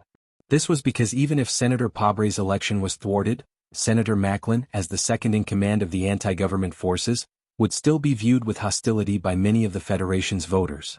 Senator Macklin's image in front of the people of the Federation was that of an old man who abided by nonviolence. He had no reason or ability to create such a terrorist attack. None of the citizens of the Federation would doubt the old man, especially after the tearful scene just now. The people who had calmed down even faintly hoped that the peace process of the Federation would not end because of this terrorist attack. Then, who else could lead the negotiations between the government and the 4 provinces in the future other than Senator Medellin, who had 7 of his subordinates tragically killed and himself injured? Although there were tens of millions of people, Su Lu watched the news in silence, not believing it. He didn't have any evidence and he didn't even have the logic to make an inference. He just relied on his intuition and his twisted personality to attribute the responsibility of the attack on the concert in the 4 provinces to Macklin. This was an unreasonable way of thinking. The delicate secretary behind him wouldn't think this way, and the officials wouldn't think this way either. However, Sulu was someone who had experienced the assassination at the Linhai State Gymnasium. His poor woman, his fugitive brother, told him with bloody facts that Macklin was the most insidious, cunning and vicious mastermind in the Federation, a mastermind who had deceived everyone in the world. Just like the conversation with Inspector Xiao outside the district procurator's office, Sulu only believed in his own principles now. He believed that Macklin was evil, and this old man who was deeply respected by the people was evil. On the news, Senator Macklin's speech had ended, and the reporters were applauding sincerely. Sulu felt unusually depressed and gloomy. He turned off the TV, walked into the bathroom and took a cold shower. Under the cold water, he lowered his head and cursed softly. The water was as cold as snowflakes floating down in June. The terrorist attack on the concert last night was indeed shocking, but the citizens of the Federation who saw those images couldn't help but feel sad and angry. However, it was an incident that happened in the 4 provinces of S2. The people living in S1 might feel sad because of it, but this emotion shouldn't last long. After a while they might even forget. The most prosperous city in the Federation, Harbor City, was a giant cold forest addicted to wealth and technology. It was good at forgetting and good at continuing its life after sighing. Pier 17 was not a pier, but Harbor City's most high-end leisure area. All kinds of bars and restaurants were quietly hidden within the complex streets and alleys. The news that was repeatedly playing on the news was no longer able to attract the attention of the diners. Only Sulu was still looking at the holographic screen above his head with narrowed eyes. He was eating with Bai Yulan. Opposite them were 2 men. One was Zhou Yu, and the other was a slightly plump, somewhat dignified middle-aged man. The middle-aged man looked coldly at Sulu, and after a moment said rudely, "Young man, is there something wrong with your brain? Why did you suddenly come to Harbor City?" Zhou Yu smiled bitterly and glanced at Sulu. Currently, the Federal Academy of Science and the Nutshell Engineering Department were competing to develop the new generation of the Federation's MX Mecha. Zhou Yu had always played the role of a middleman, responsible for transferring Suli's core data back to the engineering department. He also did not understand why Sulu would suddenly come to Harbor City and request to meet with a powerful person in the engineering department. Hearing this rudeness, Sulu retracted his gaze and looked at the official from the Nutshell Engineering Department. He lowered his head and said, "It's clearly stated in the agreement that I can follow the progress of the mecha research at any time." The middle-aged man was a senior manager of the Nutshell Engineering Department. Not within the company, even within the Federation, he could be considered an extremely respected figure. He looked at Sulu and could not help but laugh mockingly. What a naive child. Then the man said coldly, "But it's good that you're here. According to the information we received, the Academy of Science has a bit more core data model than us. How do you explain that? Also, when are you going to give me the function formula? Since you're here today, you should settle this matter first." This kind of condescending tone was only natural in the eyes of this person. The young man sitting opposite him was only a level 3 technical supervisor. If he had not been so lucky as to follow Professor Shin, how could such a small fry be involved in the Federation's revolutionary new mecha research? As for the cooperation agreement, this senior manager did not believe it at all. In his opinion, a small fry like Sulu did not have the qualifications to talk to the Tai family, or to be more precise, talk to him about any kind of deal. Sulu quietly looked at this slightly plump senior manager. Suddenly, he turned his head and said to Zhou Yu, "He doesn't know who I am?" Zhou Yu lowered his head and gave a bitter laugh. The senior manager who had come to meet Sulu today had the surname Hao. He held an extremely important position in the engineering department. Manager Hao, who knew the inside story, obviously knew that this young man had played an important role in this matter.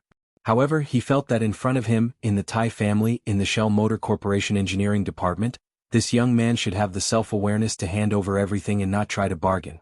To be more precise, Manager Hao felt that Sulu should be hugging his leg and begging him to use the data.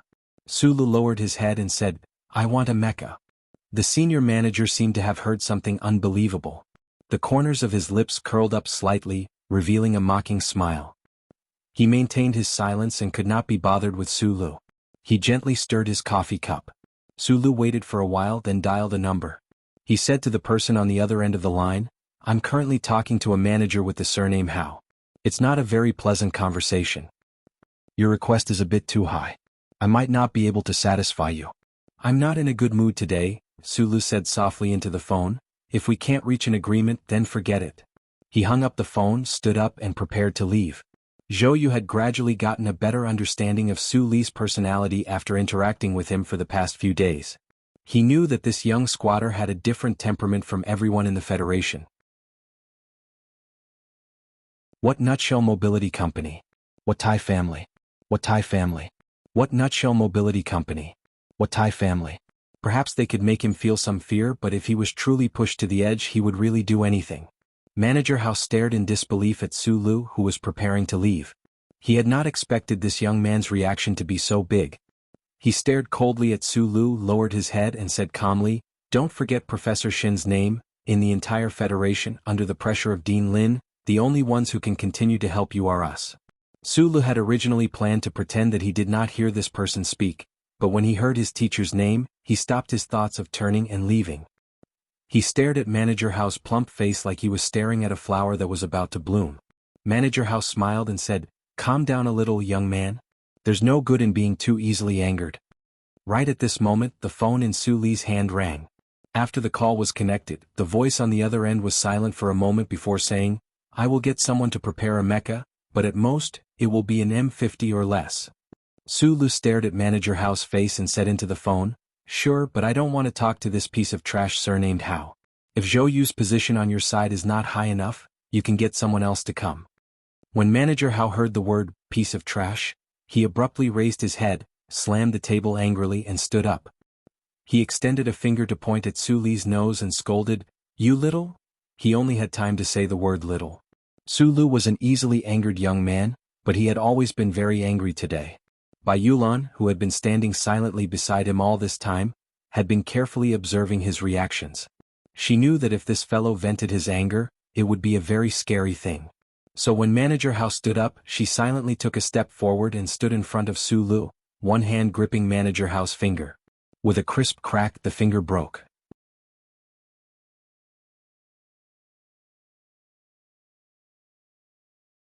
Chapter 212. Why was it so brittle? Buried in the snow, frozen in the ice, dried in the wind, like a carrot with a beautiful heart. With a snap, it broke without a trace. Even the sound was crisp. Bai Yulan lowered her head and twisted her finger. Manager Hao's angry finger was deformed with a snap, just like the plate of crispy cucumber on the dining table. His chubby face immediately paled. The sharp pain from his bent fingers reached Supervisor Hao's brain. He did not have time to consider why the two young people sitting in front of him would be so reckless, so daring and so vicious. He only had time to open his mouth like a child and reveal his smoke-stained teeth. He was prepared to turn the pain into a scream of pain. Bai Yulan kept her head down and stood gently beside Su Lu. Her left hand had already picked up a piece of bread from the table and brought it to Manager Hao's mouth at some point. She coldly stuffed it in, turning the scream he hadn't yet let out into a muffled grunt. Manager Hao's mouth was stuffed with bread. Beads of sweat flowed down his face. His pupils constricted and his body collapsed. He held his hand in pain and leaned on the sofa, his body curling up in pain. Zhou Yu abruptly stood up and stared at the delicate man in disbelief. He didn't know the identity of the delicate man beside Su Lu, but he really didn't expect that the other party would be so ruthless just because of a small disagreement. Bai Yulan didn't even look at Zhou Yu. She kept her head down and took a step back. She retreated behind Su Lu as if nothing had happened. She was ladylike and calm. Su Li's contact with the Nutshell Engineering Department was, of course, very careful in order to hide it from the eyes of many people in the Federation. The two parties arranged to meet in the depths of an inconspicuous restaurant at Pier 17. The previous scene didn't alarm the other diners. He held the phone in his right hand and looked at the chubby manager on the sofa. He then raised his head to look at Zhou Yu and shook his head. Zhou Yu's brows furrowed as he looked at Bai Magnolia. He wondered where Su Lu had found such a person. She looked like a girl, but when she fought, she was so direct and ruthless. "I'll send Supervisor Hao to the hospital." Zhou Yu looked at Su Lu and sighed. "I don't know what's wrong with you today. Why is your temper so bad?" Su Lu did not expect Secretary Bai to publish the book before him. Furthermore, she broke the other party's finger. If it was in the past, he would definitely not agree with this.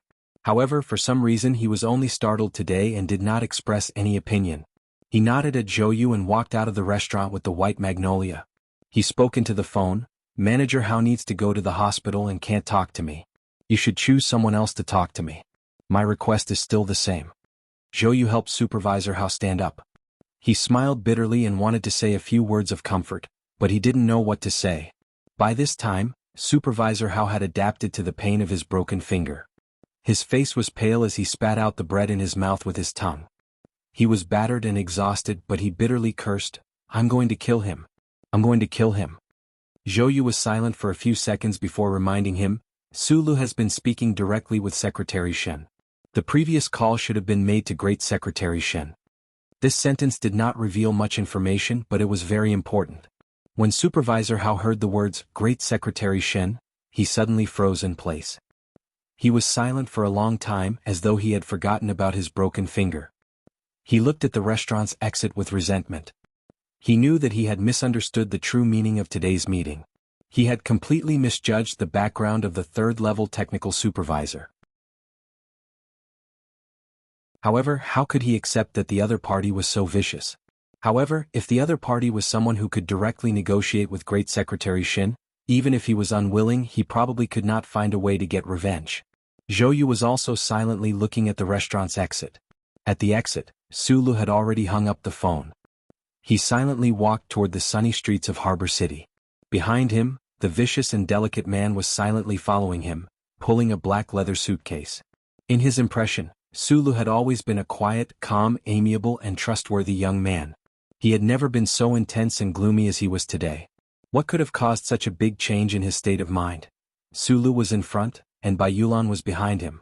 Two young men and a heavy black suitcase walked in the Federation's most prosperous city.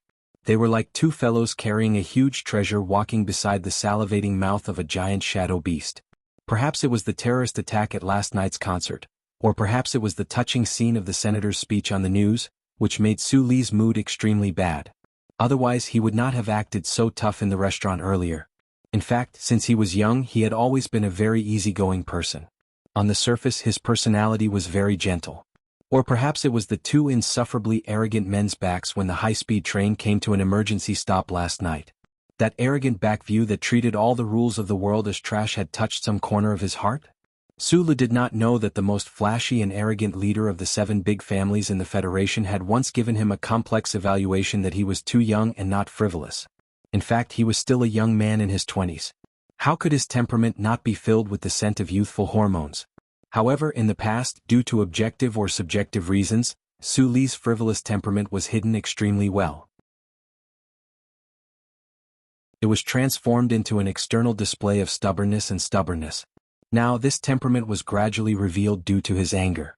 Unfortunately, before he could show anything, the usually silent Bai Yulan made a move first. Sulu looked back at Bai Yulan, smiled and said, "Let's go for a drink?"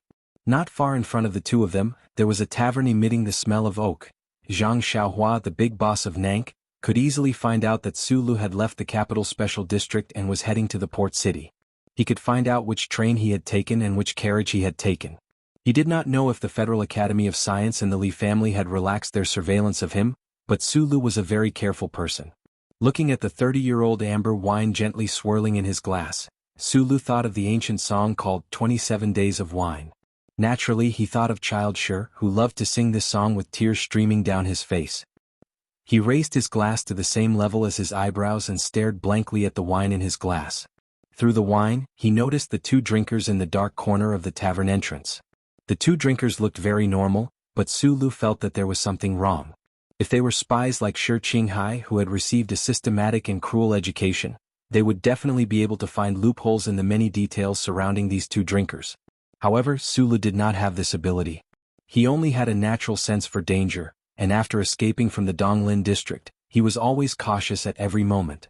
He did not know if they were government agents or peripheral military personnel from the engineering department.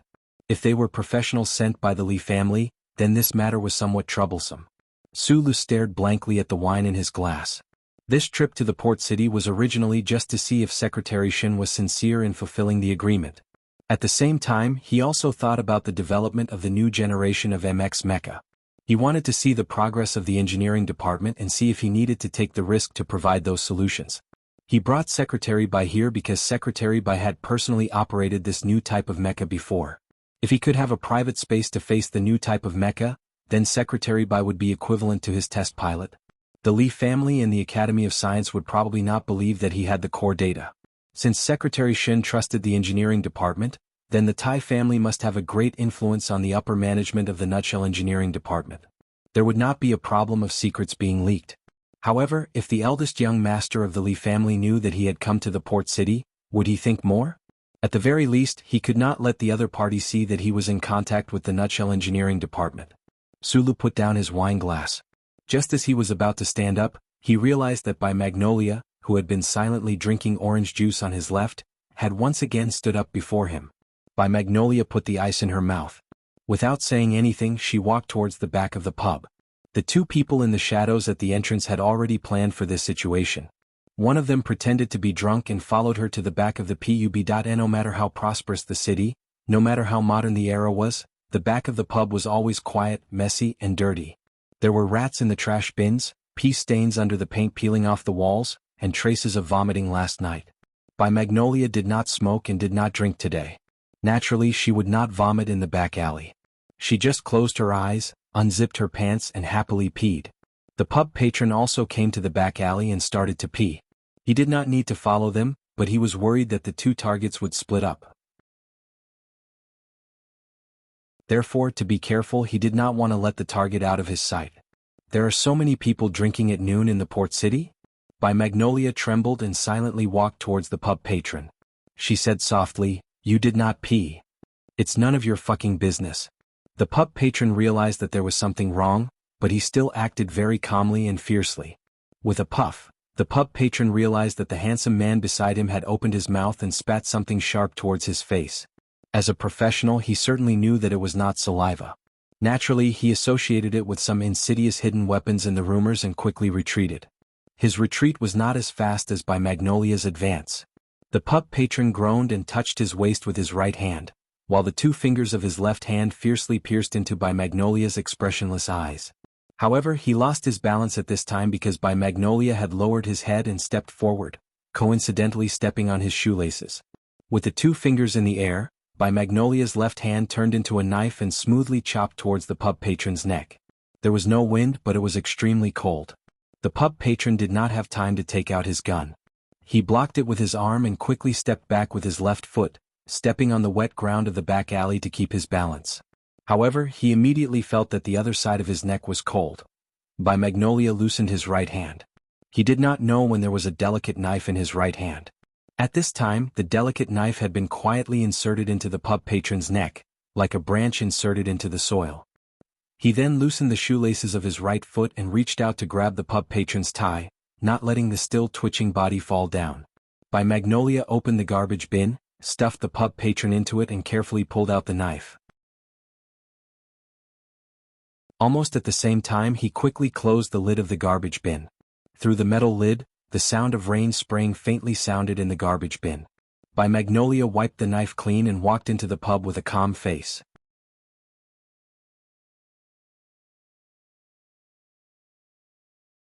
Chapter 213. The glass of amber liquor was still on the black and white stone table. The wine was fermented and distilled, mixed with years of time in the cellar. It gradually permeated into people's noses. Although it was not as clear as the diluted essence sprayed from the oak barrel outside the pub, it was very infectious, as if it had a life of its own. Harbor City was a city that was greedy for enjoyment. These days were the Federation's summer holidays. Therefore, although it was still noon, there were already several tables of guests in the dark pub. Su Lu, who was sitting at the bar, was not conspicuous. He stared at the liquor in the glass in a daze, thinking about the changes in his mood from last night to today. He was silent for a while. Bai Yulan came back alone and sat beside him. She silently began to sip the orange juice that was about to reach the bottom. The ice cubes under the fancy straw rolled in the orange juice, looking very cute. The drinker did not come back. Sula guessed what had happened. He did not expect that Secretary Bai would take the initiative to work for him. He thought of the tea in the luxurious room and the work of making the bed. He was a little confused for a moment. 20 million was indeed a lot of money, but it was not a loss to buy such a handsome man who was almost omnipotent to work for him. For a moment he forgot that Li Xiaotong had invested 30 million yuan in him, which was already a very bold and very risky investment. However, he had casually given 20 million yuan to buy Magnolia, which made the hidden meaning behind it even more obvious. Sulu glanced at Bai Magnolia. Bai Magnolia lowered her voice and said slowly, "I don't do anything illegal." That person fainted. Sulu smiled bitterly. It wasn't because of Bai Yulan's decision, but because someone was keeping an eye on him. It meant that the person who planned everything out didn't forget about him just because of Secretary Shin's phone call and the data transfer. This was a very troublesome thing. Even if he could quietly enter the Nutshell Engineering Department later, this matter could not be hidden from many people in the Federation. The straw made a cute gurgling sound. Bai Magnolia smiled and asked the bartender for another glass. Sulu looked at the silent phone beside the glass. The conditions he had proposed to the Tai family were indeed a little too much in the eyes of the average person, and could even be called wishful thinking. However, since he had already decided to help the engineering department develop the MX mecha as quickly as possible, he had to get some benefits he urgently needed. He was waiting for Secretary Shin's final decision. A Federation military mecha was something he needed, and before tonight he had to enter the heavily guarded engineering department. The waiting process was a little boring. Sulu tilted his head and looked at Bai Magnolia's delicate features with great interest. He suddenly said, "I remember you said that you like to enjoy life, and that you have a few bottles of Wenjun No. 3 at home." Wenjun brandy was one of the most famous spirits in the Federation. It was produced in Region S3's Ganzhou Hill district, named after the scientist in the five-man team who liked to drink. The brand was authorized and protected by the HTD Bureau of the Federation. Among them, the No. 3 bottles were all treasures that had been in the cellar for more than 30 years. They had a soft taste, a rich aroma, and were surprisingly expensive. "Brandy, I like to drink apple-flavored." Bai Magnolia narrowed her eyes and looked at the glass of orange juice in her hand. She said, "The real best is still the compound wheat wine from the Han estate. It's cleaner." Sulu thought that if Shi Qinghai was here, he would have a lot in common with this delicate man. Speaking of which, Shi Qinghai had a pair of peach blossom eyes and handsome features, but he was very masculine. Secretary Bai's features, on the other hand, didn't have any seductive features. They were just quiet and gentle and truly feminine. "Why don't you have a drink?" Sulu raised the glass in his hand and suggested, "It tastes good. It's real wine." "I never drink during work hours," replied Bai Magnolia softly. Bai Yulan replied softly. She lowered her eyes slightly and glanced over from the corner of her eyes. She noticed that the drinker at the entrance of the pub seemed to have noticed something strange. The speed at which he turned the square cup in his hand was faster than before. Small details revealed a person's true emotions. The speed at which one spun the glass often represented the degree of anxiety in one's heart. "How much longer do we have to wait?" asked Bai Magnolia softly. Sulu looked at the silent phone on the table. After a moment of silence, he shook his head. If Secretary Shin didn't call again, things would take a different direction. Bai Magnolia glanced at the side of his face. Looking at this young technical director's ordinary face, she didn't say anything else. In the private meeting in the restaurant earlier, the information revealed in those few words had already allowed Bai Magnolia to understand many things. Even though Sulu still hadn't told her clearly, she knew, this 20 million Federation dollars was really not easy to earn. This matter seemed to involve the development of the new generation of the Federation mecha, the MX mecha. As the former combat director of Whitewater Company's Team 7, Bai Magnolia had personally participated in the secret experiment conducted in the Bermuda Triangle Star region last autumn. Of course, she knew what this meant. Bai Magnolia glanced at Su Li's side profile again. She thought to herself that this time she had really played it big. All the private jobs she had taken on in her life added up together weren't this big. However, this delicate man had always been an extremely professional person. Since he had accepted the huge sum of 20 million Federation dollars, he would definitely complete this private job. Thus, he had killed people in the alleyway to establish his authority, using this sort of cruel bloodshed to temporarily intimidate those who were tailing Sulu. Bai Magnolia only did things. She wouldn't explain anything to Sulu. As the Federation's most elite professional soldier, he had left the military for many years, often carrying out shady missions for the government. He didn't have much of a concept of good and evil. As for the Federation's #1 organization, the glory of the Charter, he also had enough knowledge and small tricks to deceive the public. The precision and density of the Federation's electronic surveillance network was something that few people knew better than him, a mercenary soldier of the Federation. This delicate man wouldn't do anything illegal for money, but if there was enough money, killing people for Sulu would be as natural as serving Sulu tea and food. The phone finally rang again. The sound wasn't loud, but it pulled Sulu and By Magnolia out of their respective thoughts. Sulu picked up the phone and listened for a few words. His expression gradually calmed down, and there was a smile in his slightly squinted eyes. However, that smile was a habit and not a joy that came from the heart. Let's go. Sulu took out $100 bill and put it on the table. He smiled at the bartender and greeted him. Then he stood up. Seeing that the target had the intention to leave, the stalker who was pretending to be drunk at the entrance of the bar didn't know what to do. His companions had followed the man who looked like a woman to the back alley, but the target had returned, but his companions hadn't. A strong sense of foreboding emerged in his heart, but he couldn't give up on following. Sulu walked towards the door.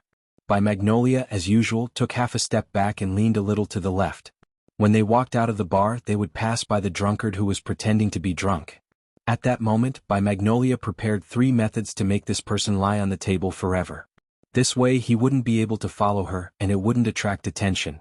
However, just as Bai Yulan's fingers danced in her sleeves, Sulu took a step to the left. When she walked past the tracker who was pretending to be drunk, she seemed to have lost her balance and her left hand gently stroked the tracker's back. The drunkard's body twitched slightly, and then he fell weakly on the table. At this time there was no need to pretend. He was unconscious and he was truly a drunkard. Sulu and By Magnolia didn't stay for a moment. They directly walked out of the bar. By Magnolia, who was walking behind them, slowly raised her head. Her eyes narrowed slightly, and she looked at Suli's back with complex emotions. Just a moment ago, By Magnolia's eyes were extremely sharp. The moment Suli's hand touched the drunkard's back, a faint blue arc of electricity drilled out of Suli's sleeve. It was like a snake flashing with electric light. Except for the high-strength stun batons used by the military special forces, there were no close-range weapons that could silently knock a person out. Moreover, there wasn't the slightest burnt smell in the air, and there weren't any tears in the back of the drunkard's clothes. By Magnolia looked at Sulu with complex emotions. On one hand, she thought that this young technical director whom she worked so hard for had an extraordinary background. On the other hand, she was a little depressed. If she had known that Sulu had such a good thing in his hands, the person in the back alley wouldn't have died. According to the instructions of the person on the phone, after Sulu and By Magnolia left Pier Number 17, they rented a car and drove directly to the Bulan district of Harbor City. Then they rented a boat at the Riverside Stone Bridge and followed the Sangu Creek downstream. When they were about to reach the Sangu area, they abandoned the boat and went ashore. By Magnolia carried the heavy black box and followed behind Sulu. Suddenly she asked, "Is the person trustworthy?" "I know the person on the phone," Sulu replied. Next to a retro-style building with cornices, the two people finally saw the person who came to pick them up. Sulu looked at the big man in a black suit, hung up the phone and said with a smile, "You cooperated again." Xuenayin, the director of the Black Hawk Company, said with a wry smile, "Secretary Shin used to be my direct superior. I happen to be in Harbor City today. If I don't do this, who will?" Half a year ago in Linhai State, it was this retired soldier who led 3 helicopters and rescued Sulu and Shi Qinghai from the Federation's pursuit. "What I want is long-term access." Sulu looked at him and said seriously, "There are still 5 months before the election. I will come to Harbor City often. Temporary access to the engineering department is too troublesome." Xuenayin was silent for a moment and said, "This is too difficult. It is even more difficult than making a mecha. You should know that we have a certain amount of influence in the engineering department, but an existence like the Nutshell Company is not something that anyone can control alone." "I believe you." Sulu shook hands with him and said sincerely.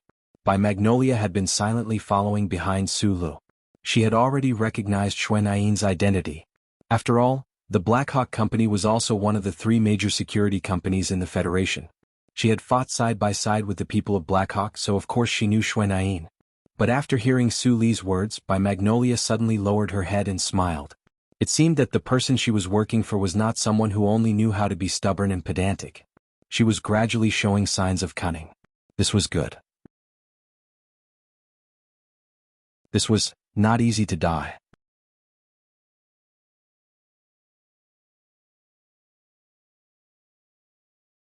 Chapter 214. Behind every successful man, there would always be a few extremely outstanding secretaries. As the saying went, you go to the sea of flowers, I go to the sea of fire. You go to the Parliament Mountain, I go to the mountain of knives. You go to the high and mighty, I will be the scapegoat, I will do the dirty things, I will be the one to pull those stupid fingers, I will be the one to kill those annoying people, and I can't let you know. This was the function of a secretary. Today, Sulu was still 420 light-years away from success, but he already had a secretary by his side called Bai Yulan. She was submissive but extremely useful. For a successful person like Li Xiuzhu, the young master of the Li family, the vice president of the Sanlin United Bank, he would naturally have many secretaries. Secretary Lu was the one with the highest rank and the most trusted. Secretary Lu, who was not by Li Xiuzhu's side, was an important figure in the Federation's financial world. He was a high-ranking officer in the company and had an enviable life. Today was still the summer holiday. He was on vacation with his beautiful wife and obedient daughter in the Demonstration Ecological Park in the outskirts of the capital. With a clear pond in front and a happy family in the garden behind, Secretary Lu stole half a day of leisure. He covered his face with a straw hat to block the rays of sunlight that leaked in through the bamboo canopy. The fishing rod in front of him bobbed up and down quietly on the surface of the water. He didn't care at all about the fish stealing food. A phone call disturbed his peace. Secretary Lu took off his straw hat and quietly listened to the report on the other end of the phone. His expression gradually became serious. That technical supervisor called Sulu had gone to Hong Kong. The two subordinates in charge of tracking and surveillance had suddenly lost contact. They didn't know where that fellow had gone. Secretary Lu was silent for a moment. Then he made a few more calls and arranged some things. Many days had passed since the incident at the Husk Institute's laboratory. Everyone believed that no one else would be able to know the data from the laboratory. The young master of the Li family had almost forgotten about Sulu, but he hadn't. This was because he had discovered that Sulu and the seventh young master had been getting closer recently. It was said that the Nutshell Engineering Department was also speeding up the development of new mecha. Now that Sulu was going to Harbor City, what did it mean? Secretary Lu's expression was somewhat dignified, but his heart was not as solemn as he appeared to be. In his opinion, Sulu followed Professor Shin, and perhaps he had some knowledge in the field of quantum measurable dynamics, which was why he was valued by the Nutshell Engineering Department. However, this should not affect the overall situation. The two subordinates who had lost contact with him were too far below Secretary Lu's level, so he was not worried about them. He was just wondering if this was a warning from the Tai family, the Ministry of National Defense, or the Nutshell Engineering Department. After pondering for a moment, Secretary Lu decided to leave this matter to him. He was not an ordinary secretary. No matter how big or small the matter was, he had to leave it to Li Xiuzhu to handle. He had his own authority. Most importantly, he knew that young Master Li had already boarded the family's private spaceship and was rushing to District S2 to comfort the innocent idol who had been affected by the terrorist attack. Secretary Lu knew how much the young master valued the person who had been chosen by the family, so he did not want this kind of bad news to disturb the young master's extremely angry mood. He made a phone call and gave some important instructions to his subordinates in Harbor City. Secretary Lu lay back on the bamboo chair and covered his straw hat. He listened to the laughter of his family behind him and listened to the faint sound of the fish stealing food in front of him. A satisfied smile appeared on his face, and he fell into a deep sleep. Harbor City was a huge city. Its economy was extremely developed. Especially on the large plain towards the south of the city, there were countless factory buildings. These buildings were spread out neatly on the land, and they occupied a large area. Although the Federation's heavy manufacturing industry had been gradually moved to District S2 many years ago, the foundation of the high-precision manufacturing industry was still in Jingzhou in Harbor City. An inconspicuous truck left the highway and drove directly towards an industrial park. The industrial park did not have a strict gate, and there was no eye-catching name. There was only a row of large words cast on a green hill in the distance. The hill was very far away, and the row of large words was as high as a 20-story building. All of them were cast from high-strength alloys. The cold metallic luster revealed a sense of grandeur of a small world. Where there is metal, there will be fruit shells. The truck followed the spacious passage and drove at high speed in the industrial park. A plane could be faintly seen landing in the distance. That was the industrial airport of the Shell Motor Company. From the airport to the Federation's largest spaceport, Harbor City Spaceport, there was a complete transportation network formed by a dedicated road and a double-track high-speed railway. Countless resources and technical personnel from all over the Federation gathered in this huge industrial park in the southern suburbs of Harbor City through this convenient transportation. Sulu sat in the back of the truck. He lifted the dust-proof cloth covering the window and silently looked at the huge factory building in front of him from time to time. The heavy and huge mechanical equipment in front of him could not help but be a little lost. He was one of the employees of the Shell Motor Company. It was just that in the past he dealt with data in the Research Institute, and then he spent his days in the Whitewater Company. Today was actually the first time he had truly entered the manufacturing department of the Shell Motor Company. Only by seeing this industrial park with his own eyes could he truly feel the position of the Shell Motor Company in the Federation, and the huge power of this motor company. The automobile manufacturing business was all moved to District S 213 constitutional calendars ago. But later, because of the increase in the cost of interplanetary travel, a part of the automobile manufacturing business was moved back to District S1. In the southwest corner is the Shell Aerospace Manufacturing Group, also known as the First Flight Bureau of the Federation. It is mainly used to manufacture aircrafts in the atmosphere. The spaceship manufacturing factory is not in Harbor City, but in Nevada. If you include the assembly base on Moon 1, the total area is slightly larger than the industrial park here in Harbor City. The Civilian Goods Manufacturing Company, which is often referred to as the Shell Motor Company, is concentrated in South Dakota. The direction of business in Harbor City is mainly cars and airplanes. About 30% of the Federation's self-made equipment is assembled in this industrial park. Jingzhou's GDP last year exceeded $5 trillion Federation dollars, ranking first among all the state-level administrative regions in the Federation, and Harbor City accounted for a share of $3.4 trillion. Of this $3.4 trillion, the Shell Motor Company provided 27% of it, which is the industrial park you see now. Bai Yulan softly played the role of a secretary. To be precise, she was originally Su Li's secretary. The mecha manufacturing department is a top secret of the Federation. No one knows that it is also hidden in this industrial park. Bai Yulan softly said, but in fact, the Federation's secrecy measures have always been a bit of self-deception. Since the Shell Motor Company is here, the mecha will naturally be here as well. Understood. Su Lu nodded, expressing his gratitude to Bai Yulan for her explanation. During their tour, the truck drove away from the main area of the industrial park and drove inconspicuously towards an ordinary warehouse. When the truck drove into the warehouse, the rusty door immediately closed.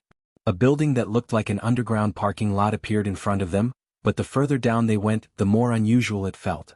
This underground parking lot had too many parking spaces and was too deep, but there were too few parked cars. The truck stopped and Su Lu and Bai Yulan walked out, dragging a heavy black leather case. Xuan, who was disguised as the truck driver, said to the two, "This is as far as I can go. Inside is a top secret of the Federation. I can't go in." Su Lu nodded and watched the truck leave. Entering the industrial park from the port city and arriving at the periphery of the engineering department seemed simple, but if it weren't for Xuan arrangements, he and Bai Yulan would have been stopped in the middle of the industrial park or shot to death by automatic firearms. There was no one in the dark underground parking lot. Su Lu and Bai Yulan were like two tourists who had been dropped off on a desert road. In this empty underground space they looked lonely and helpless. Right at this moment, the sound of a freight elevator rang out beside them. After the elevator door opened, two people appeared. Su Lu walked in and extended his hand to shake Zhou Yu's hand. Then he noticed the person behind Zhou Yu who looked like an official. He looked familiar, but it was fine as long as he wasn't that insincere severed finger Supervisor Hao. "I'm Jose. We met during the spring recruitment." The freight elevator started to descend at high speed. The official in the elevator silently looked at Su Lu for a long time before he opened his mouth and said, "We haven't seen each other for a few months. I didn't expect that we would meet again under such circumstances. Your authority in the Research Institute has been stripped. As a third-level technical supervisor of the Whitewater Company, you can't enter the core area of the engineering department. Your request not only violated the internal regulations of the Shell Motor Company, but also violated the laws of the Federation." Su Lu recognized this senior supervisor of the Shell Motor Company. During the spring recruitment exam, it was this official who had interviewed him. Although the two didn't say much, Su Lu knew that the other party had always been kind to him. Therefore, he didn't mind the tone of the other party, but he didn't want to let the other party continue. "I don't want temporary authority. I want long-term authority." He looked into Jose's eyes and said seriously, "Impossible. Although the core data you provided is important, it's not enough for an important place like the engineering department to open its doors for you," said Jose. "No one knows how far the Empire's new mecha research has progressed, so the Federation needs time," said Sulu calmly with his head lowered. "The Federal Academy of Science is already ahead of the engineering department, so you also need time. I can assure you that the Federal Academy of Science has no way to solve the problem of the electron jets. I can help you solve this problem in the shortest amount of time. So the Federation needs me, and you need me even more." The high-speed descent of the elevator gave first-timers a sense of dizziness. However, Su Li's calm speech was so clear and direct that it made Jose and Zhou Yu, the HR manager of the engineering department, feel slightly dizzy. Sulu finally said, "My conditions remain the same. Other than what I said before, I want long-term authority to enter the engineering department and full control of the MX Mecha." The elevator doors opened.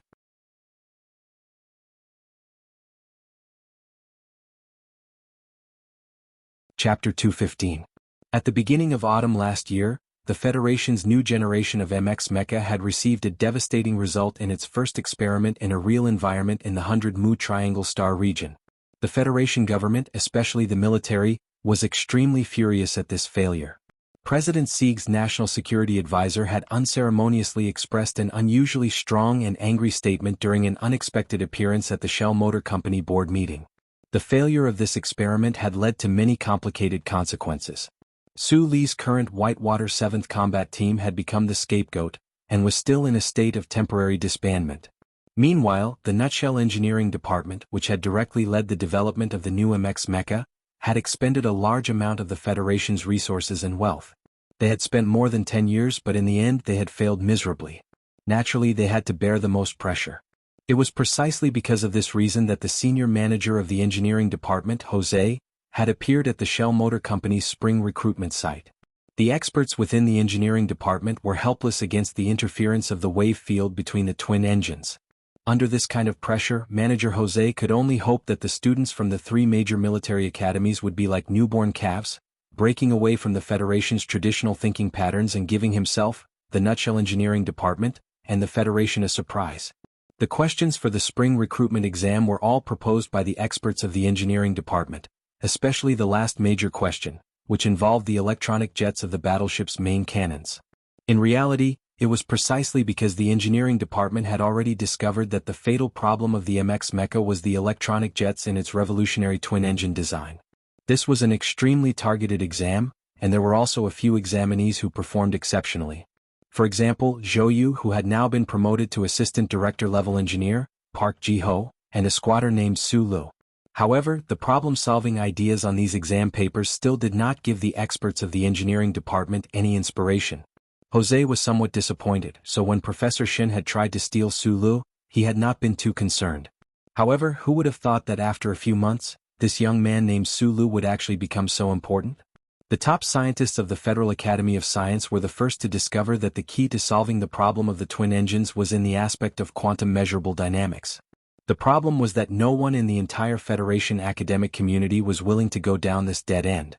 For hundreds of years, the Federation academic community was completely blank in this area. Even when the Federal Academy of Science, Nutshell, Gu Zhong, and the most outstanding scientists of human society combined their wisdom, they were still somewhat troubled. Except for Professor Shin, who had gradually been forgotten by people. At this time, Professor Shin suddenly passed away, and the Federal Academy of Science took over all of the core data and important functions. After all, the success of the Federation's new mecha was just around the corner. In the war with the Empire, they might be able to gain the upper hand. However, what followed was a faint sense of loss. This was originally a project that the Nutshell Engineering Department had spent 10 years on, or even longer on. It was supposed to be a fruit that could shock the entire Federation. Just as it was about to be eaten, it had become a meal on someone else's plate. Start all over again? Impossible. Professor Shin had spent many years in the field of quantum measurable dynamics to calculate the core data and functions. Although the entire Federation now knew the direction of the research, how much time would it take to start all over again? Right at this time, Secretary Shin made a call using a confidential line and mentioned a person's name. That young man, through Zhou Yu, continuously sent over a large amount of core data. The Nutshell Engineering Department once again had hope of success. However, they had always started a bit later than the Federal Academy of Science, and that young man had never taken out the functions and functions. Outside the elevator was a long corridor. The soft light shone on the metal and high-energy plastic walls and floor, reflecting on Supervisor Jose's serious face. This was not the official entrance to the engineering department, so there were no staff passing through. Zhou pushed open a door on the side and led the group in. Sitting in front of the desk, Supervisor Jose was silent for a moment before saying, "Even if you give me the functions and functions, we will still be a bit slower than the Federal Academy of Science. Although they do not have years of experience building mechas like the engineering department, they are still a top academic institution. They can use the Federation's research ability at any time, including us." Zhou Yu and Bai Yulan looked at Su Lu at the same time. The two of them understood Su Li's personality, so when they heard Su Li's calm and powerful words in the elevator earlier, they felt a bit strange. Su Lu placed the black leather suitcase that Bai Yulan had dragged over on the table and opened it. Inside was a workbench and some scaled-down half-metal models. There were also some unfamiliar and intricate chipsets and transmission devices that he did not know the purpose of. The Federal Academy of Science has the core data and functions, but other than that, I have a mature solution. Mature solution? Hearing these words, Supervisor Jose and Zhou Yu's faces showed extreme shock. Even Bai Yulan, who had been quietly lowering her head, slowly raised her head. She narrowed her eyes at Su Lu, trying to discern the truth of his words. The solution was different from the academic results obtained by Professor Shin after hiding in the small building for more than a decade. It was a realistic solution for the MX Mecha. The entire Federation had tens of thousands of experts and scholars, all for the sake of the MX Mecha. They had no appetite for food or drink, but they were still unable to solve this problem. Now, the Federal Academy of Science and the Engineering Department, relying on Professor Shin's precious legacy, were gradually approaching a solution. The red sun was still below the horizon, but at this moment, a 20-year-old technician who had no academic background from any famous school, who had a military background, who had only spent a few months in a research institute, said that he could solve this problem. Even though Su Lu had once been Professor Shin's assistant researcher, in the eyes of the Federal Academy of Science and the Nutshell Engineering Department, he had only been lucky enough to obtain the data. It did not mean that he himself had any ability. Jose stared straight into Su Li's eyes, trying to discern whether this young man was crazy, or there was just a sliver of possibility in what he said. Not to mention a mature solution. As long as a feasible idea was provided, this senior supervisor of the Nutshell Engineering Department would be willing to kiss the other's feet. During the spring recruitment exam, Jose had understood Su Li's ability. He knew that this was an extremely talented young engineer, but he really found it hard to believe that in just half a year, the other could transform into a person who could save the engineering department. The room was silent for a long time. Supervisor Jose stared into Su Li's eyes, then suddenly slammed the table and said in a deep voice, "Prove it." The entire Federation, Li Xiuzhu, Dean Lin, Secretary Shen and many of the other secretaries, as well as the people from the Nutshell Engineering Department, had all underestimated Su Lu. Probably only Lady Tai, who had vaguely guessed something through that little blue device, believed that Su Lu had this kind of ability. No one knew that before Professor Shen had died, he had already begun to attempt to solve the problem of the MX Mecha's twin-engine electron jets with the little kid Su Lu. With this Grandmaster leading the way, Su Lu relied on the imaginative design ability trained by Uncle Fengyu, as well as the countless blueprints bestowed upon him by that great existence in his mind. As early as several months ago, following the continuous fine-tuning of the electron beam anesthesia images on the holographic screen, the old man and the young man had long been close to success. It was not difficult to prove this point. Su Lu slowly and seriously entered the data on the workbench he carried with him. The 3D diagram on the holographic screen was enriched pixel by pixel, gradually taking shape. Half an hour had already passed. Su Lu entered the most feasible plan in his mind into the workbench, then pushed the black leather case around and placed it in front of Supervisor Jose and Zhou Yu. He lowered his head tiredly, but behind him, Bai Yulan silently raised her head. Bai Yulan was not very familiar with these cutting-edge technological achievements of the Federation, so she only stared at Supervisor Jose and Zhou Yu's expressions. Supervisor Jose's expression was very strange, like a ball of vegetables thrown into a pot of oil. Sometimes it was green, sometimes it was black, sometimes it was fresh and tender, and sometimes it was as anxious as fire. Beside him, Zhouyu was not much better. The ace student of First Academy, a gentleman as gentle as jade, had an extremely strange expression right now. Sulu retrieved the workbench. His index finger lightly tapped on the button, and the preliminary solution on the holographic screen instantly turned into countless dots of light and disappeared. Jose was stunned.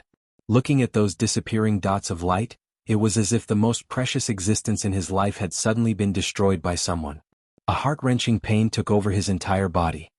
He abruptly stood up, slammed the table twice and pointed at Su Li's nose. Bitterly and angrily he scolded, "You are committing a crime." Sulu lowered his head and replied, "It's still in my head. There's no need to be so anxious. The problem is I can't confirm that this plan is effective, so I need to take a look at the MX mecha. I need an independent control room." What happened next was very simple but also very complicated. The slightly calmer supervisor Jose used the fastest speed possible to help Sulu apply for long-term access to the Nutshell Engineering Department. At his level he still needed to go through the approval process. This process took a full 2.5 hours. There was no telling how much time had passed underground. The light was soft and no one knew if it was already night time. After 3 scans by the scanning system, the last bits of information from the chip on the back of his neck were captured. After the authorization was confirmed, the somewhat tired Sulu and his companions came to the front of an underground storeroom together. The alloy door of the storeroom slowly opened. Inside the door was an extremely large space about 70 meters tall and at least 3,000 square meters in area. The Federation Shell Motor Company was indeed terrifying, actually having the ability to open up such a large space storeroom underground.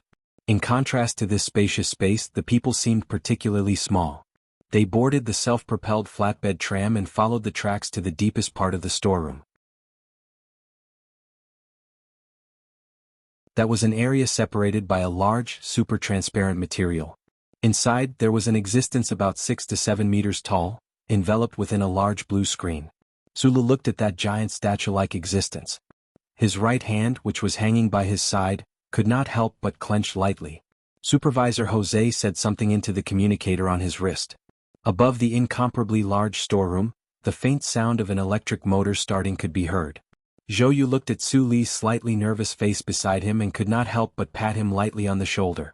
At that moment, his admiration for this ordinary-looking fellow had reached the pinnacle. Sulu took a deep breath. The blue screen was slowly being pulled up. A pure white mecha gradually revealed its true appearance in front of everyone. Even though its entire body was covered in dust, and the mecha's abdomen still had terrifying scars from the explosion, that pure, even somewhat holy whiteness still seeped out, entering everyone's eyes. Sulu narrowed his eyes. At the same time that he felt a sense of awe, he could not help but feel a little strange.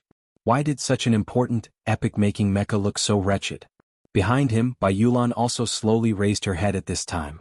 She looked calmly at the mecha, but a strange feeling welled up in her heart. She was very familiar with it. Because nearly a year ago, this white, insufferably arrogant mecha had self-destructed under her control to become what it was before her eyes. Suddenly, a large amount of light blue liquid sprayed out from the roof of the storeroom. Perhaps it was not appropriate to say that it was sprayed, but it was like a rainstorm pouring down from the heavens. The light blue liquid quickly washed away the dust on the mecha's body, revealing the dazzling, cold body of the MX mecha. Like a silver knife, although its edge had been slightly dampened on a killing field, after being washed away, it was still insufferably arrogant.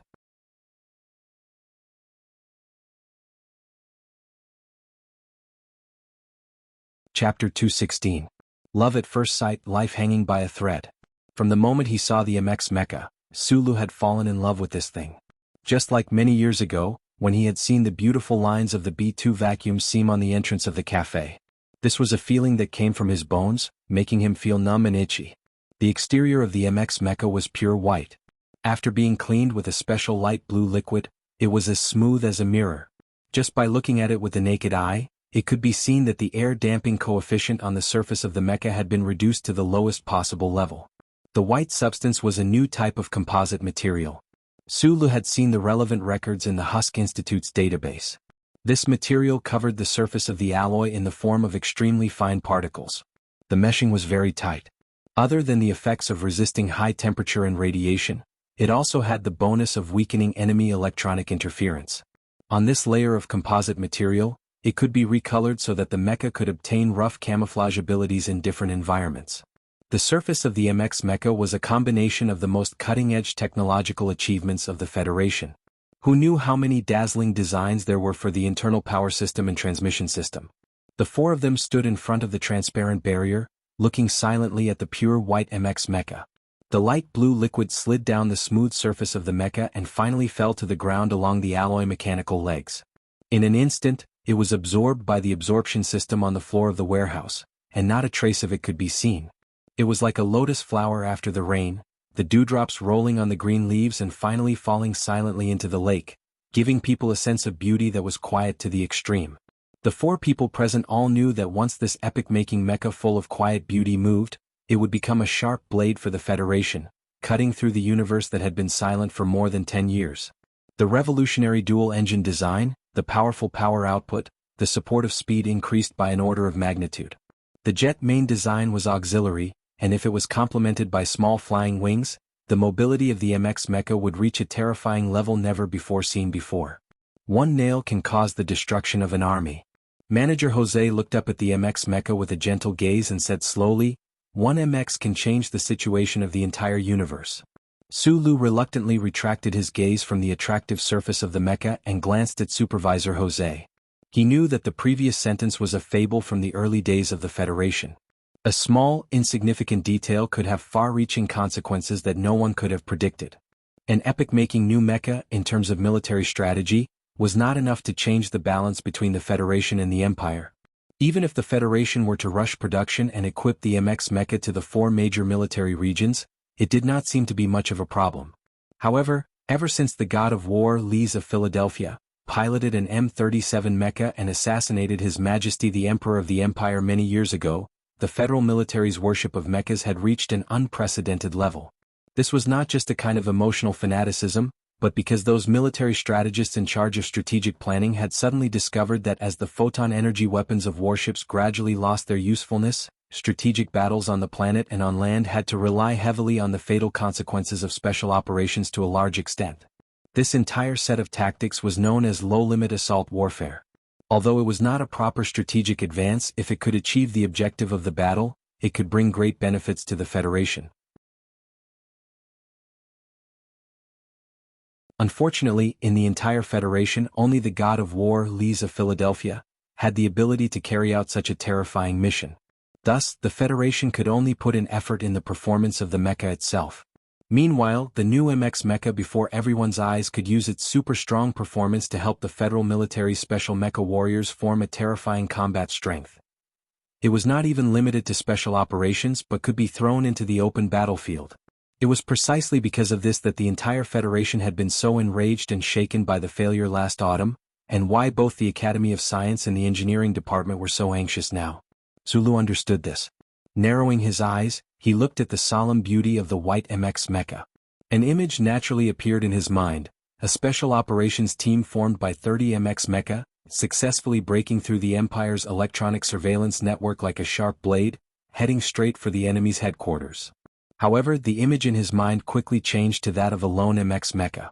In the spacious charter square of the Federation capital, in the eyes of countless people, it had turned into a stream of light. Like a knife, it had broken through the defensive perimeter of the Federation military and police, the tip of the knife pointing directly at a white-haired politician. He did not know why this image had suddenly appeared in his mind. "Fix this knife, and the entire Federation will be grateful to you." Jose glanced at Sulu with a complicated expression, and then patted his shoulder lightly. Sulu entered the Nutshell Engineering Department to help redesign the Z4 electronic jet. All of this was carried out under absolute secrecy. In order to maintain secrecy, although the Nutshell Engineering Department had secretly granted Sulu long-term access, of the 14 MX mecha prototypes, they could only provide him with the one that had exploded in the Bermuda Triangle Star region. At the same time, Jose had given Sulu a spare top-secret workshop for him to use, and it was precisely this large warehouse they were currently in. The transparent barrier had already been removed. Sulu connected his black leather case to the central control computer in the warehouse, and then began his own work on the workbench. He did not lament about anything, nor did he waste any time immediately starting work. Behind the large metal wall, a bracket held the white MX mecha's large body in place, and 3 large automatic maintenance robotic arms reached out from behind the wall. Due to the explosion of the twin engines, the power output of this half-abandoned prototype was completely dependent on the high-voltage power source behind the wall. Bai Yulan stood silently behind Su Lu the entire time.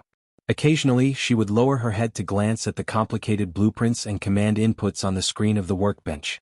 Occasionally, she would raise her head to watch that MX mecha perform some very rigid movements under the command of the data commands. The external controls needed to avoid the central control chipset of the mecha, and the data commands needed to be matched, so the MX mecha's movements were clearly not smooth. This was only the initial stage of testing. Bai Yulan's hands, which were usually tucked in his trousers, were now pulled out and quietly placed behind his back. Right now, he felt like he was back when he had first joined the army, standing behind the colonel and playing the role of a competent orderly. He had an illusion that this large and solemn white mecha was like a puppet toy in front of Su Li's eyes. There were many strings attached to it, and the ends of those strings were all in Su Li's palm. As long as Su Lu was willing, he could bring this white mecha to life at any time. After who knew how long? A loud mechanical sound rang out. In the corner of the spacious warehouse, a semi-sealed passageway opened up. The automatic assembly line began to move, and the mechanical arms began to assemble themselves. An automatic equipment control room for the design of electronic jets began to take shape. After lowering his head for a long time, Su Lu finally raised his head. After this period of testing and research, he finally had a rough understanding of the internal structure of the MX mecha. In the past, when he was in the research lab, he had been amazed by the beautiful design of the twin engines. Today, in the internal computer of the engineering department, he saw even more of the MX mecha's marvelous design and genius structure. His heart was once again shaken. He left the workbench and walked to the bottom of the MX mecha. Reaching out, he gently patted the cold alloy tracks of the mecha and narrowed his eyes. Now in his eyes, the MX mecha's metallic white armor had all been stripped away. It was like a naked young girl, a little shy, a little angry, but the fine hairs were all there, fair and delicate and enchanting. There was no external appearance, only those complicated internal power output devices, alloy spherical joints, the genius design of the twin engines, and those densely packed circuits and chipsets. But it was precisely this that made it even more beautiful. In the 10-odd years since Professor Shen had entered the building, Su Lu had also worked diligently for 2 whole days and 2 nights in the spare warehouse of the engineering department. In these dozens of hours, he had not rested for a single minute. His food and water had all been brought to him by Magnolia.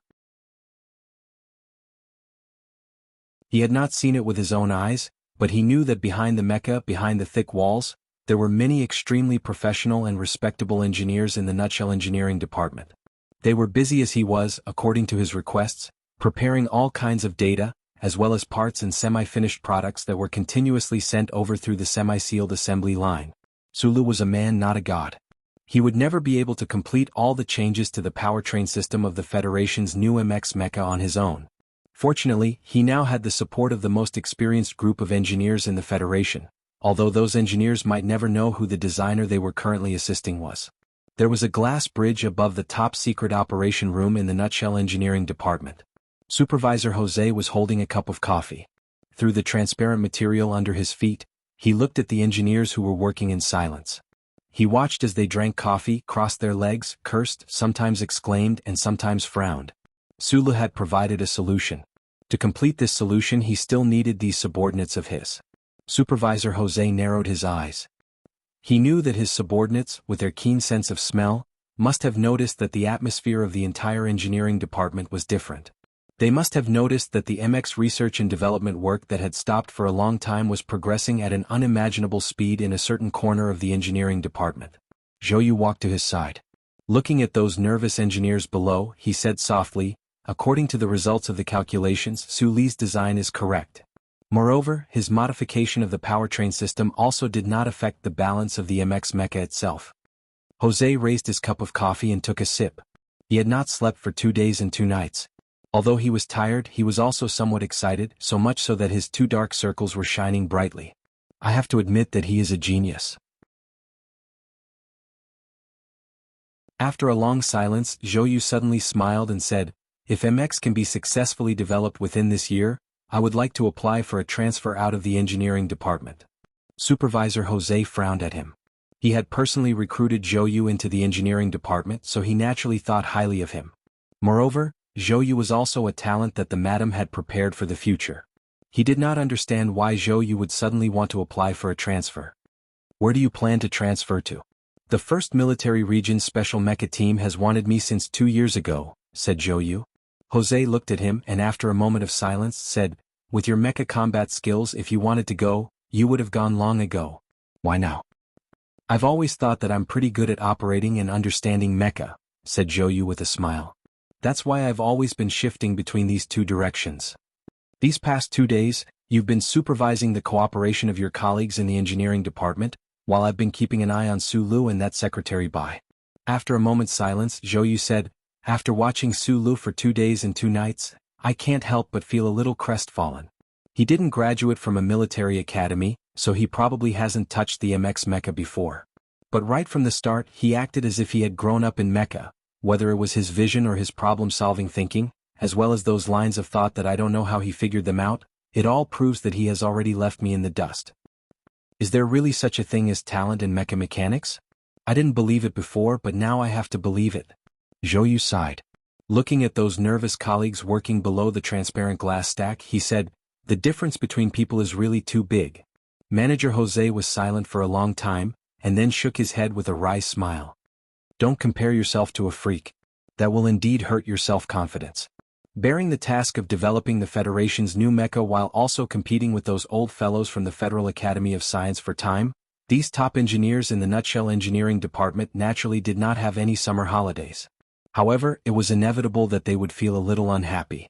However, when they found that the task assigned to them by the Chief Technical Control Department, these talents with IQs above 170 all noticed something strange. What they were doing was providing technical support. According to a request from some sort of warehouse in the engineering department, they were responsible for providing data models and performing massive amounts of calculations. What shocked them the most was that after they provided relevant reference opinions, the other party's feedback would come extremely quickly. In the blink of an eye, a completely different blueprint would be provided. The engineers were all stunned. They thought that even those arrogant fellows in the Husk Institute would not be able to make such a correct response in such a short amount of time. For a moment, they actually felt a faint sense of admiration for that mysterious engineering participant. Of course, they did not know that in the empty warehouse not far away, there was only a lonely young technician working hard. Otherwise, they would definitely be like Jose and Zhou Yu, seeing the other party as a freak. Zhou Yu leaned forward on the handrail of the transparent glass stack. Looking at the busy engineering department, he thought about the lonely figure in the empty warehouse not far away. His expression was a little complicated. He sighed and said, I have a very childish, naive, and impulsive idea. Is it possible to give that kid a hammer and add a few tons of scrap metal? He can also build a mecha.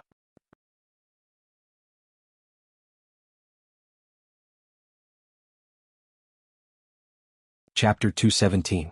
To be able to use a rusty hammer to smash dozens of tons of scrap metal and create a shiny mecha with rainbow clouds floating on top of it, this kind of person was the creator, not Su Lu. Su Lu had also swung the peace axe in the Nutshell laboratory. He had also found a mecha central control chip in the garbage in the Donglin district. However, he was still only one person. However, Zhou Yu's sigh was not entirely wrong. After all, Su Lu was indeed a freak.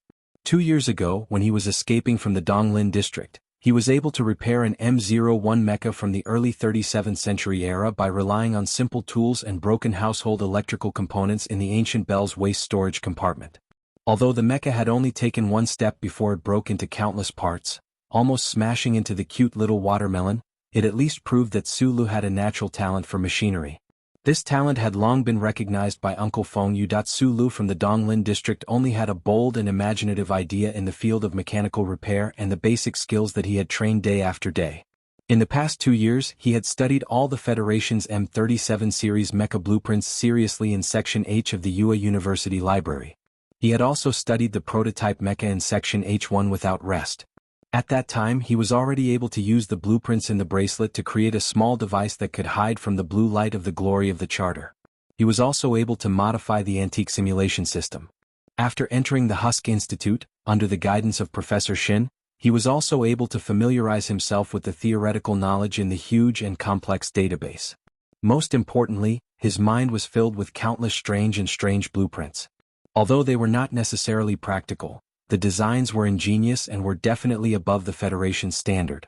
So many opportunities, so many hard-working studies, and his natural talent combined to turn an orphan into the freak that shocked the entire Nutshell Engineering department. The huge white mecha's body was no longer as solemn and dignified as it used to be. 3 huge automatic mechanical maintenance arms moved slowly and precisely. Accompanied by the low sound of motors rotating, the sound of fasteners coming off, and the fine sound of electric welding, countless components were removed, and new components were reassembled. The joint transmission device was rerouted, and the hidden weapon system was placed on the operating table like the bleeding internal organs of an animal, and it was disregarded by the people. The alloy armor covering the white composite material had already been completely removed, and the large high-strength frame was exposed to the air. The left half of the MX mecha looked as though it had been hollowed out, looking somewhat terrifying and awkward. The entire MX mecha was now like a giant zombie emperor from the legends, wearing tattered clothes and carrying a heavy rusty hammer. It seemed as though flesh and blood would fall with every step it took. Sulu raised his head and looked away from the rapidly flashing instructions on the workbench, as well as the technical data sent back by the Nutshell Engineering department. He took out a bottle of eye drops from the black leather case and carefully dripped a few drops into his eyes. He closed his eyes and rested for a while. He quickly walked to the front of the operating table and looked up at the MX mecha that had been disassembled by the mechanical arms he controlled. He turned around and whispered something to Bai Yulan. He thought silently for a moment. Then he climbed up the paved stairs on the side. His movements were very nimble. He only used a few seconds to climb to the midsection of the MX mecha. He carefully passed through the tool head at the front of the giant mechanical arms and stood in the original position of the operating cabin. He looked at the exposed data port and turned around to pat the balance meter hard. Jumping down from the MX mecha, Sulu looked at Bai Yulan and shook his head. Then he walked back to the work table. Repairing mecha was actually no different from repairing home appliances. This was what Uncle Fengyu had once said. It was difficult to maintain the humidity and temperature in this backup operating room. The level of dust control was also not high enough. However, Sulu did not care about these things. When military mecha were to be placed on the battlefield in the future, they would have to face a harsh and complex environment that was much harsher than the current one. After applying a few more drops of eye drops and rubbing his eyes, Sulu once again walked to Bai Yulan's side.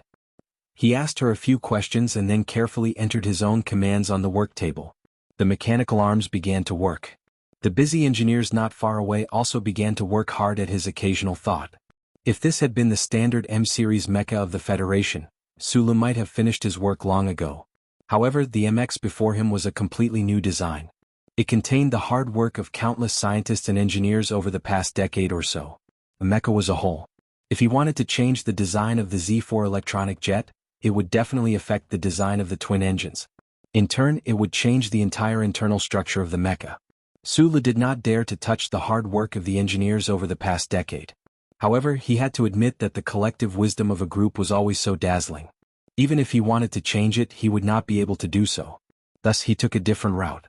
With the help of the engineers in charge of developing the MX, he changed the non-core system of the MX to match the new Z4 electronic jet he had designed.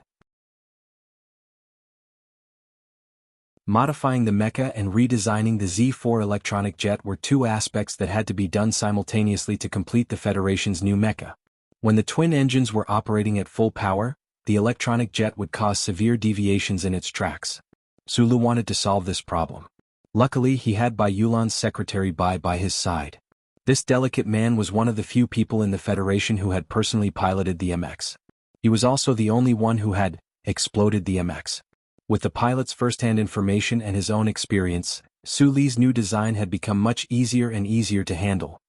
Day did not know the darkness of night. Sulu did not know either. He did not know how long he had been working in this spacious underground warehouse. He did not feel tired. Instead, he felt slightly excited. Metal, engine oil, these were the most common things. However, they were still used on the newest mecha. The faint smell made him feel very familiar. It was as if he had returned to the control room in the mine. The first step of the work had been completed. Sulu looked at the MX mecha that was still in a terrible state. A sense of satisfaction and pride rose in his heart. He narrowed his eyes, put his hands on his hips, raised his head and looked at the mecha without moving. A bunch of 5-star knives and other similar tools swung continuously behind his hips. They made a sound like wind chimes. Gradually they stopped. There was still a long way to go before the final success. Bai Yulan did not need to act as a test pilot now. Thus, in between Su Li's hard work, when he did not need to provide pilot advice, he would lean against the chair and sleep for a while. Awoken by the clanging of metal, Bai Yulan quietly looked at Su Li's back. She looked at the huge figure of the alloy mecha in front of Su Lu. She looked at the bunch of metal objects hanging behind Su Li's hips. Her feelings were complicated. She did not know where Su Lu had found this bunch of metal tools. These tools clearly could not be used on the MX, but he had hung them behind his hips, swinging awkwardly. Su Lu put his hands on his hips and tilted his head back as much as he could. He was like a little boy who had just woken up. He looked at the mecha happily. Listening to the clanging behind him, he thought of the uncle who had led him on this path. You can at least stay and help Su Lu test the mecha. He may be a freak in the field of mecha mechanics, but at least in the field of mecha piloting, not many people can beat you. On the glass bridge, Supervisor Jose comforted Zhou Yu. Zhou Yu laughed bitterly and said, "The delicate man Su Lu brought along is called Bai Yulan. He was the original battle supervisor of Whitewater Company's Team 7. The scrapped MX they are currently modifying was scrapped by him." Jose was slightly taken aback but did not say anything more. A pilot who could be selected by the federal military to carry out the Bermuda MX experiment mission was undoubtedly extremely outstanding. Since Su Lu had brought Bai Yulan along and helped him get temporary authority, it was naturally to prepare for the test in the future. The two of them left the engineering department and came to that spacious storeroom.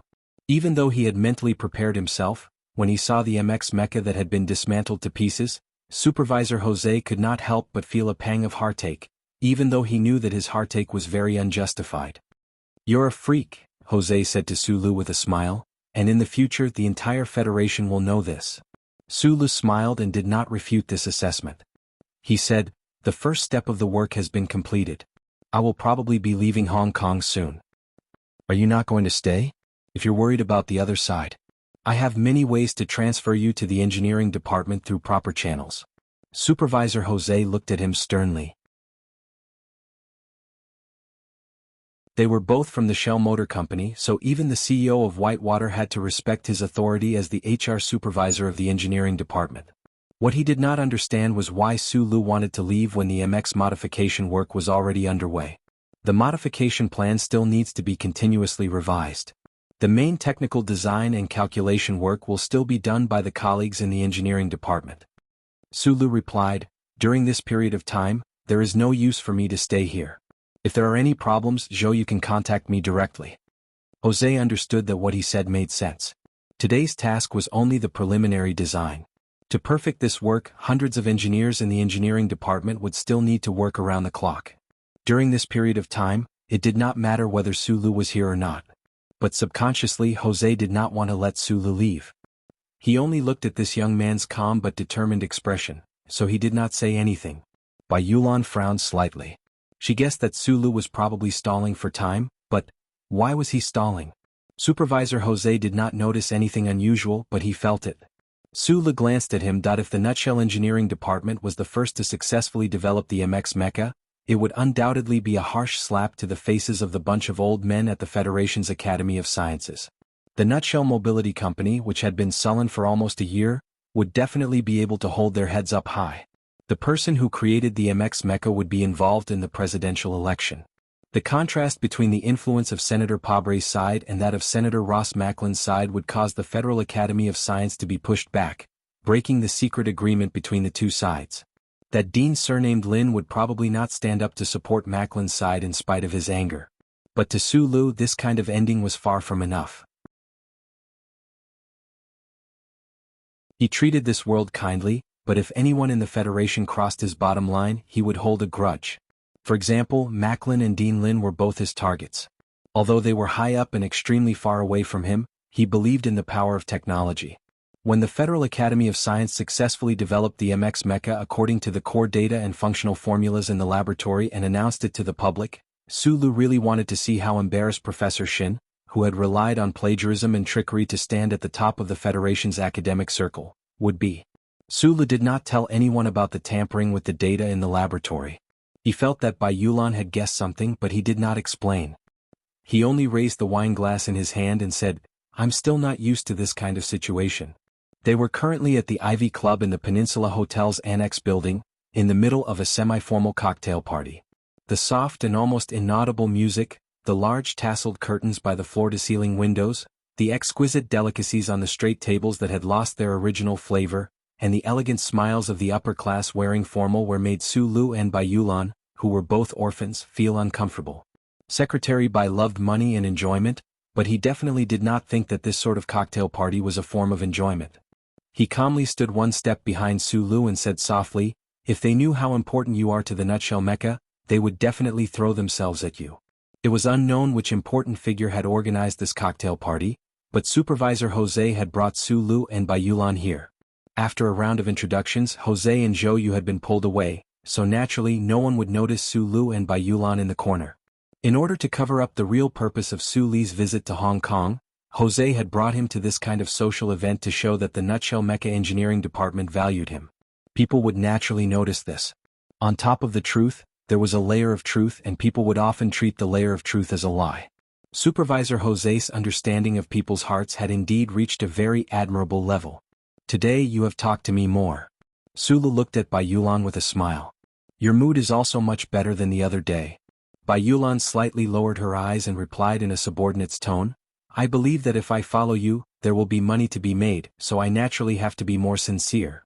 Su Li's surroundings were quiet, but Supervisor Jose and Zhou Yu, who were at the center of the party, were surrounded by a lot of people. The identity of the supervisor of the Shell Motor Corporation engineering department was enough to allow Jose to face any important figure in the Federation. And those guests also knew Zhou Yu's background. Although his family was poor, he was a top student from a college, and was highly valued by the Nutshell Mecca engineering department. His future was limitless. In the 67th year, which was the most expensive year, people were naturally willing to have more emotional exchanges at this time. Listening to the kind and polite praise in the words, Zhou Yu lowered his head and laughed at himself. He subconsciously looked at Su Lu in the corner of the party, and thought that compared to this young man, he was not qualified to be proud. His eyes swept over, but he saw a girl walking over there. He could not help but feel a little surprised. Slightly nervous, Nan Xiangmei, whose beautiful and dignified face was a little rosy, walked in front of Su Lu in small steps. Su Lu looked at her thick black hair that was slightly curled at the end. He could not help but be a little surprised and immediately said with a sincere smile, "Hello. I am 500 votes away from Old Duan, but Tudo is only a little more than 100 votes away from me. It's exploding. Why is the situation even more tense? I'm ashamed. I will send another 2,000 words later. What am I trying so hard for? Is the monthly votes in your hand? If you vote tomorrow and vote at the end of the month, why don't you vote now? Ajia Nan Xiangmei."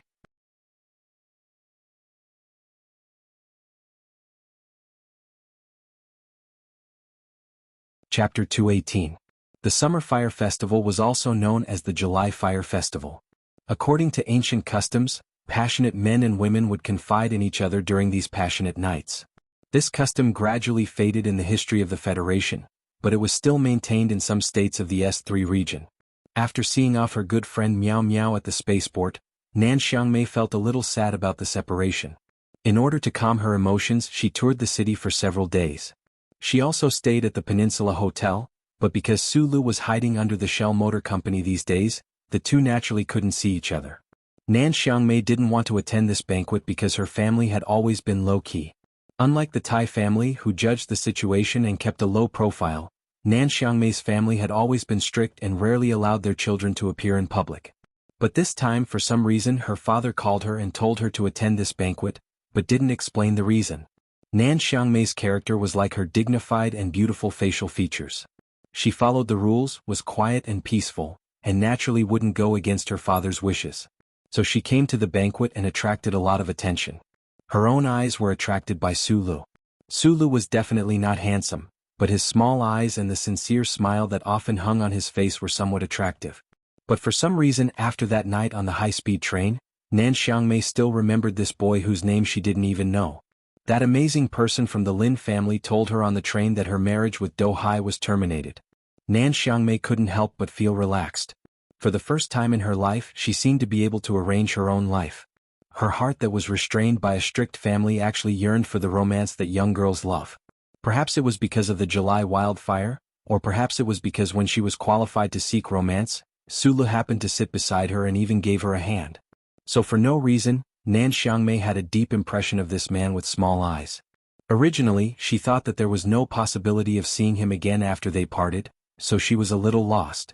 But tonight they met again at the banquet. Is this called fate? Nan Xiangmei thought nervously, and then suddenly appeared in front of Sulu. She lowered her head slightly and replied softly, "Hello." Then she looked up and asked seriously, "May I know your name?" Nan Xiangmei was a typical two-eyed beauty. Her face was not very eye-catching and she was not as cool as Zhou. However, her dignified and beautiful eyebrows and her thick black hair made people feel very comfortable. Sulu, who had lived under the same roof as the daughter of the Zhou family for so many days, naturally had a strong resistance to beautiful women. However, he had to admit that the girl in front of him was really outstanding.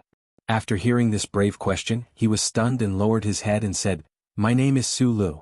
Sulu wondered if Park Ji-ho's widow had said her name while crying. Sulu thought to himself with mixed feelings. Nan Xiangmei slightly tilted her head and frowned in confusion.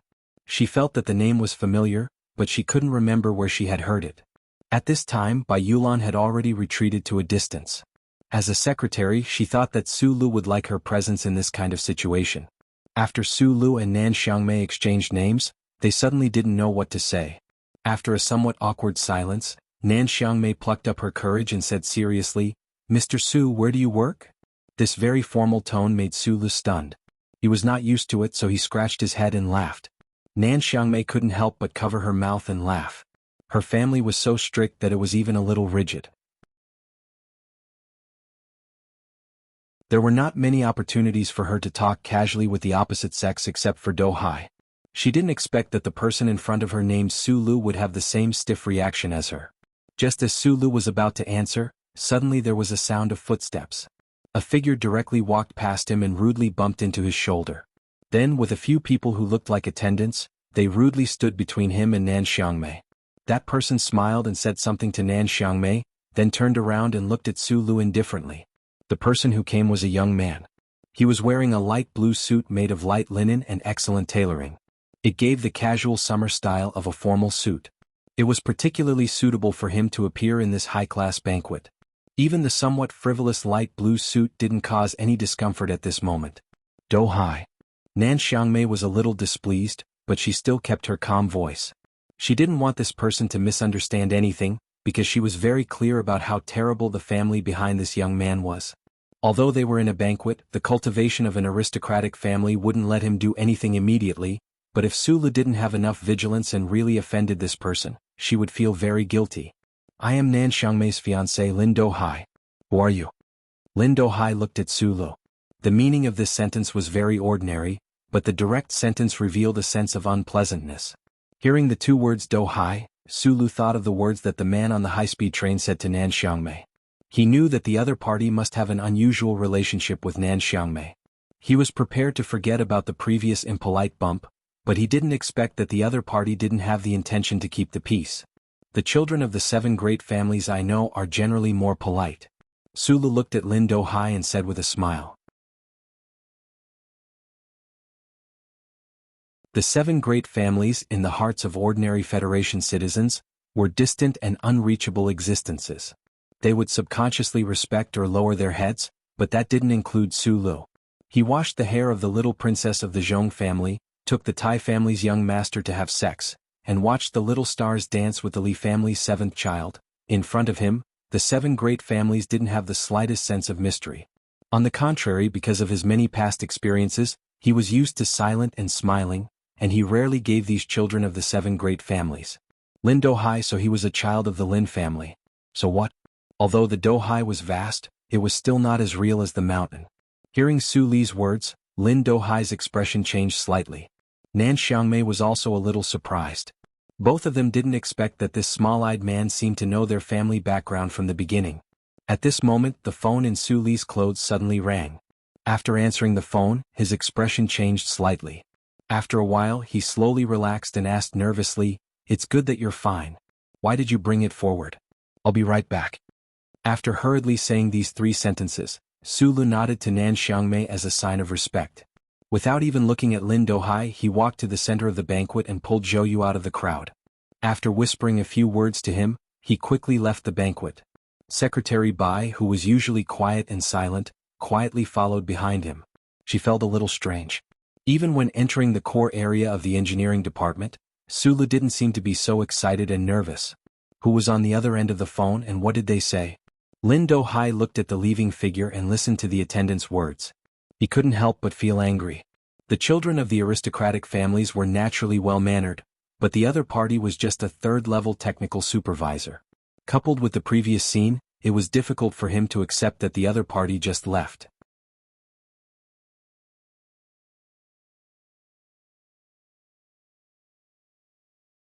Chapter 219. At the window of the Ivy Club attached to the Peninsula Hotel, Lin Dohai looked downstairs at the two figures who were hurrying towards the hotel's headquarters. He suddenly said, if he dared to stay here before, there would be something to say. But he just found a reason to run away. His previous calmness was just a pretense. Behind him stood a middle-aged man. This middle-aged man wasn't tall. He wore an old-fashioned light silver shirt and had a very thick neck. He looked like an iron weight. Listening to Lin Dohai's words, this man didn't continue. Lin Dohai took a deep breath and said with slight ridicule, this kind of scheming person appearing next to Xiaomei is really worrying. Xiaomei has a docile temperament and doesn't know the dangers of society. She is easily deceived. I don't want to see this kind of thing happen. You go and keep that person here. Don't hurt him. I just want to ask him where he came from. The short and strong man was silent for a moment. He knew very well that young Master Dohai, who he served, wasn't as cultured as he was now. The so-called keeping young Master Dohai and Miss Nan Xiangmei being deceived were just excuses. Young Master Dohai just didn't like that young man. Yes. The short and strong man bowed his head and answered, but sighed in his heart. What did you ask Uncle Kong to do? Nan Xiangmei walked to Lin Dohai's side and seriously stared into his eyes. At this time the banquet was still going on. Although most people in the banquet didn't know the true identity of Lin Dohai and Nan Xiangmei, they could sense that this young man and woman had extraordinary family backgrounds. No one rashly came forward to disturb them. Uncle Kong was the short and strong man beside Lin Dohai. The Lin family and the Nan family were old friends. Nan Xiangmei was very clear about Uncle Kong's terrifying strength. Seeing Uncle Kong being ordered to leave by Lin Dohai, she couldn't help but begin to worry about the young man called Su Lu. Lin Dohai turned his head and looked at her with a smile. You are my fiancée. I have always taken pity on you. Please respect me. Not all the big shots in the Federation were as deep as the sea. Many of them were just lucky guys. As one of the 7 great families of the Federation, the Lin family naturally wasn't a family that relied on dumb luck. However, although this young Master Dohai had the word Hai in his name, he wasn't very shrewd. Lin Dohai had always been incomparably jealous, envious, worshipping, and hating his own brother who had betrayed his family. All these years he would only see his brother once every 2 or 3 years, but he would always subconsciously learn from him and be influenced by him. Unfortunately, the forest was so big that there were all kinds of birds, not to mention stupid birds. Lin Dohai tried to imitate his brother's tiger roar in the mountain forest, but he wasn't affected by it at all. He pretended to be calm, but there was a hint of helplessness and instability like a cat. Nan Xiangmei quietly looked at him and slowly lowered her head. With a trace of guilt, she said, I didn't know that father wanted me to attend this banquet because you wanted to come. There was a hint of panic in Lin Dohai's eyes.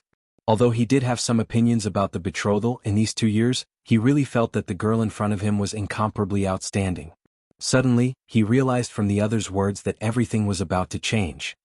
What are you talking about? He said with a forced smile. Nan Xiangmei lowered her head and said softly, I saw your brother on the train to Hong Kong. He said that our marriage is over. My brother? Lin Dohai's face slightly changed, but he still waved his hand with a forced smile, trying to make his expression look as natural as possible. Second uncle's family is a good-for-nothing, how dare they criticize our matter? You should be very clear that the head of the Lin family is now my father. He and your father have already decided on this matter, who can stop them? Lin Dohai's smile was extremely gentle, but there was a hint of fear. Don't worry about anything. Nan Xiangmei slowly raised her head. Her beautiful face revealed a trace of relaxation and unbearable. She seriously said, It's your brother. When Lin Dohai heard the name that he was most afraid of, his face suddenly became pale. There was a trace of hatred in his eyes, which immediately turned into fear. He stared at Nan Xiangmei in a daze, not knowing what to say. Our matter has nothing to do with the person who left earlier. I've only met him twice.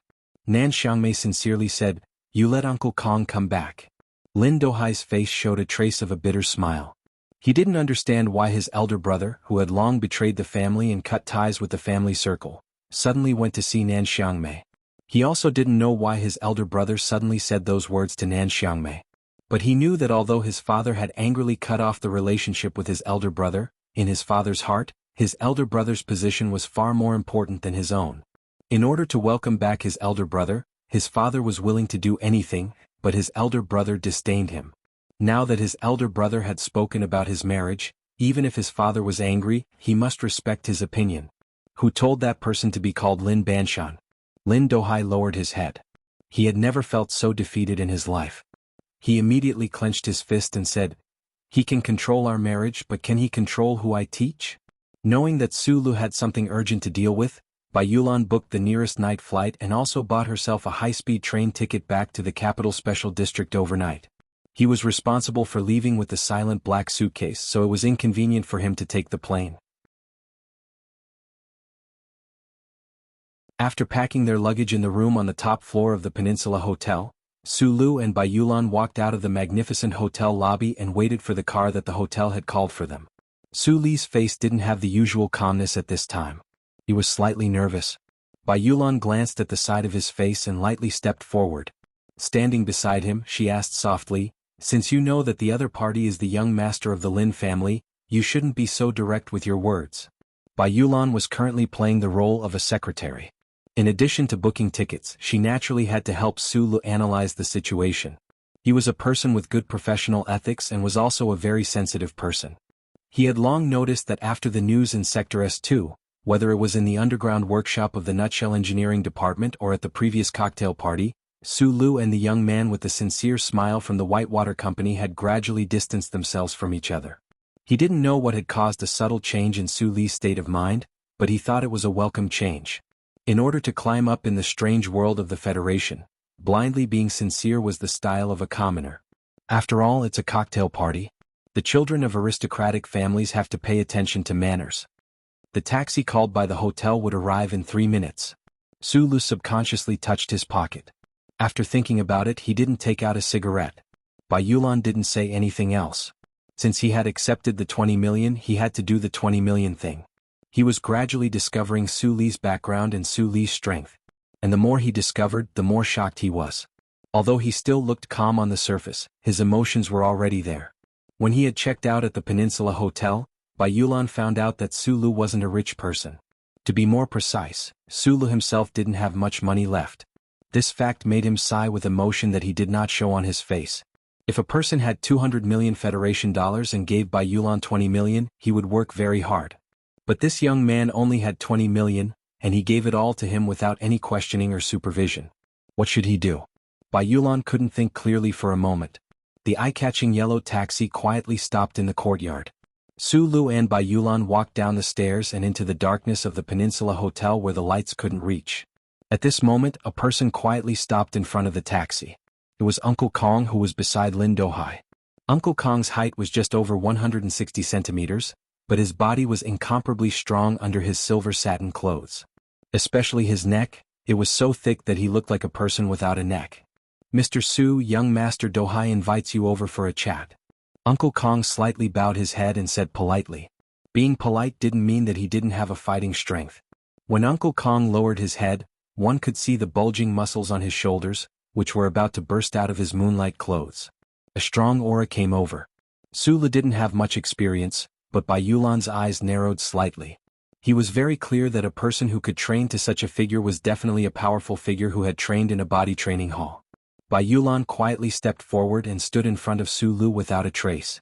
Her right hand was still carrying the heavy black leather case.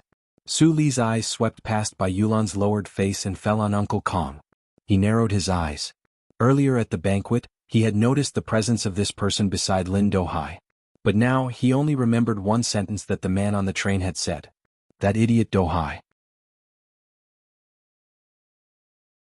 In the Federation, except for families like the Lees of Philadelphia who were extremely powerful, the rest of the big shots were used to having a fierce bodyguard by their side.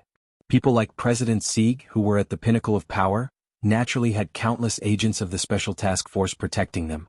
Secular families like the Seven Great Families, on the other hand, trusted their own experts more. Like Brother Zheng, who was like an iron spear by Li Xiaodong's side, or Butler Jean, who Sulu had suspected many times but couldn't see through. Uncle Kong, who stood between them and the taxi, was undoubtedly such a person. Bai Yulan lowered her head slightly. Her steady right hand slowly left the handle of the case, and an extremely delicate knife slid out from her sleeve. She held it gently as if she was holding a flower. The previous few times she had made a move, the knife would always appear in her hand silently. But today she took it out directly because she knew that it was meaningless to play tricks in front of this short person in front of her. Bai Yulan was very serious. Uncle Kong's eyes lit up. His two clumsy hands were exposed outside of the sleeves. He gently opened them as if he wanted to grab a handful of the night wind and crush it. His surname was Kong Wu, and he was originally the personal bodyguard of Old Master Lin. But after the Lin families changed 12 years ago, Old Master Lin was so angry that he was bedridden and had not left the manor for many years. Now that the second generation of the Seven Great Families had appeared, young Master Dohai began to appear in public. So Old Master Lin sent him to protect his only grandson. In Uncle Kong's opinion, young Master Dohai had no merits compared to the other young people in the other families who were as cunning as ghosts. Just like the small conflict at the banquet tonight, for example, he lost his sense of propriety because of a woman. This was not something that the successor of the Lin family should do. The delicate man in front of him was holding a delicate knife, but there was a sense of coldness. Uncle Kong knew that this delicate man was not simple, and should be an expert from the military. The key was that even a follower had such good skills, so what was the background of the small-eyed man behind him?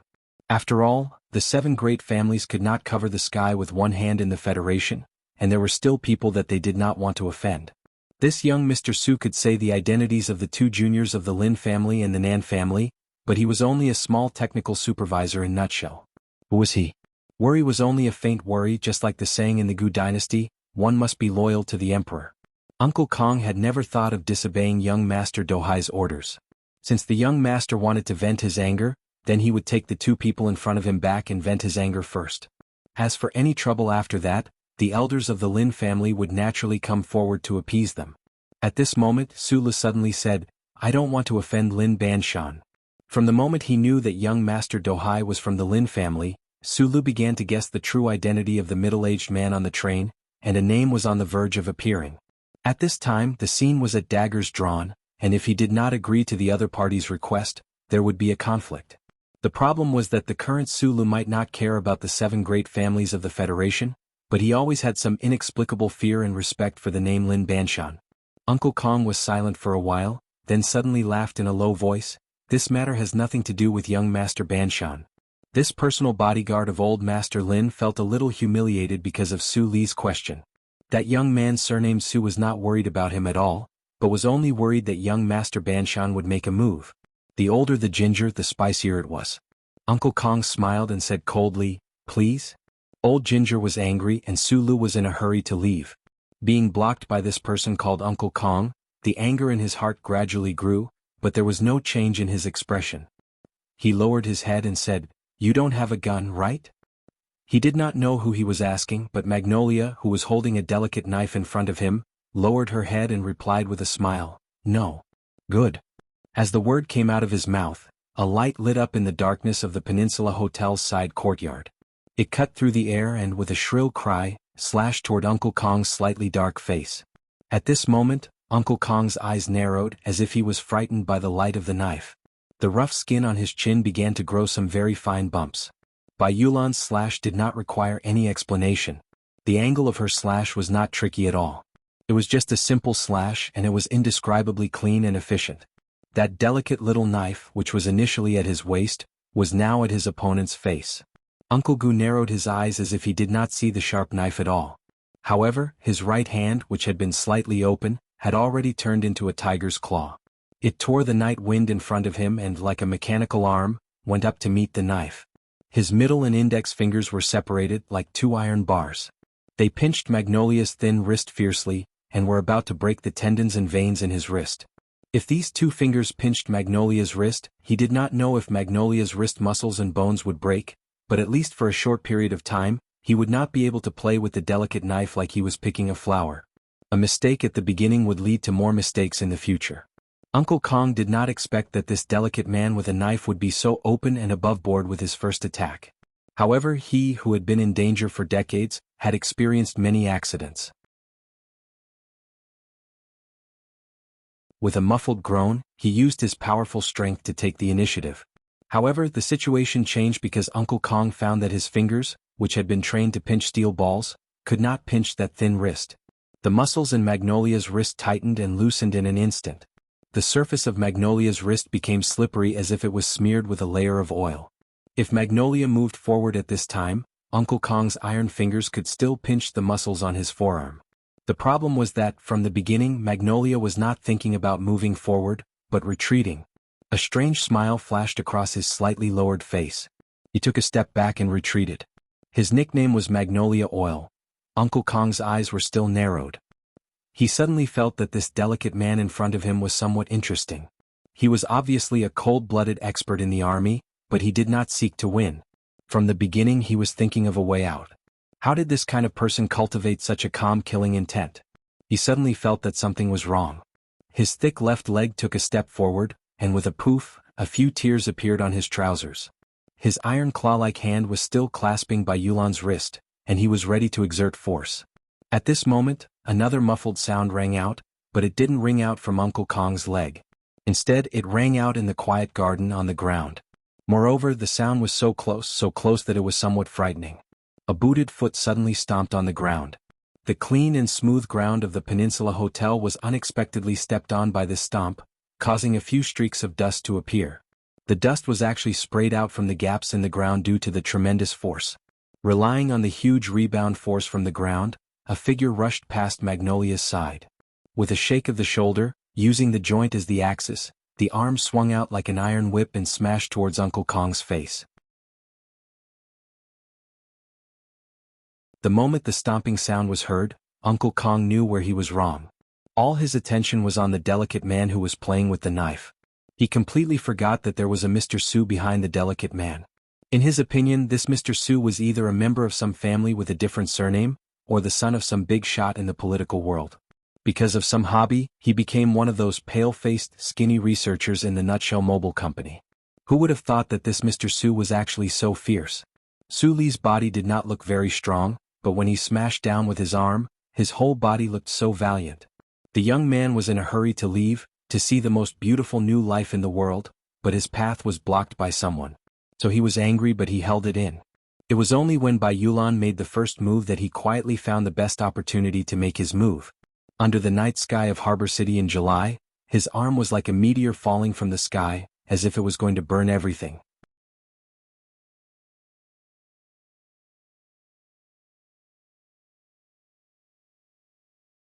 Chapter 220.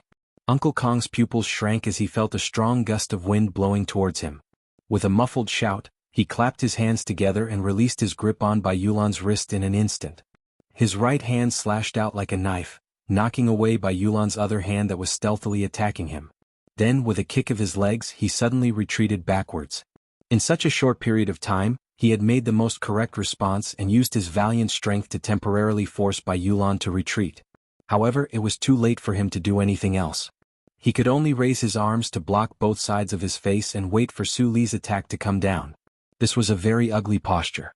This was a humiliating posture for passively taking a beating, but it was also the most effective defensive posture.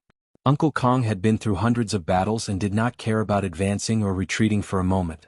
He only knew that the young man that young Master Dohai wanted to deal with today was not easy to deal with. He had to first block this fierce attack and stabilize the situation before asking for anything else. Su Li's right arm landed heavily on Uncle Kong's arm, which was placed vertically on his cheek, making a heavy muffled sound. In close combat, the human body always had its limits. There was a certain posture that could not be broken in an instant no matter what technique one used. For example, Uncle Kong's body was slightly bent over and his arms were wrapped around his head. At this time, his body was short and stout. Now that he was bent over and hugging his head, he looked more like an iron weight. However, his defense was watertight and none of his vital points were exposed. However, when Su Li's arm landed heavily on his right arm, a huge force came crashing down on him. His thick arm, which had been hammered for many years, was unable to block this blow and was directly forced to his forehead by that huge force. In hand-to-hand close combat in the face of absolute power, skill had no use.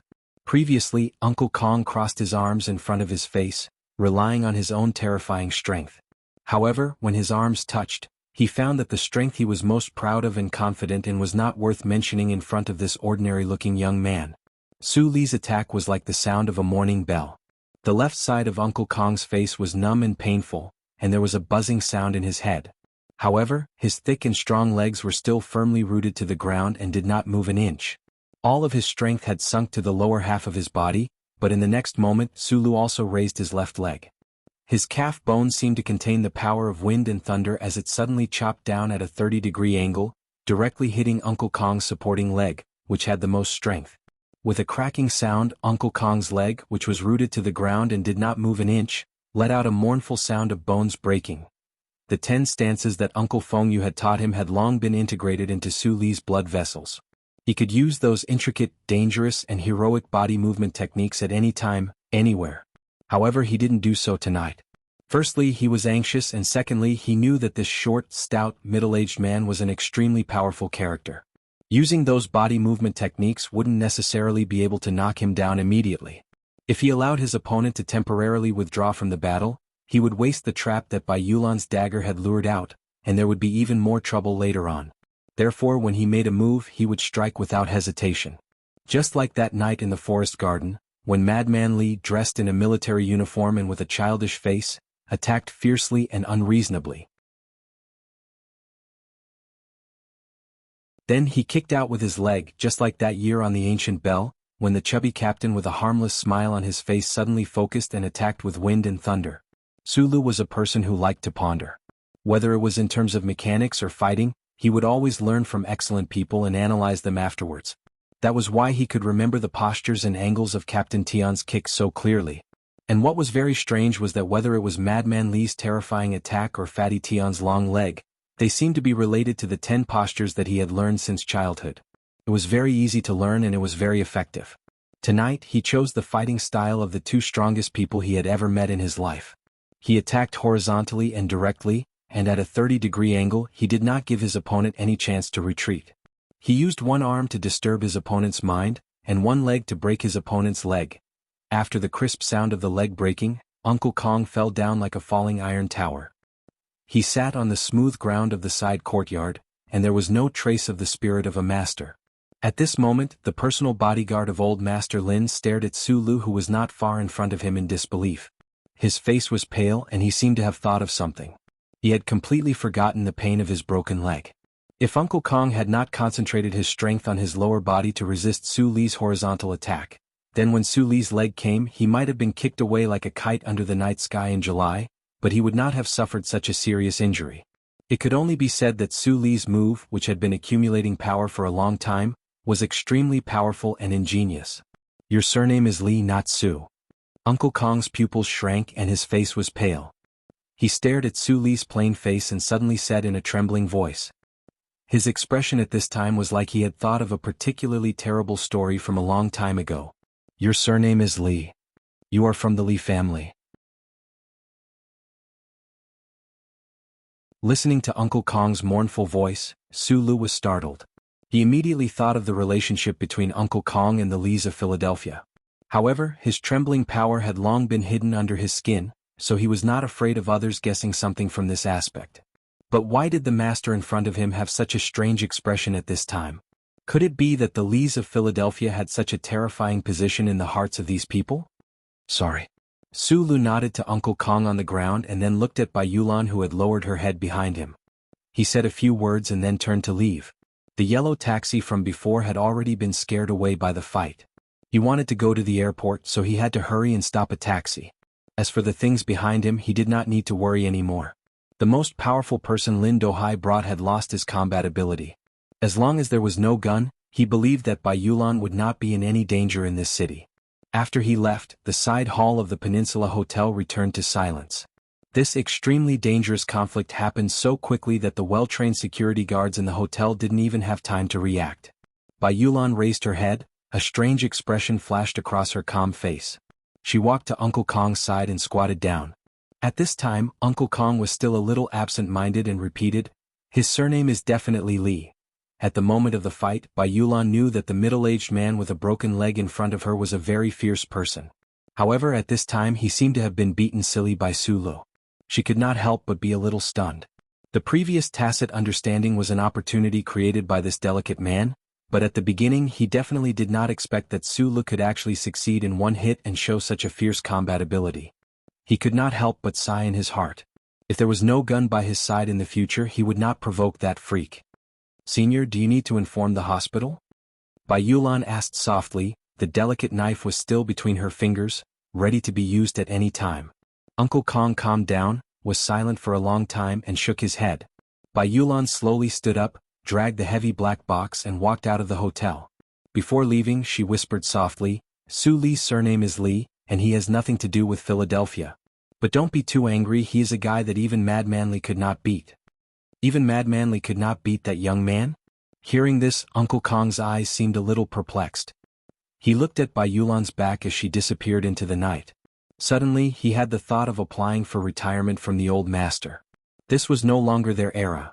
The summer fire festival holiday was coming to an end, and the people of the Federation were in a hurry to go home and prepare for work. Because of this reason, the night flight from Hong Kong to the capital special district was not as quiet as usual, and it was full. Sulu had left in too much of a hurry, so Bai Yulan had to book a first-class ticket for him. Sitting in the spacious and comfortable seat, listening to the music and accepting the service of the delicate stewardesses, Su Li's expression was calm as he softly thanked them. He no longer had the youthful and uneasy feeling he had when he first arrived at the capital ring from the Eastwood region. His age had not increased by much, but his state of mind had changed a lot. This was probably the power of life. A movie about the Enterprise was playing on the screen, but for the first time, Sulu did not look at the purple-haired girl. Instead, he turned his head to look out the window. He did not think about the conflict at the Peninsula Hotel, nor did he think about the MX Mecca that had made him forget to eat and sleep for the past few days. The plane gradually descended. The white windmills on the distant mountain ridge were incomparably clear under the moonlight. The windmills slowly rotated. Together with the light-absorbing materials all over the capital, they provided most of the energy required by the city. However, at this time, from Su Li's point of view, these rows of windmills were like incessantly fanning the wind, fanning the plane he was on toward its destination. This was a very cute and childish imagination, proving that Sulu was in a very good mood tonight. He left the airport, used the little cash he had to rent a taxi, and drove directly to the Army General Hospital. Then he saw Major Zhou in the corridor, and this good mood was slightly interrupted. "I called you countless times 2 days ago, but I couldn't get through. What are you doing?" Zhou looked coldly at the sweaty Sulu, and his tone was not polite at all. Unlike in front of the Linhai nightclub or the tea house, Major Zhou's words were more direct and matter-of-fact. Sulu was stunned.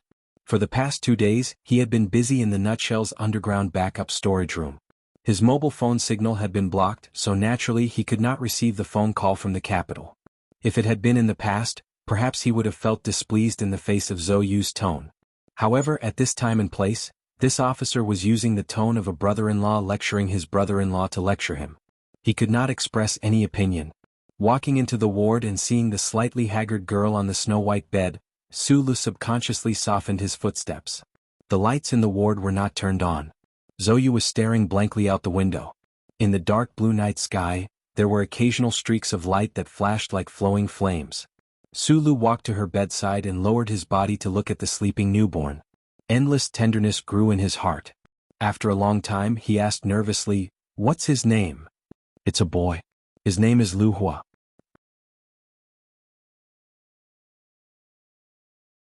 Zhou turned her head and looked at him quietly. She replied with a smile.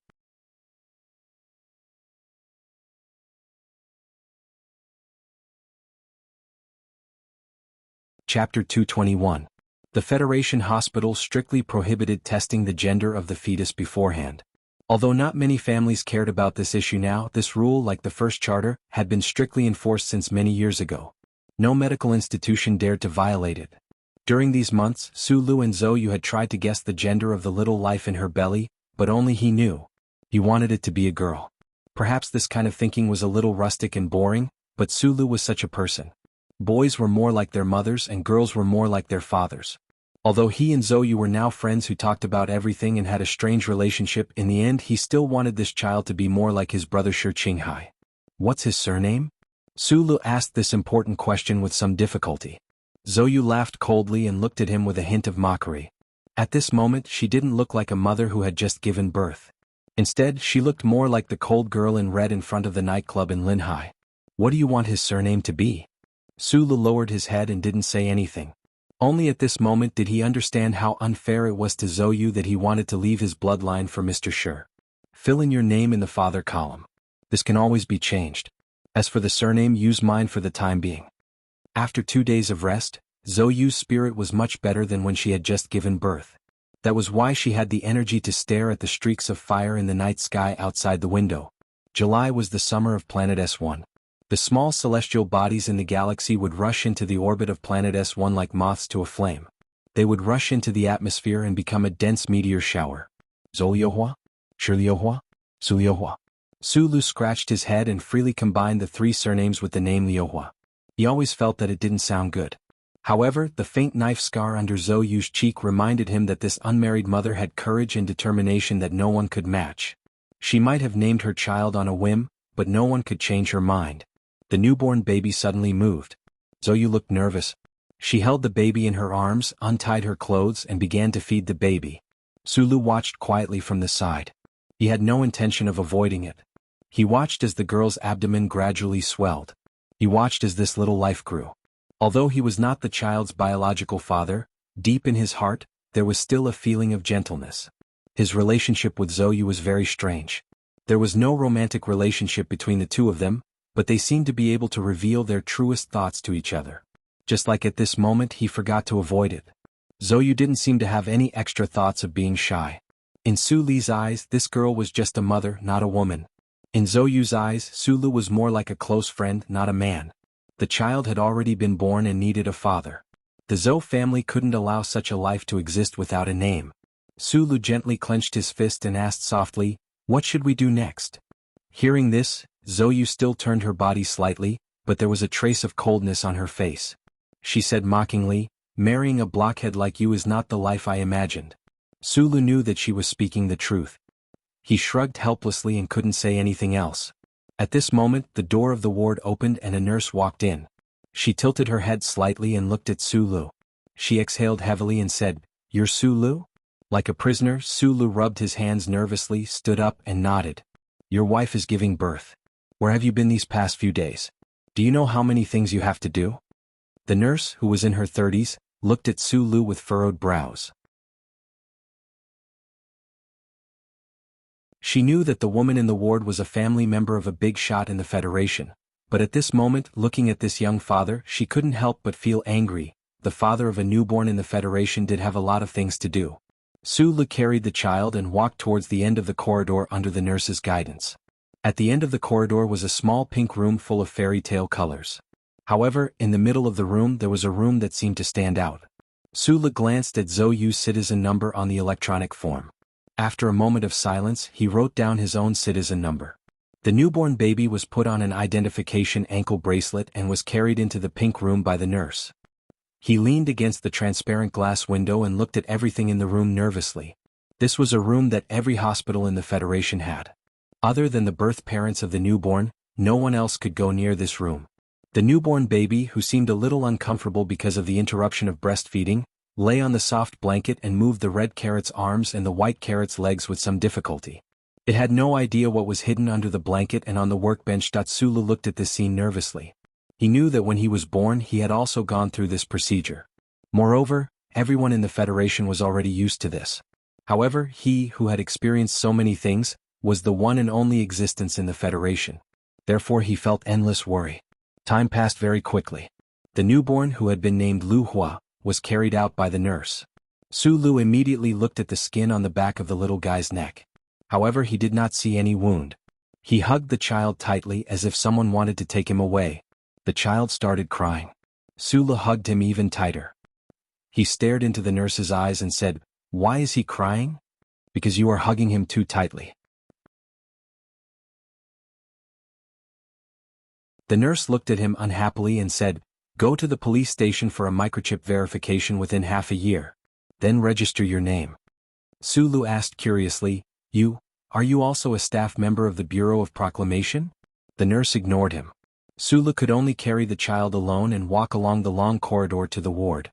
He knew that Lu Hua, who was in his arms, was already different from when he was born. A brand new microchip had been implanted behind his neck.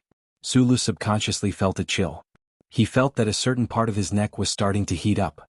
Back in the ward, Zoyu did not feel anything strange. In the Federation, everyone would be stabbed when they were born. This was just a more common saying.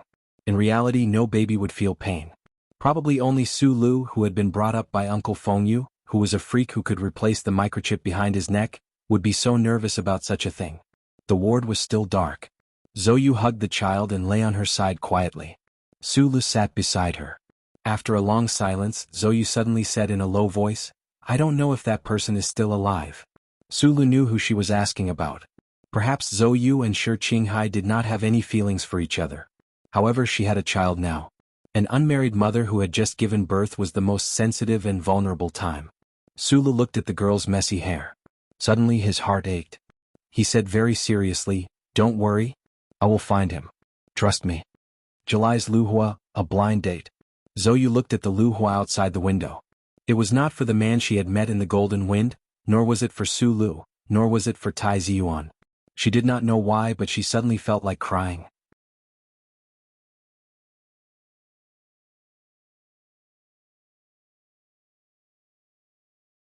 Chapter 222. The air conditioning system in the ward kept sending cool fresh air into the room. The night sky shone in through the window. Sulu sat quietly on the other side of the bed. He smiled and thought to himself that she was indeed the daughter of a minister. The delivery room actually had a hint of nature. Zoyu's back was facing him now. The soft silk blanket was draped around her waist. Her hair, which was like a waterfall in the past, had already turned back to black. It was carefully tied up and draped over the snow-white pillow. The contrast between black and white revealed a trace of quiet elegance. Sulu looked at her and thought to himself that this was her true age. It was just that she was so young but had already become a mother. He could vaguely feel that the other party's feelings were somewhat complicated. Unable to see the girl crying silently, Sulu felt a little tired after the joy. He curled up in the chair and carefully placed his feet by the metal railings under the bed. His fingers slowly and subconsciously touched the back of his neck. Previously, when he had carried Lu Hua to that room, he had been a little nervous. Even now, he still felt that it was a little strange. 2 years ago, in the forest in the suburbs of Heshi region, under the invasion of the heavy rain, he had replaced the chip at the back of his neck. That kind of heart-wrenching pain was still a little frightening when he thought about it now. Why was Lu Hua still able to sleep so soundly just now? Could it be that it was just a problem with the device? Thinking about these things, Sulu felt as if there was a piece of lead hanging on his upper eyelids, slowly lowering them. At this moment, he heard Zoyu, whose back was facing him, suddenly say lightly, "In the past, I was a little willful towards you. Actually, you and I both know very well that you had nothing to do with this matter at all. But you really helped me a lot." Her white jade-like face was stained with blood.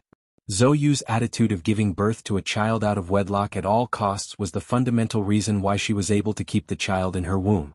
But at the beginning, if she had not met Sulu, and if Sulu had silently and embarrassedly taken up the blame that was painted black, the pressure on her family would have been much greater.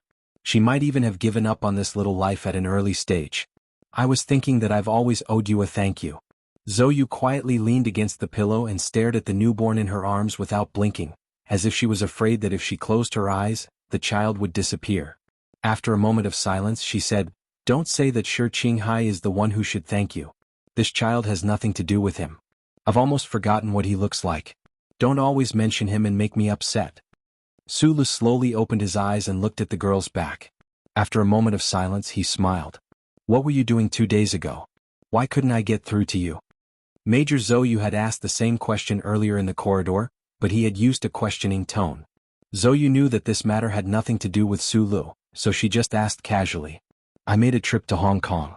The Nutshell Engineering Department was looking for me."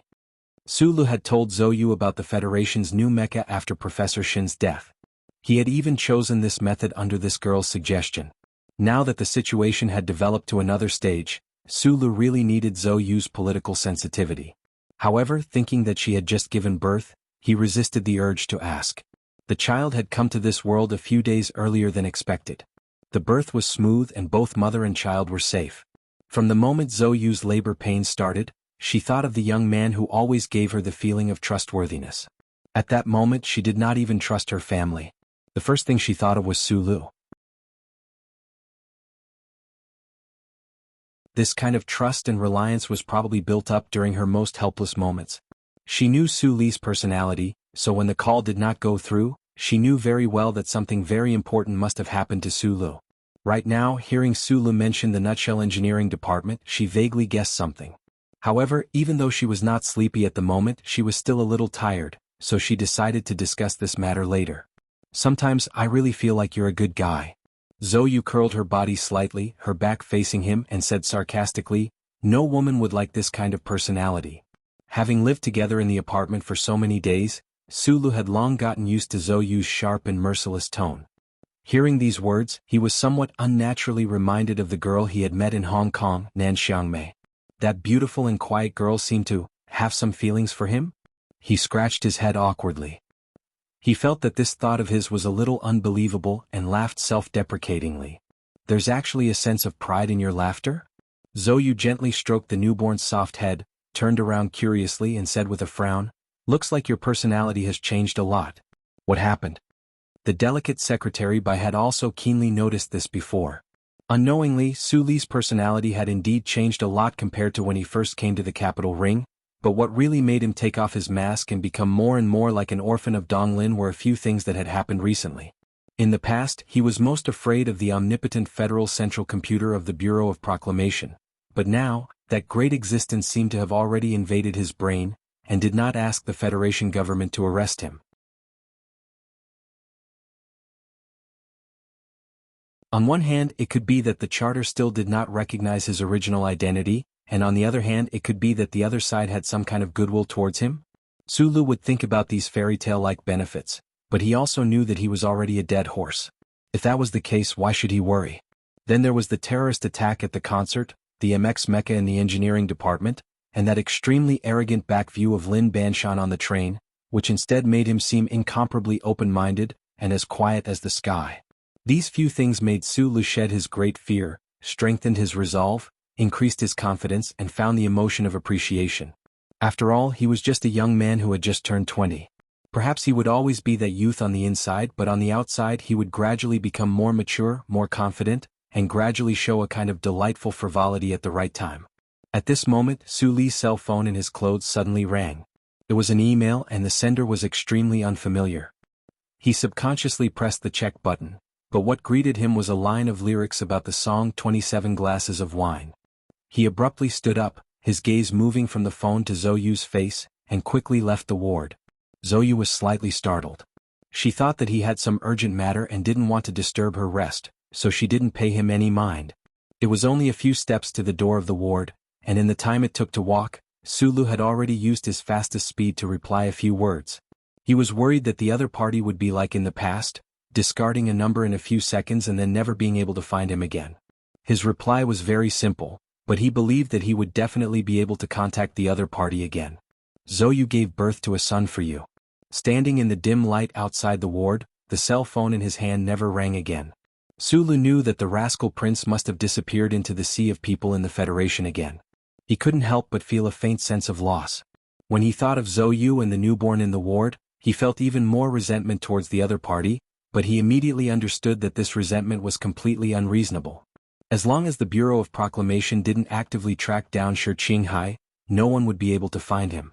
The handsome man who always made him extremely dirty had graduated from the first military academy with the highest score, and had undergone dual professional training from both the anti-government army and the Federation Investigation Bureau.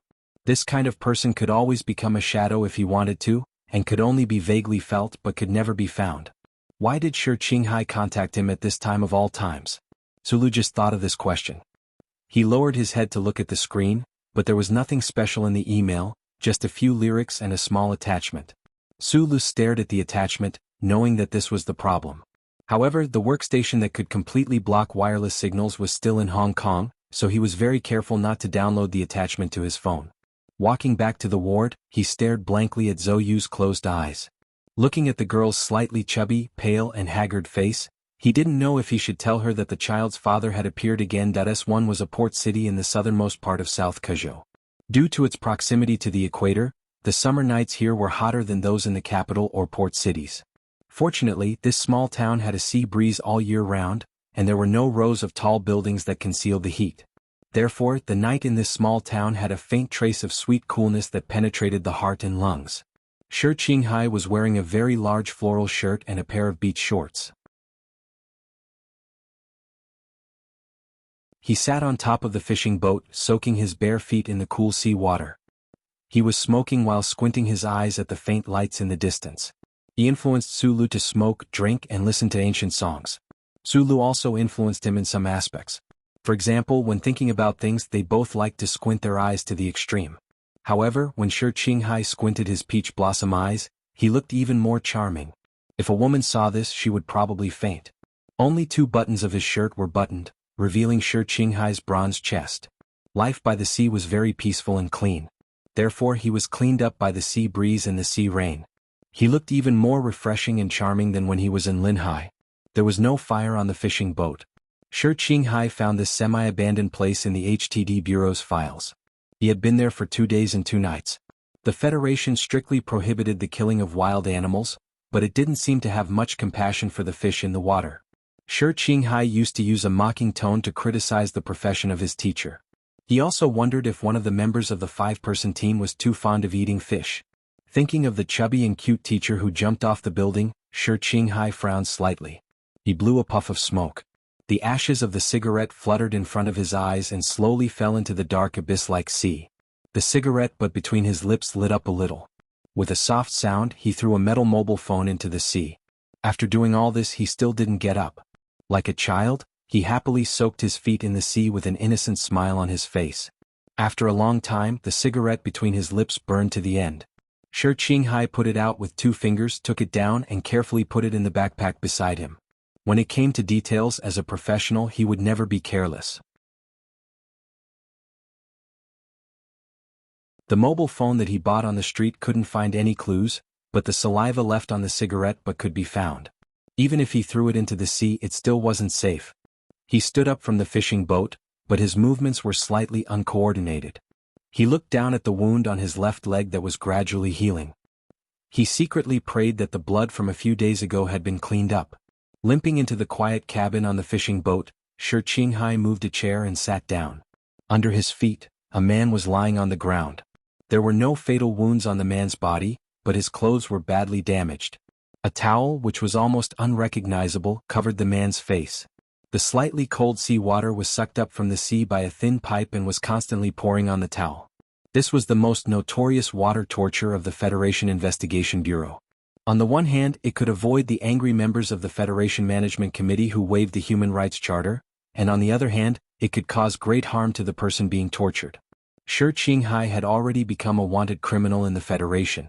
Naturally, he didn't care about the members of the Federation Investigation Bureau and human rights like he did in the Federation Investigation Bureau. He chose to use this method to extort a confession purely because there were only a few simple things that could be found in the abandoned fishing ground. The seawater and the towel were extremely simple, but also extremely cruel and beautiful. The seawater kept flowing and the man under the towel kept twitching. He wanted to breathe but couldn't. He had already had the illusion that he was about to drown countless times. Shi Qinghai looked at the painful man under his feet with a calm expression. He didn't have the perverted emotion of enjoying other people's pain, nor did he have any extra sympathy. After the interrogation of the middle-aged man in the synthetic sweater in the apartment, it was obvious that Senator Macklin's office was alerted. All the people who were in contact with the middle-aged man strengthened their own protection. The man under his feet was actually an important person who secretly provided some dark services for Senator Macklin. Of course, he had never seen Senator Macklin's face. He had only seen the middle-aged man.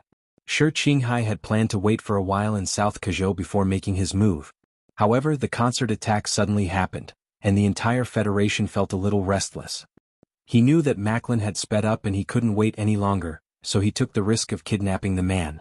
However, facing the opponent's well-prepared defense system, he still suffered some injuries. He pulled the towel off the man's face and kicked open the water pipe. The man finally came into contact with the air. He took a deep breath as if every breath he took was the last one in his life. His face was deathly pale, and the corners of his eyes and lips were swollen from being soaked in seawater. He looked extremely miserable, and his original appearance was almost unrecognizable. "I've told you everything. Just give me a quick death." This kind of professional never expected to live in front of Shi Qinghai. Shi Qinghai didn't pay attention to him.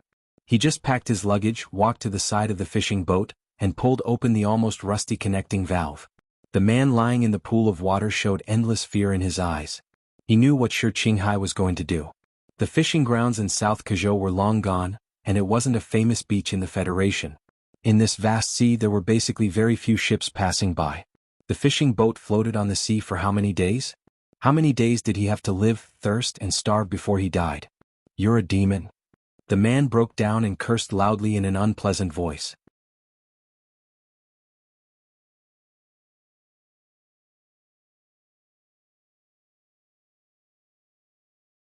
Chapter 223.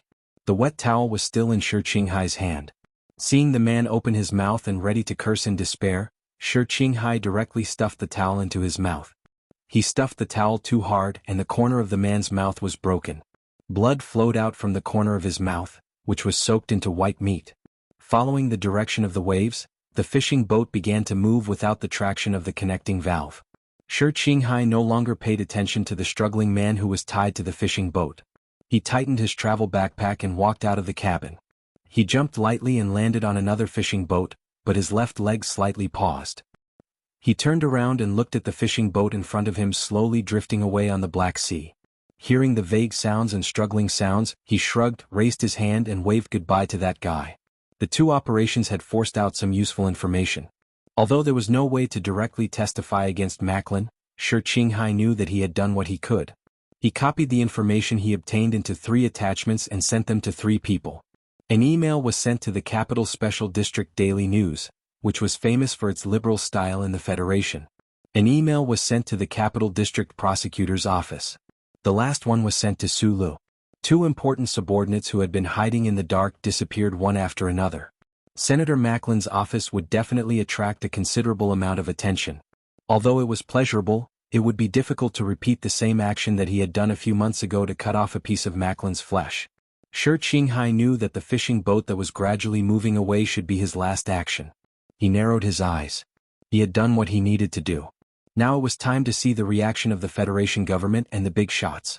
Jumping from one fishing boat to another, he walked in the direction of the land. He gently hummed a tune, forgetting about the injury on his leg. He was in a very good mood. The travel backpack on his back was swinging. Together with the flowery shirt, beach pants, and the pair of sneakers that were stained with seawater, he looked like a backpacker who was greedy for the sea at night. He was a tourist, an avenger walking in the night. Tens of billions of people in the Federation were moved by Medellin and trusted that person. There were people in the Federation who supported Medellin. There were also people in the 7 great families who cooperated with him. The people of the 4 states around the mountains loved him madly. Compared to this politician, he was so small. However, Shi Qinghai insisted because he knew that Sulu must be doing something as well. Although they didn't know each other's plans, they wouldn't feel lonely as long as they knew that someone was going with them. As his sneakers stepped on the rough sand, Shi Qinghai looked at the wide sea and felt a little powerless. He didn't know if the things he had investigated would be enough to defeat Macklin. After a moment of silence, he took out a brand new mobile phone from his backpack and dialed a number that he had memorized in his mind. "Hello, this is Nelson's dry goods store. How can I help you?" A deep voice came from the other end of the phone. It was already late at night, but that person didn't seem to be surprised or annoyed. Shi Qinghai said into the phone, "I have some professional needs."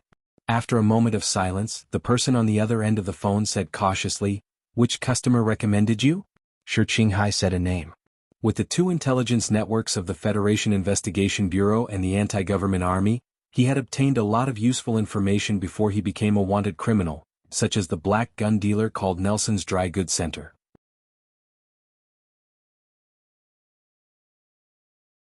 Shi Qinghai stood under the sea cliff with his backpack and said, I want a gun, a big gun. After working for 2 days and 3 nights in Harbor City without sleep, Sulu slept soundly beside Zhou Yu's bed.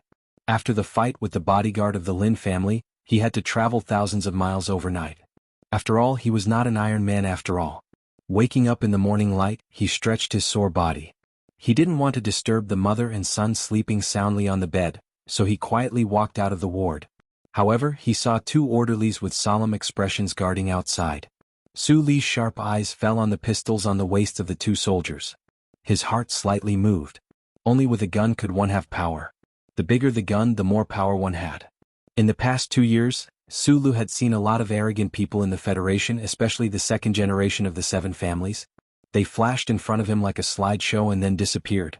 These children of aristocratic families would often have powerful bodyguards by their side, such as Brother Zheng and Uncle Kong. But what left the deepest impression on him was the Zhou siblings at the entrance of the nightclub in Linhai. Zhou family was definitely not as powerful as those real families. At that time, Zhou Yingxing was only the logistics director of the Ministry of National Defense of the Federation. However, such a pair of siblings dared to use guns on the street with plainclothes soldiers around them. They were really fierce to the extreme. This was probably the real reason why the 7 families still had to abide by certain rules and play a low-key role in front of the public, even though they were deeply involved in every corner of society. The army of the Federation was always firmly in the hands of the government. The 2 soldiers guarding the door looked straight ahead as if they didn't see Sulu go out at all. Sulu rubbed his head and had a little doubt. Although Zhou Yu's father was a popular candidate for the next Minister of National Defense of China, she was giving birth to a child. How could she be qualified for 2 active soldiers to stand guard? This was the Army General Hospital, so soldiers were common. However, the news media in the capital had always been pervasive and merciless. If this matter was reported, Deputy Minister Zhou would be under a lot of pressure. With the other party's political wisdom, he should have noticed this. "You're up? Go in and eat breakfast first." A middle-aged woman walked out from behind the orderly with a portable automatic heating box in her hand. The traces of age were very clear at the corners of her eyes, but she took good care of herself. It was hard to tell how old she was. Sulu was slightly stunned. Looking at the woman's facial features that seemed to be distinguishable, he immediately guessed who she was. However, he didn't expect her to speak to him in such an amiable tone. He quickly took the box in her hand, bowed his head and said, "Good morning, Auntie. Madam, the general is waiting to see him." The orderly next to her lowered his voice and reminded her. "I said to talk after breakfast. He just came back from out of town. I'm afraid he hasn't eaten in a long time." The madam looked at the orderly and said softly. Only then did Sulu understand why there were 2 orderlies standing at the door of the ward. This breakfast was not very comfortable. Zhou Yu's mother's smile was very sincere, but it was this sincerity that made him a little flustered.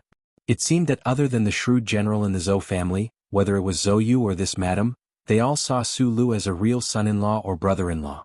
After meeting Deputy Minister Zhou at the Milky Way Public Cemetery, the Zhou family seemed to be less concerned about Zhou Yu's accidental pregnancy. Even after Zhou Yu moved back home, her mother often talked about why Sulu didn't come to visit. It was not the kind of nagging with resentment, but the kind of nagging with curiosity. After meeting her today, this minister's wife was indeed completely different from what Sulu had imagined. She was more like a housewife commonly seen in small towns. While Zhou Yu's mother went to do something, Sulu wiped the cold sweat on his forehead and looked at Zhou Yu with a bitter smile. Lu Ho was still asleep. Zhou Yu leaned against the bed and drank her porridge expressionlessly. She said, "My mother joined the army when she was 16 years old and has been working in the General Assembly base. She has done logistics, medical treatment, sanitation and everything. Anyway, she has been moving with my father and has developed such a personality. I think she has gone to find some old colleagues to chat. She seems to have a few old friends who are directors in the General Hospital. She didn't think that if my father had not become an official, those people would not have cared about her." These words were unpleasant to hear.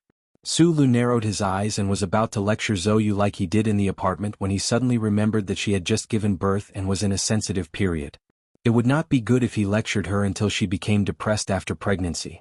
He put the finished lunch box in the toilet attached to the ward and said goodbye to Zhou Yu. Then he left with the 2 orderlies who had been guarding him. At this moment he would rather face the Deputy Minister of National Defense, who was powerful and had no idea how he would deal with him, than face the minister's wife who was so passionate and treated him as her real son-in-law. the two orderlies escorted Su Lu to a military vehicle as if they were escorting a criminal and left the Army General Hospital.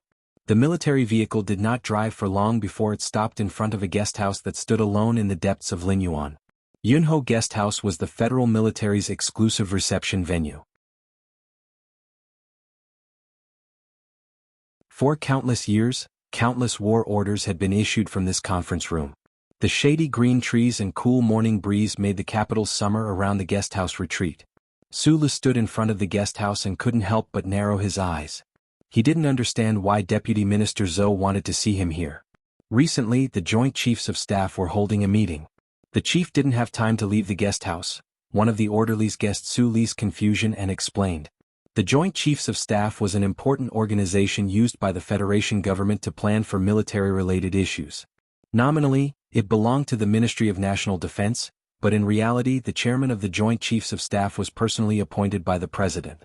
The current chairman of the Joint Chiefs of Staff was the commander of the 1st Military Region, General Miles. It seemed that the Federation government was preparing for something, but it was not clear whether it was to deal with the anti-government forces in Mountain S2 or the increasingly tough stance of the Empire. Su Lu narrowed his eyes.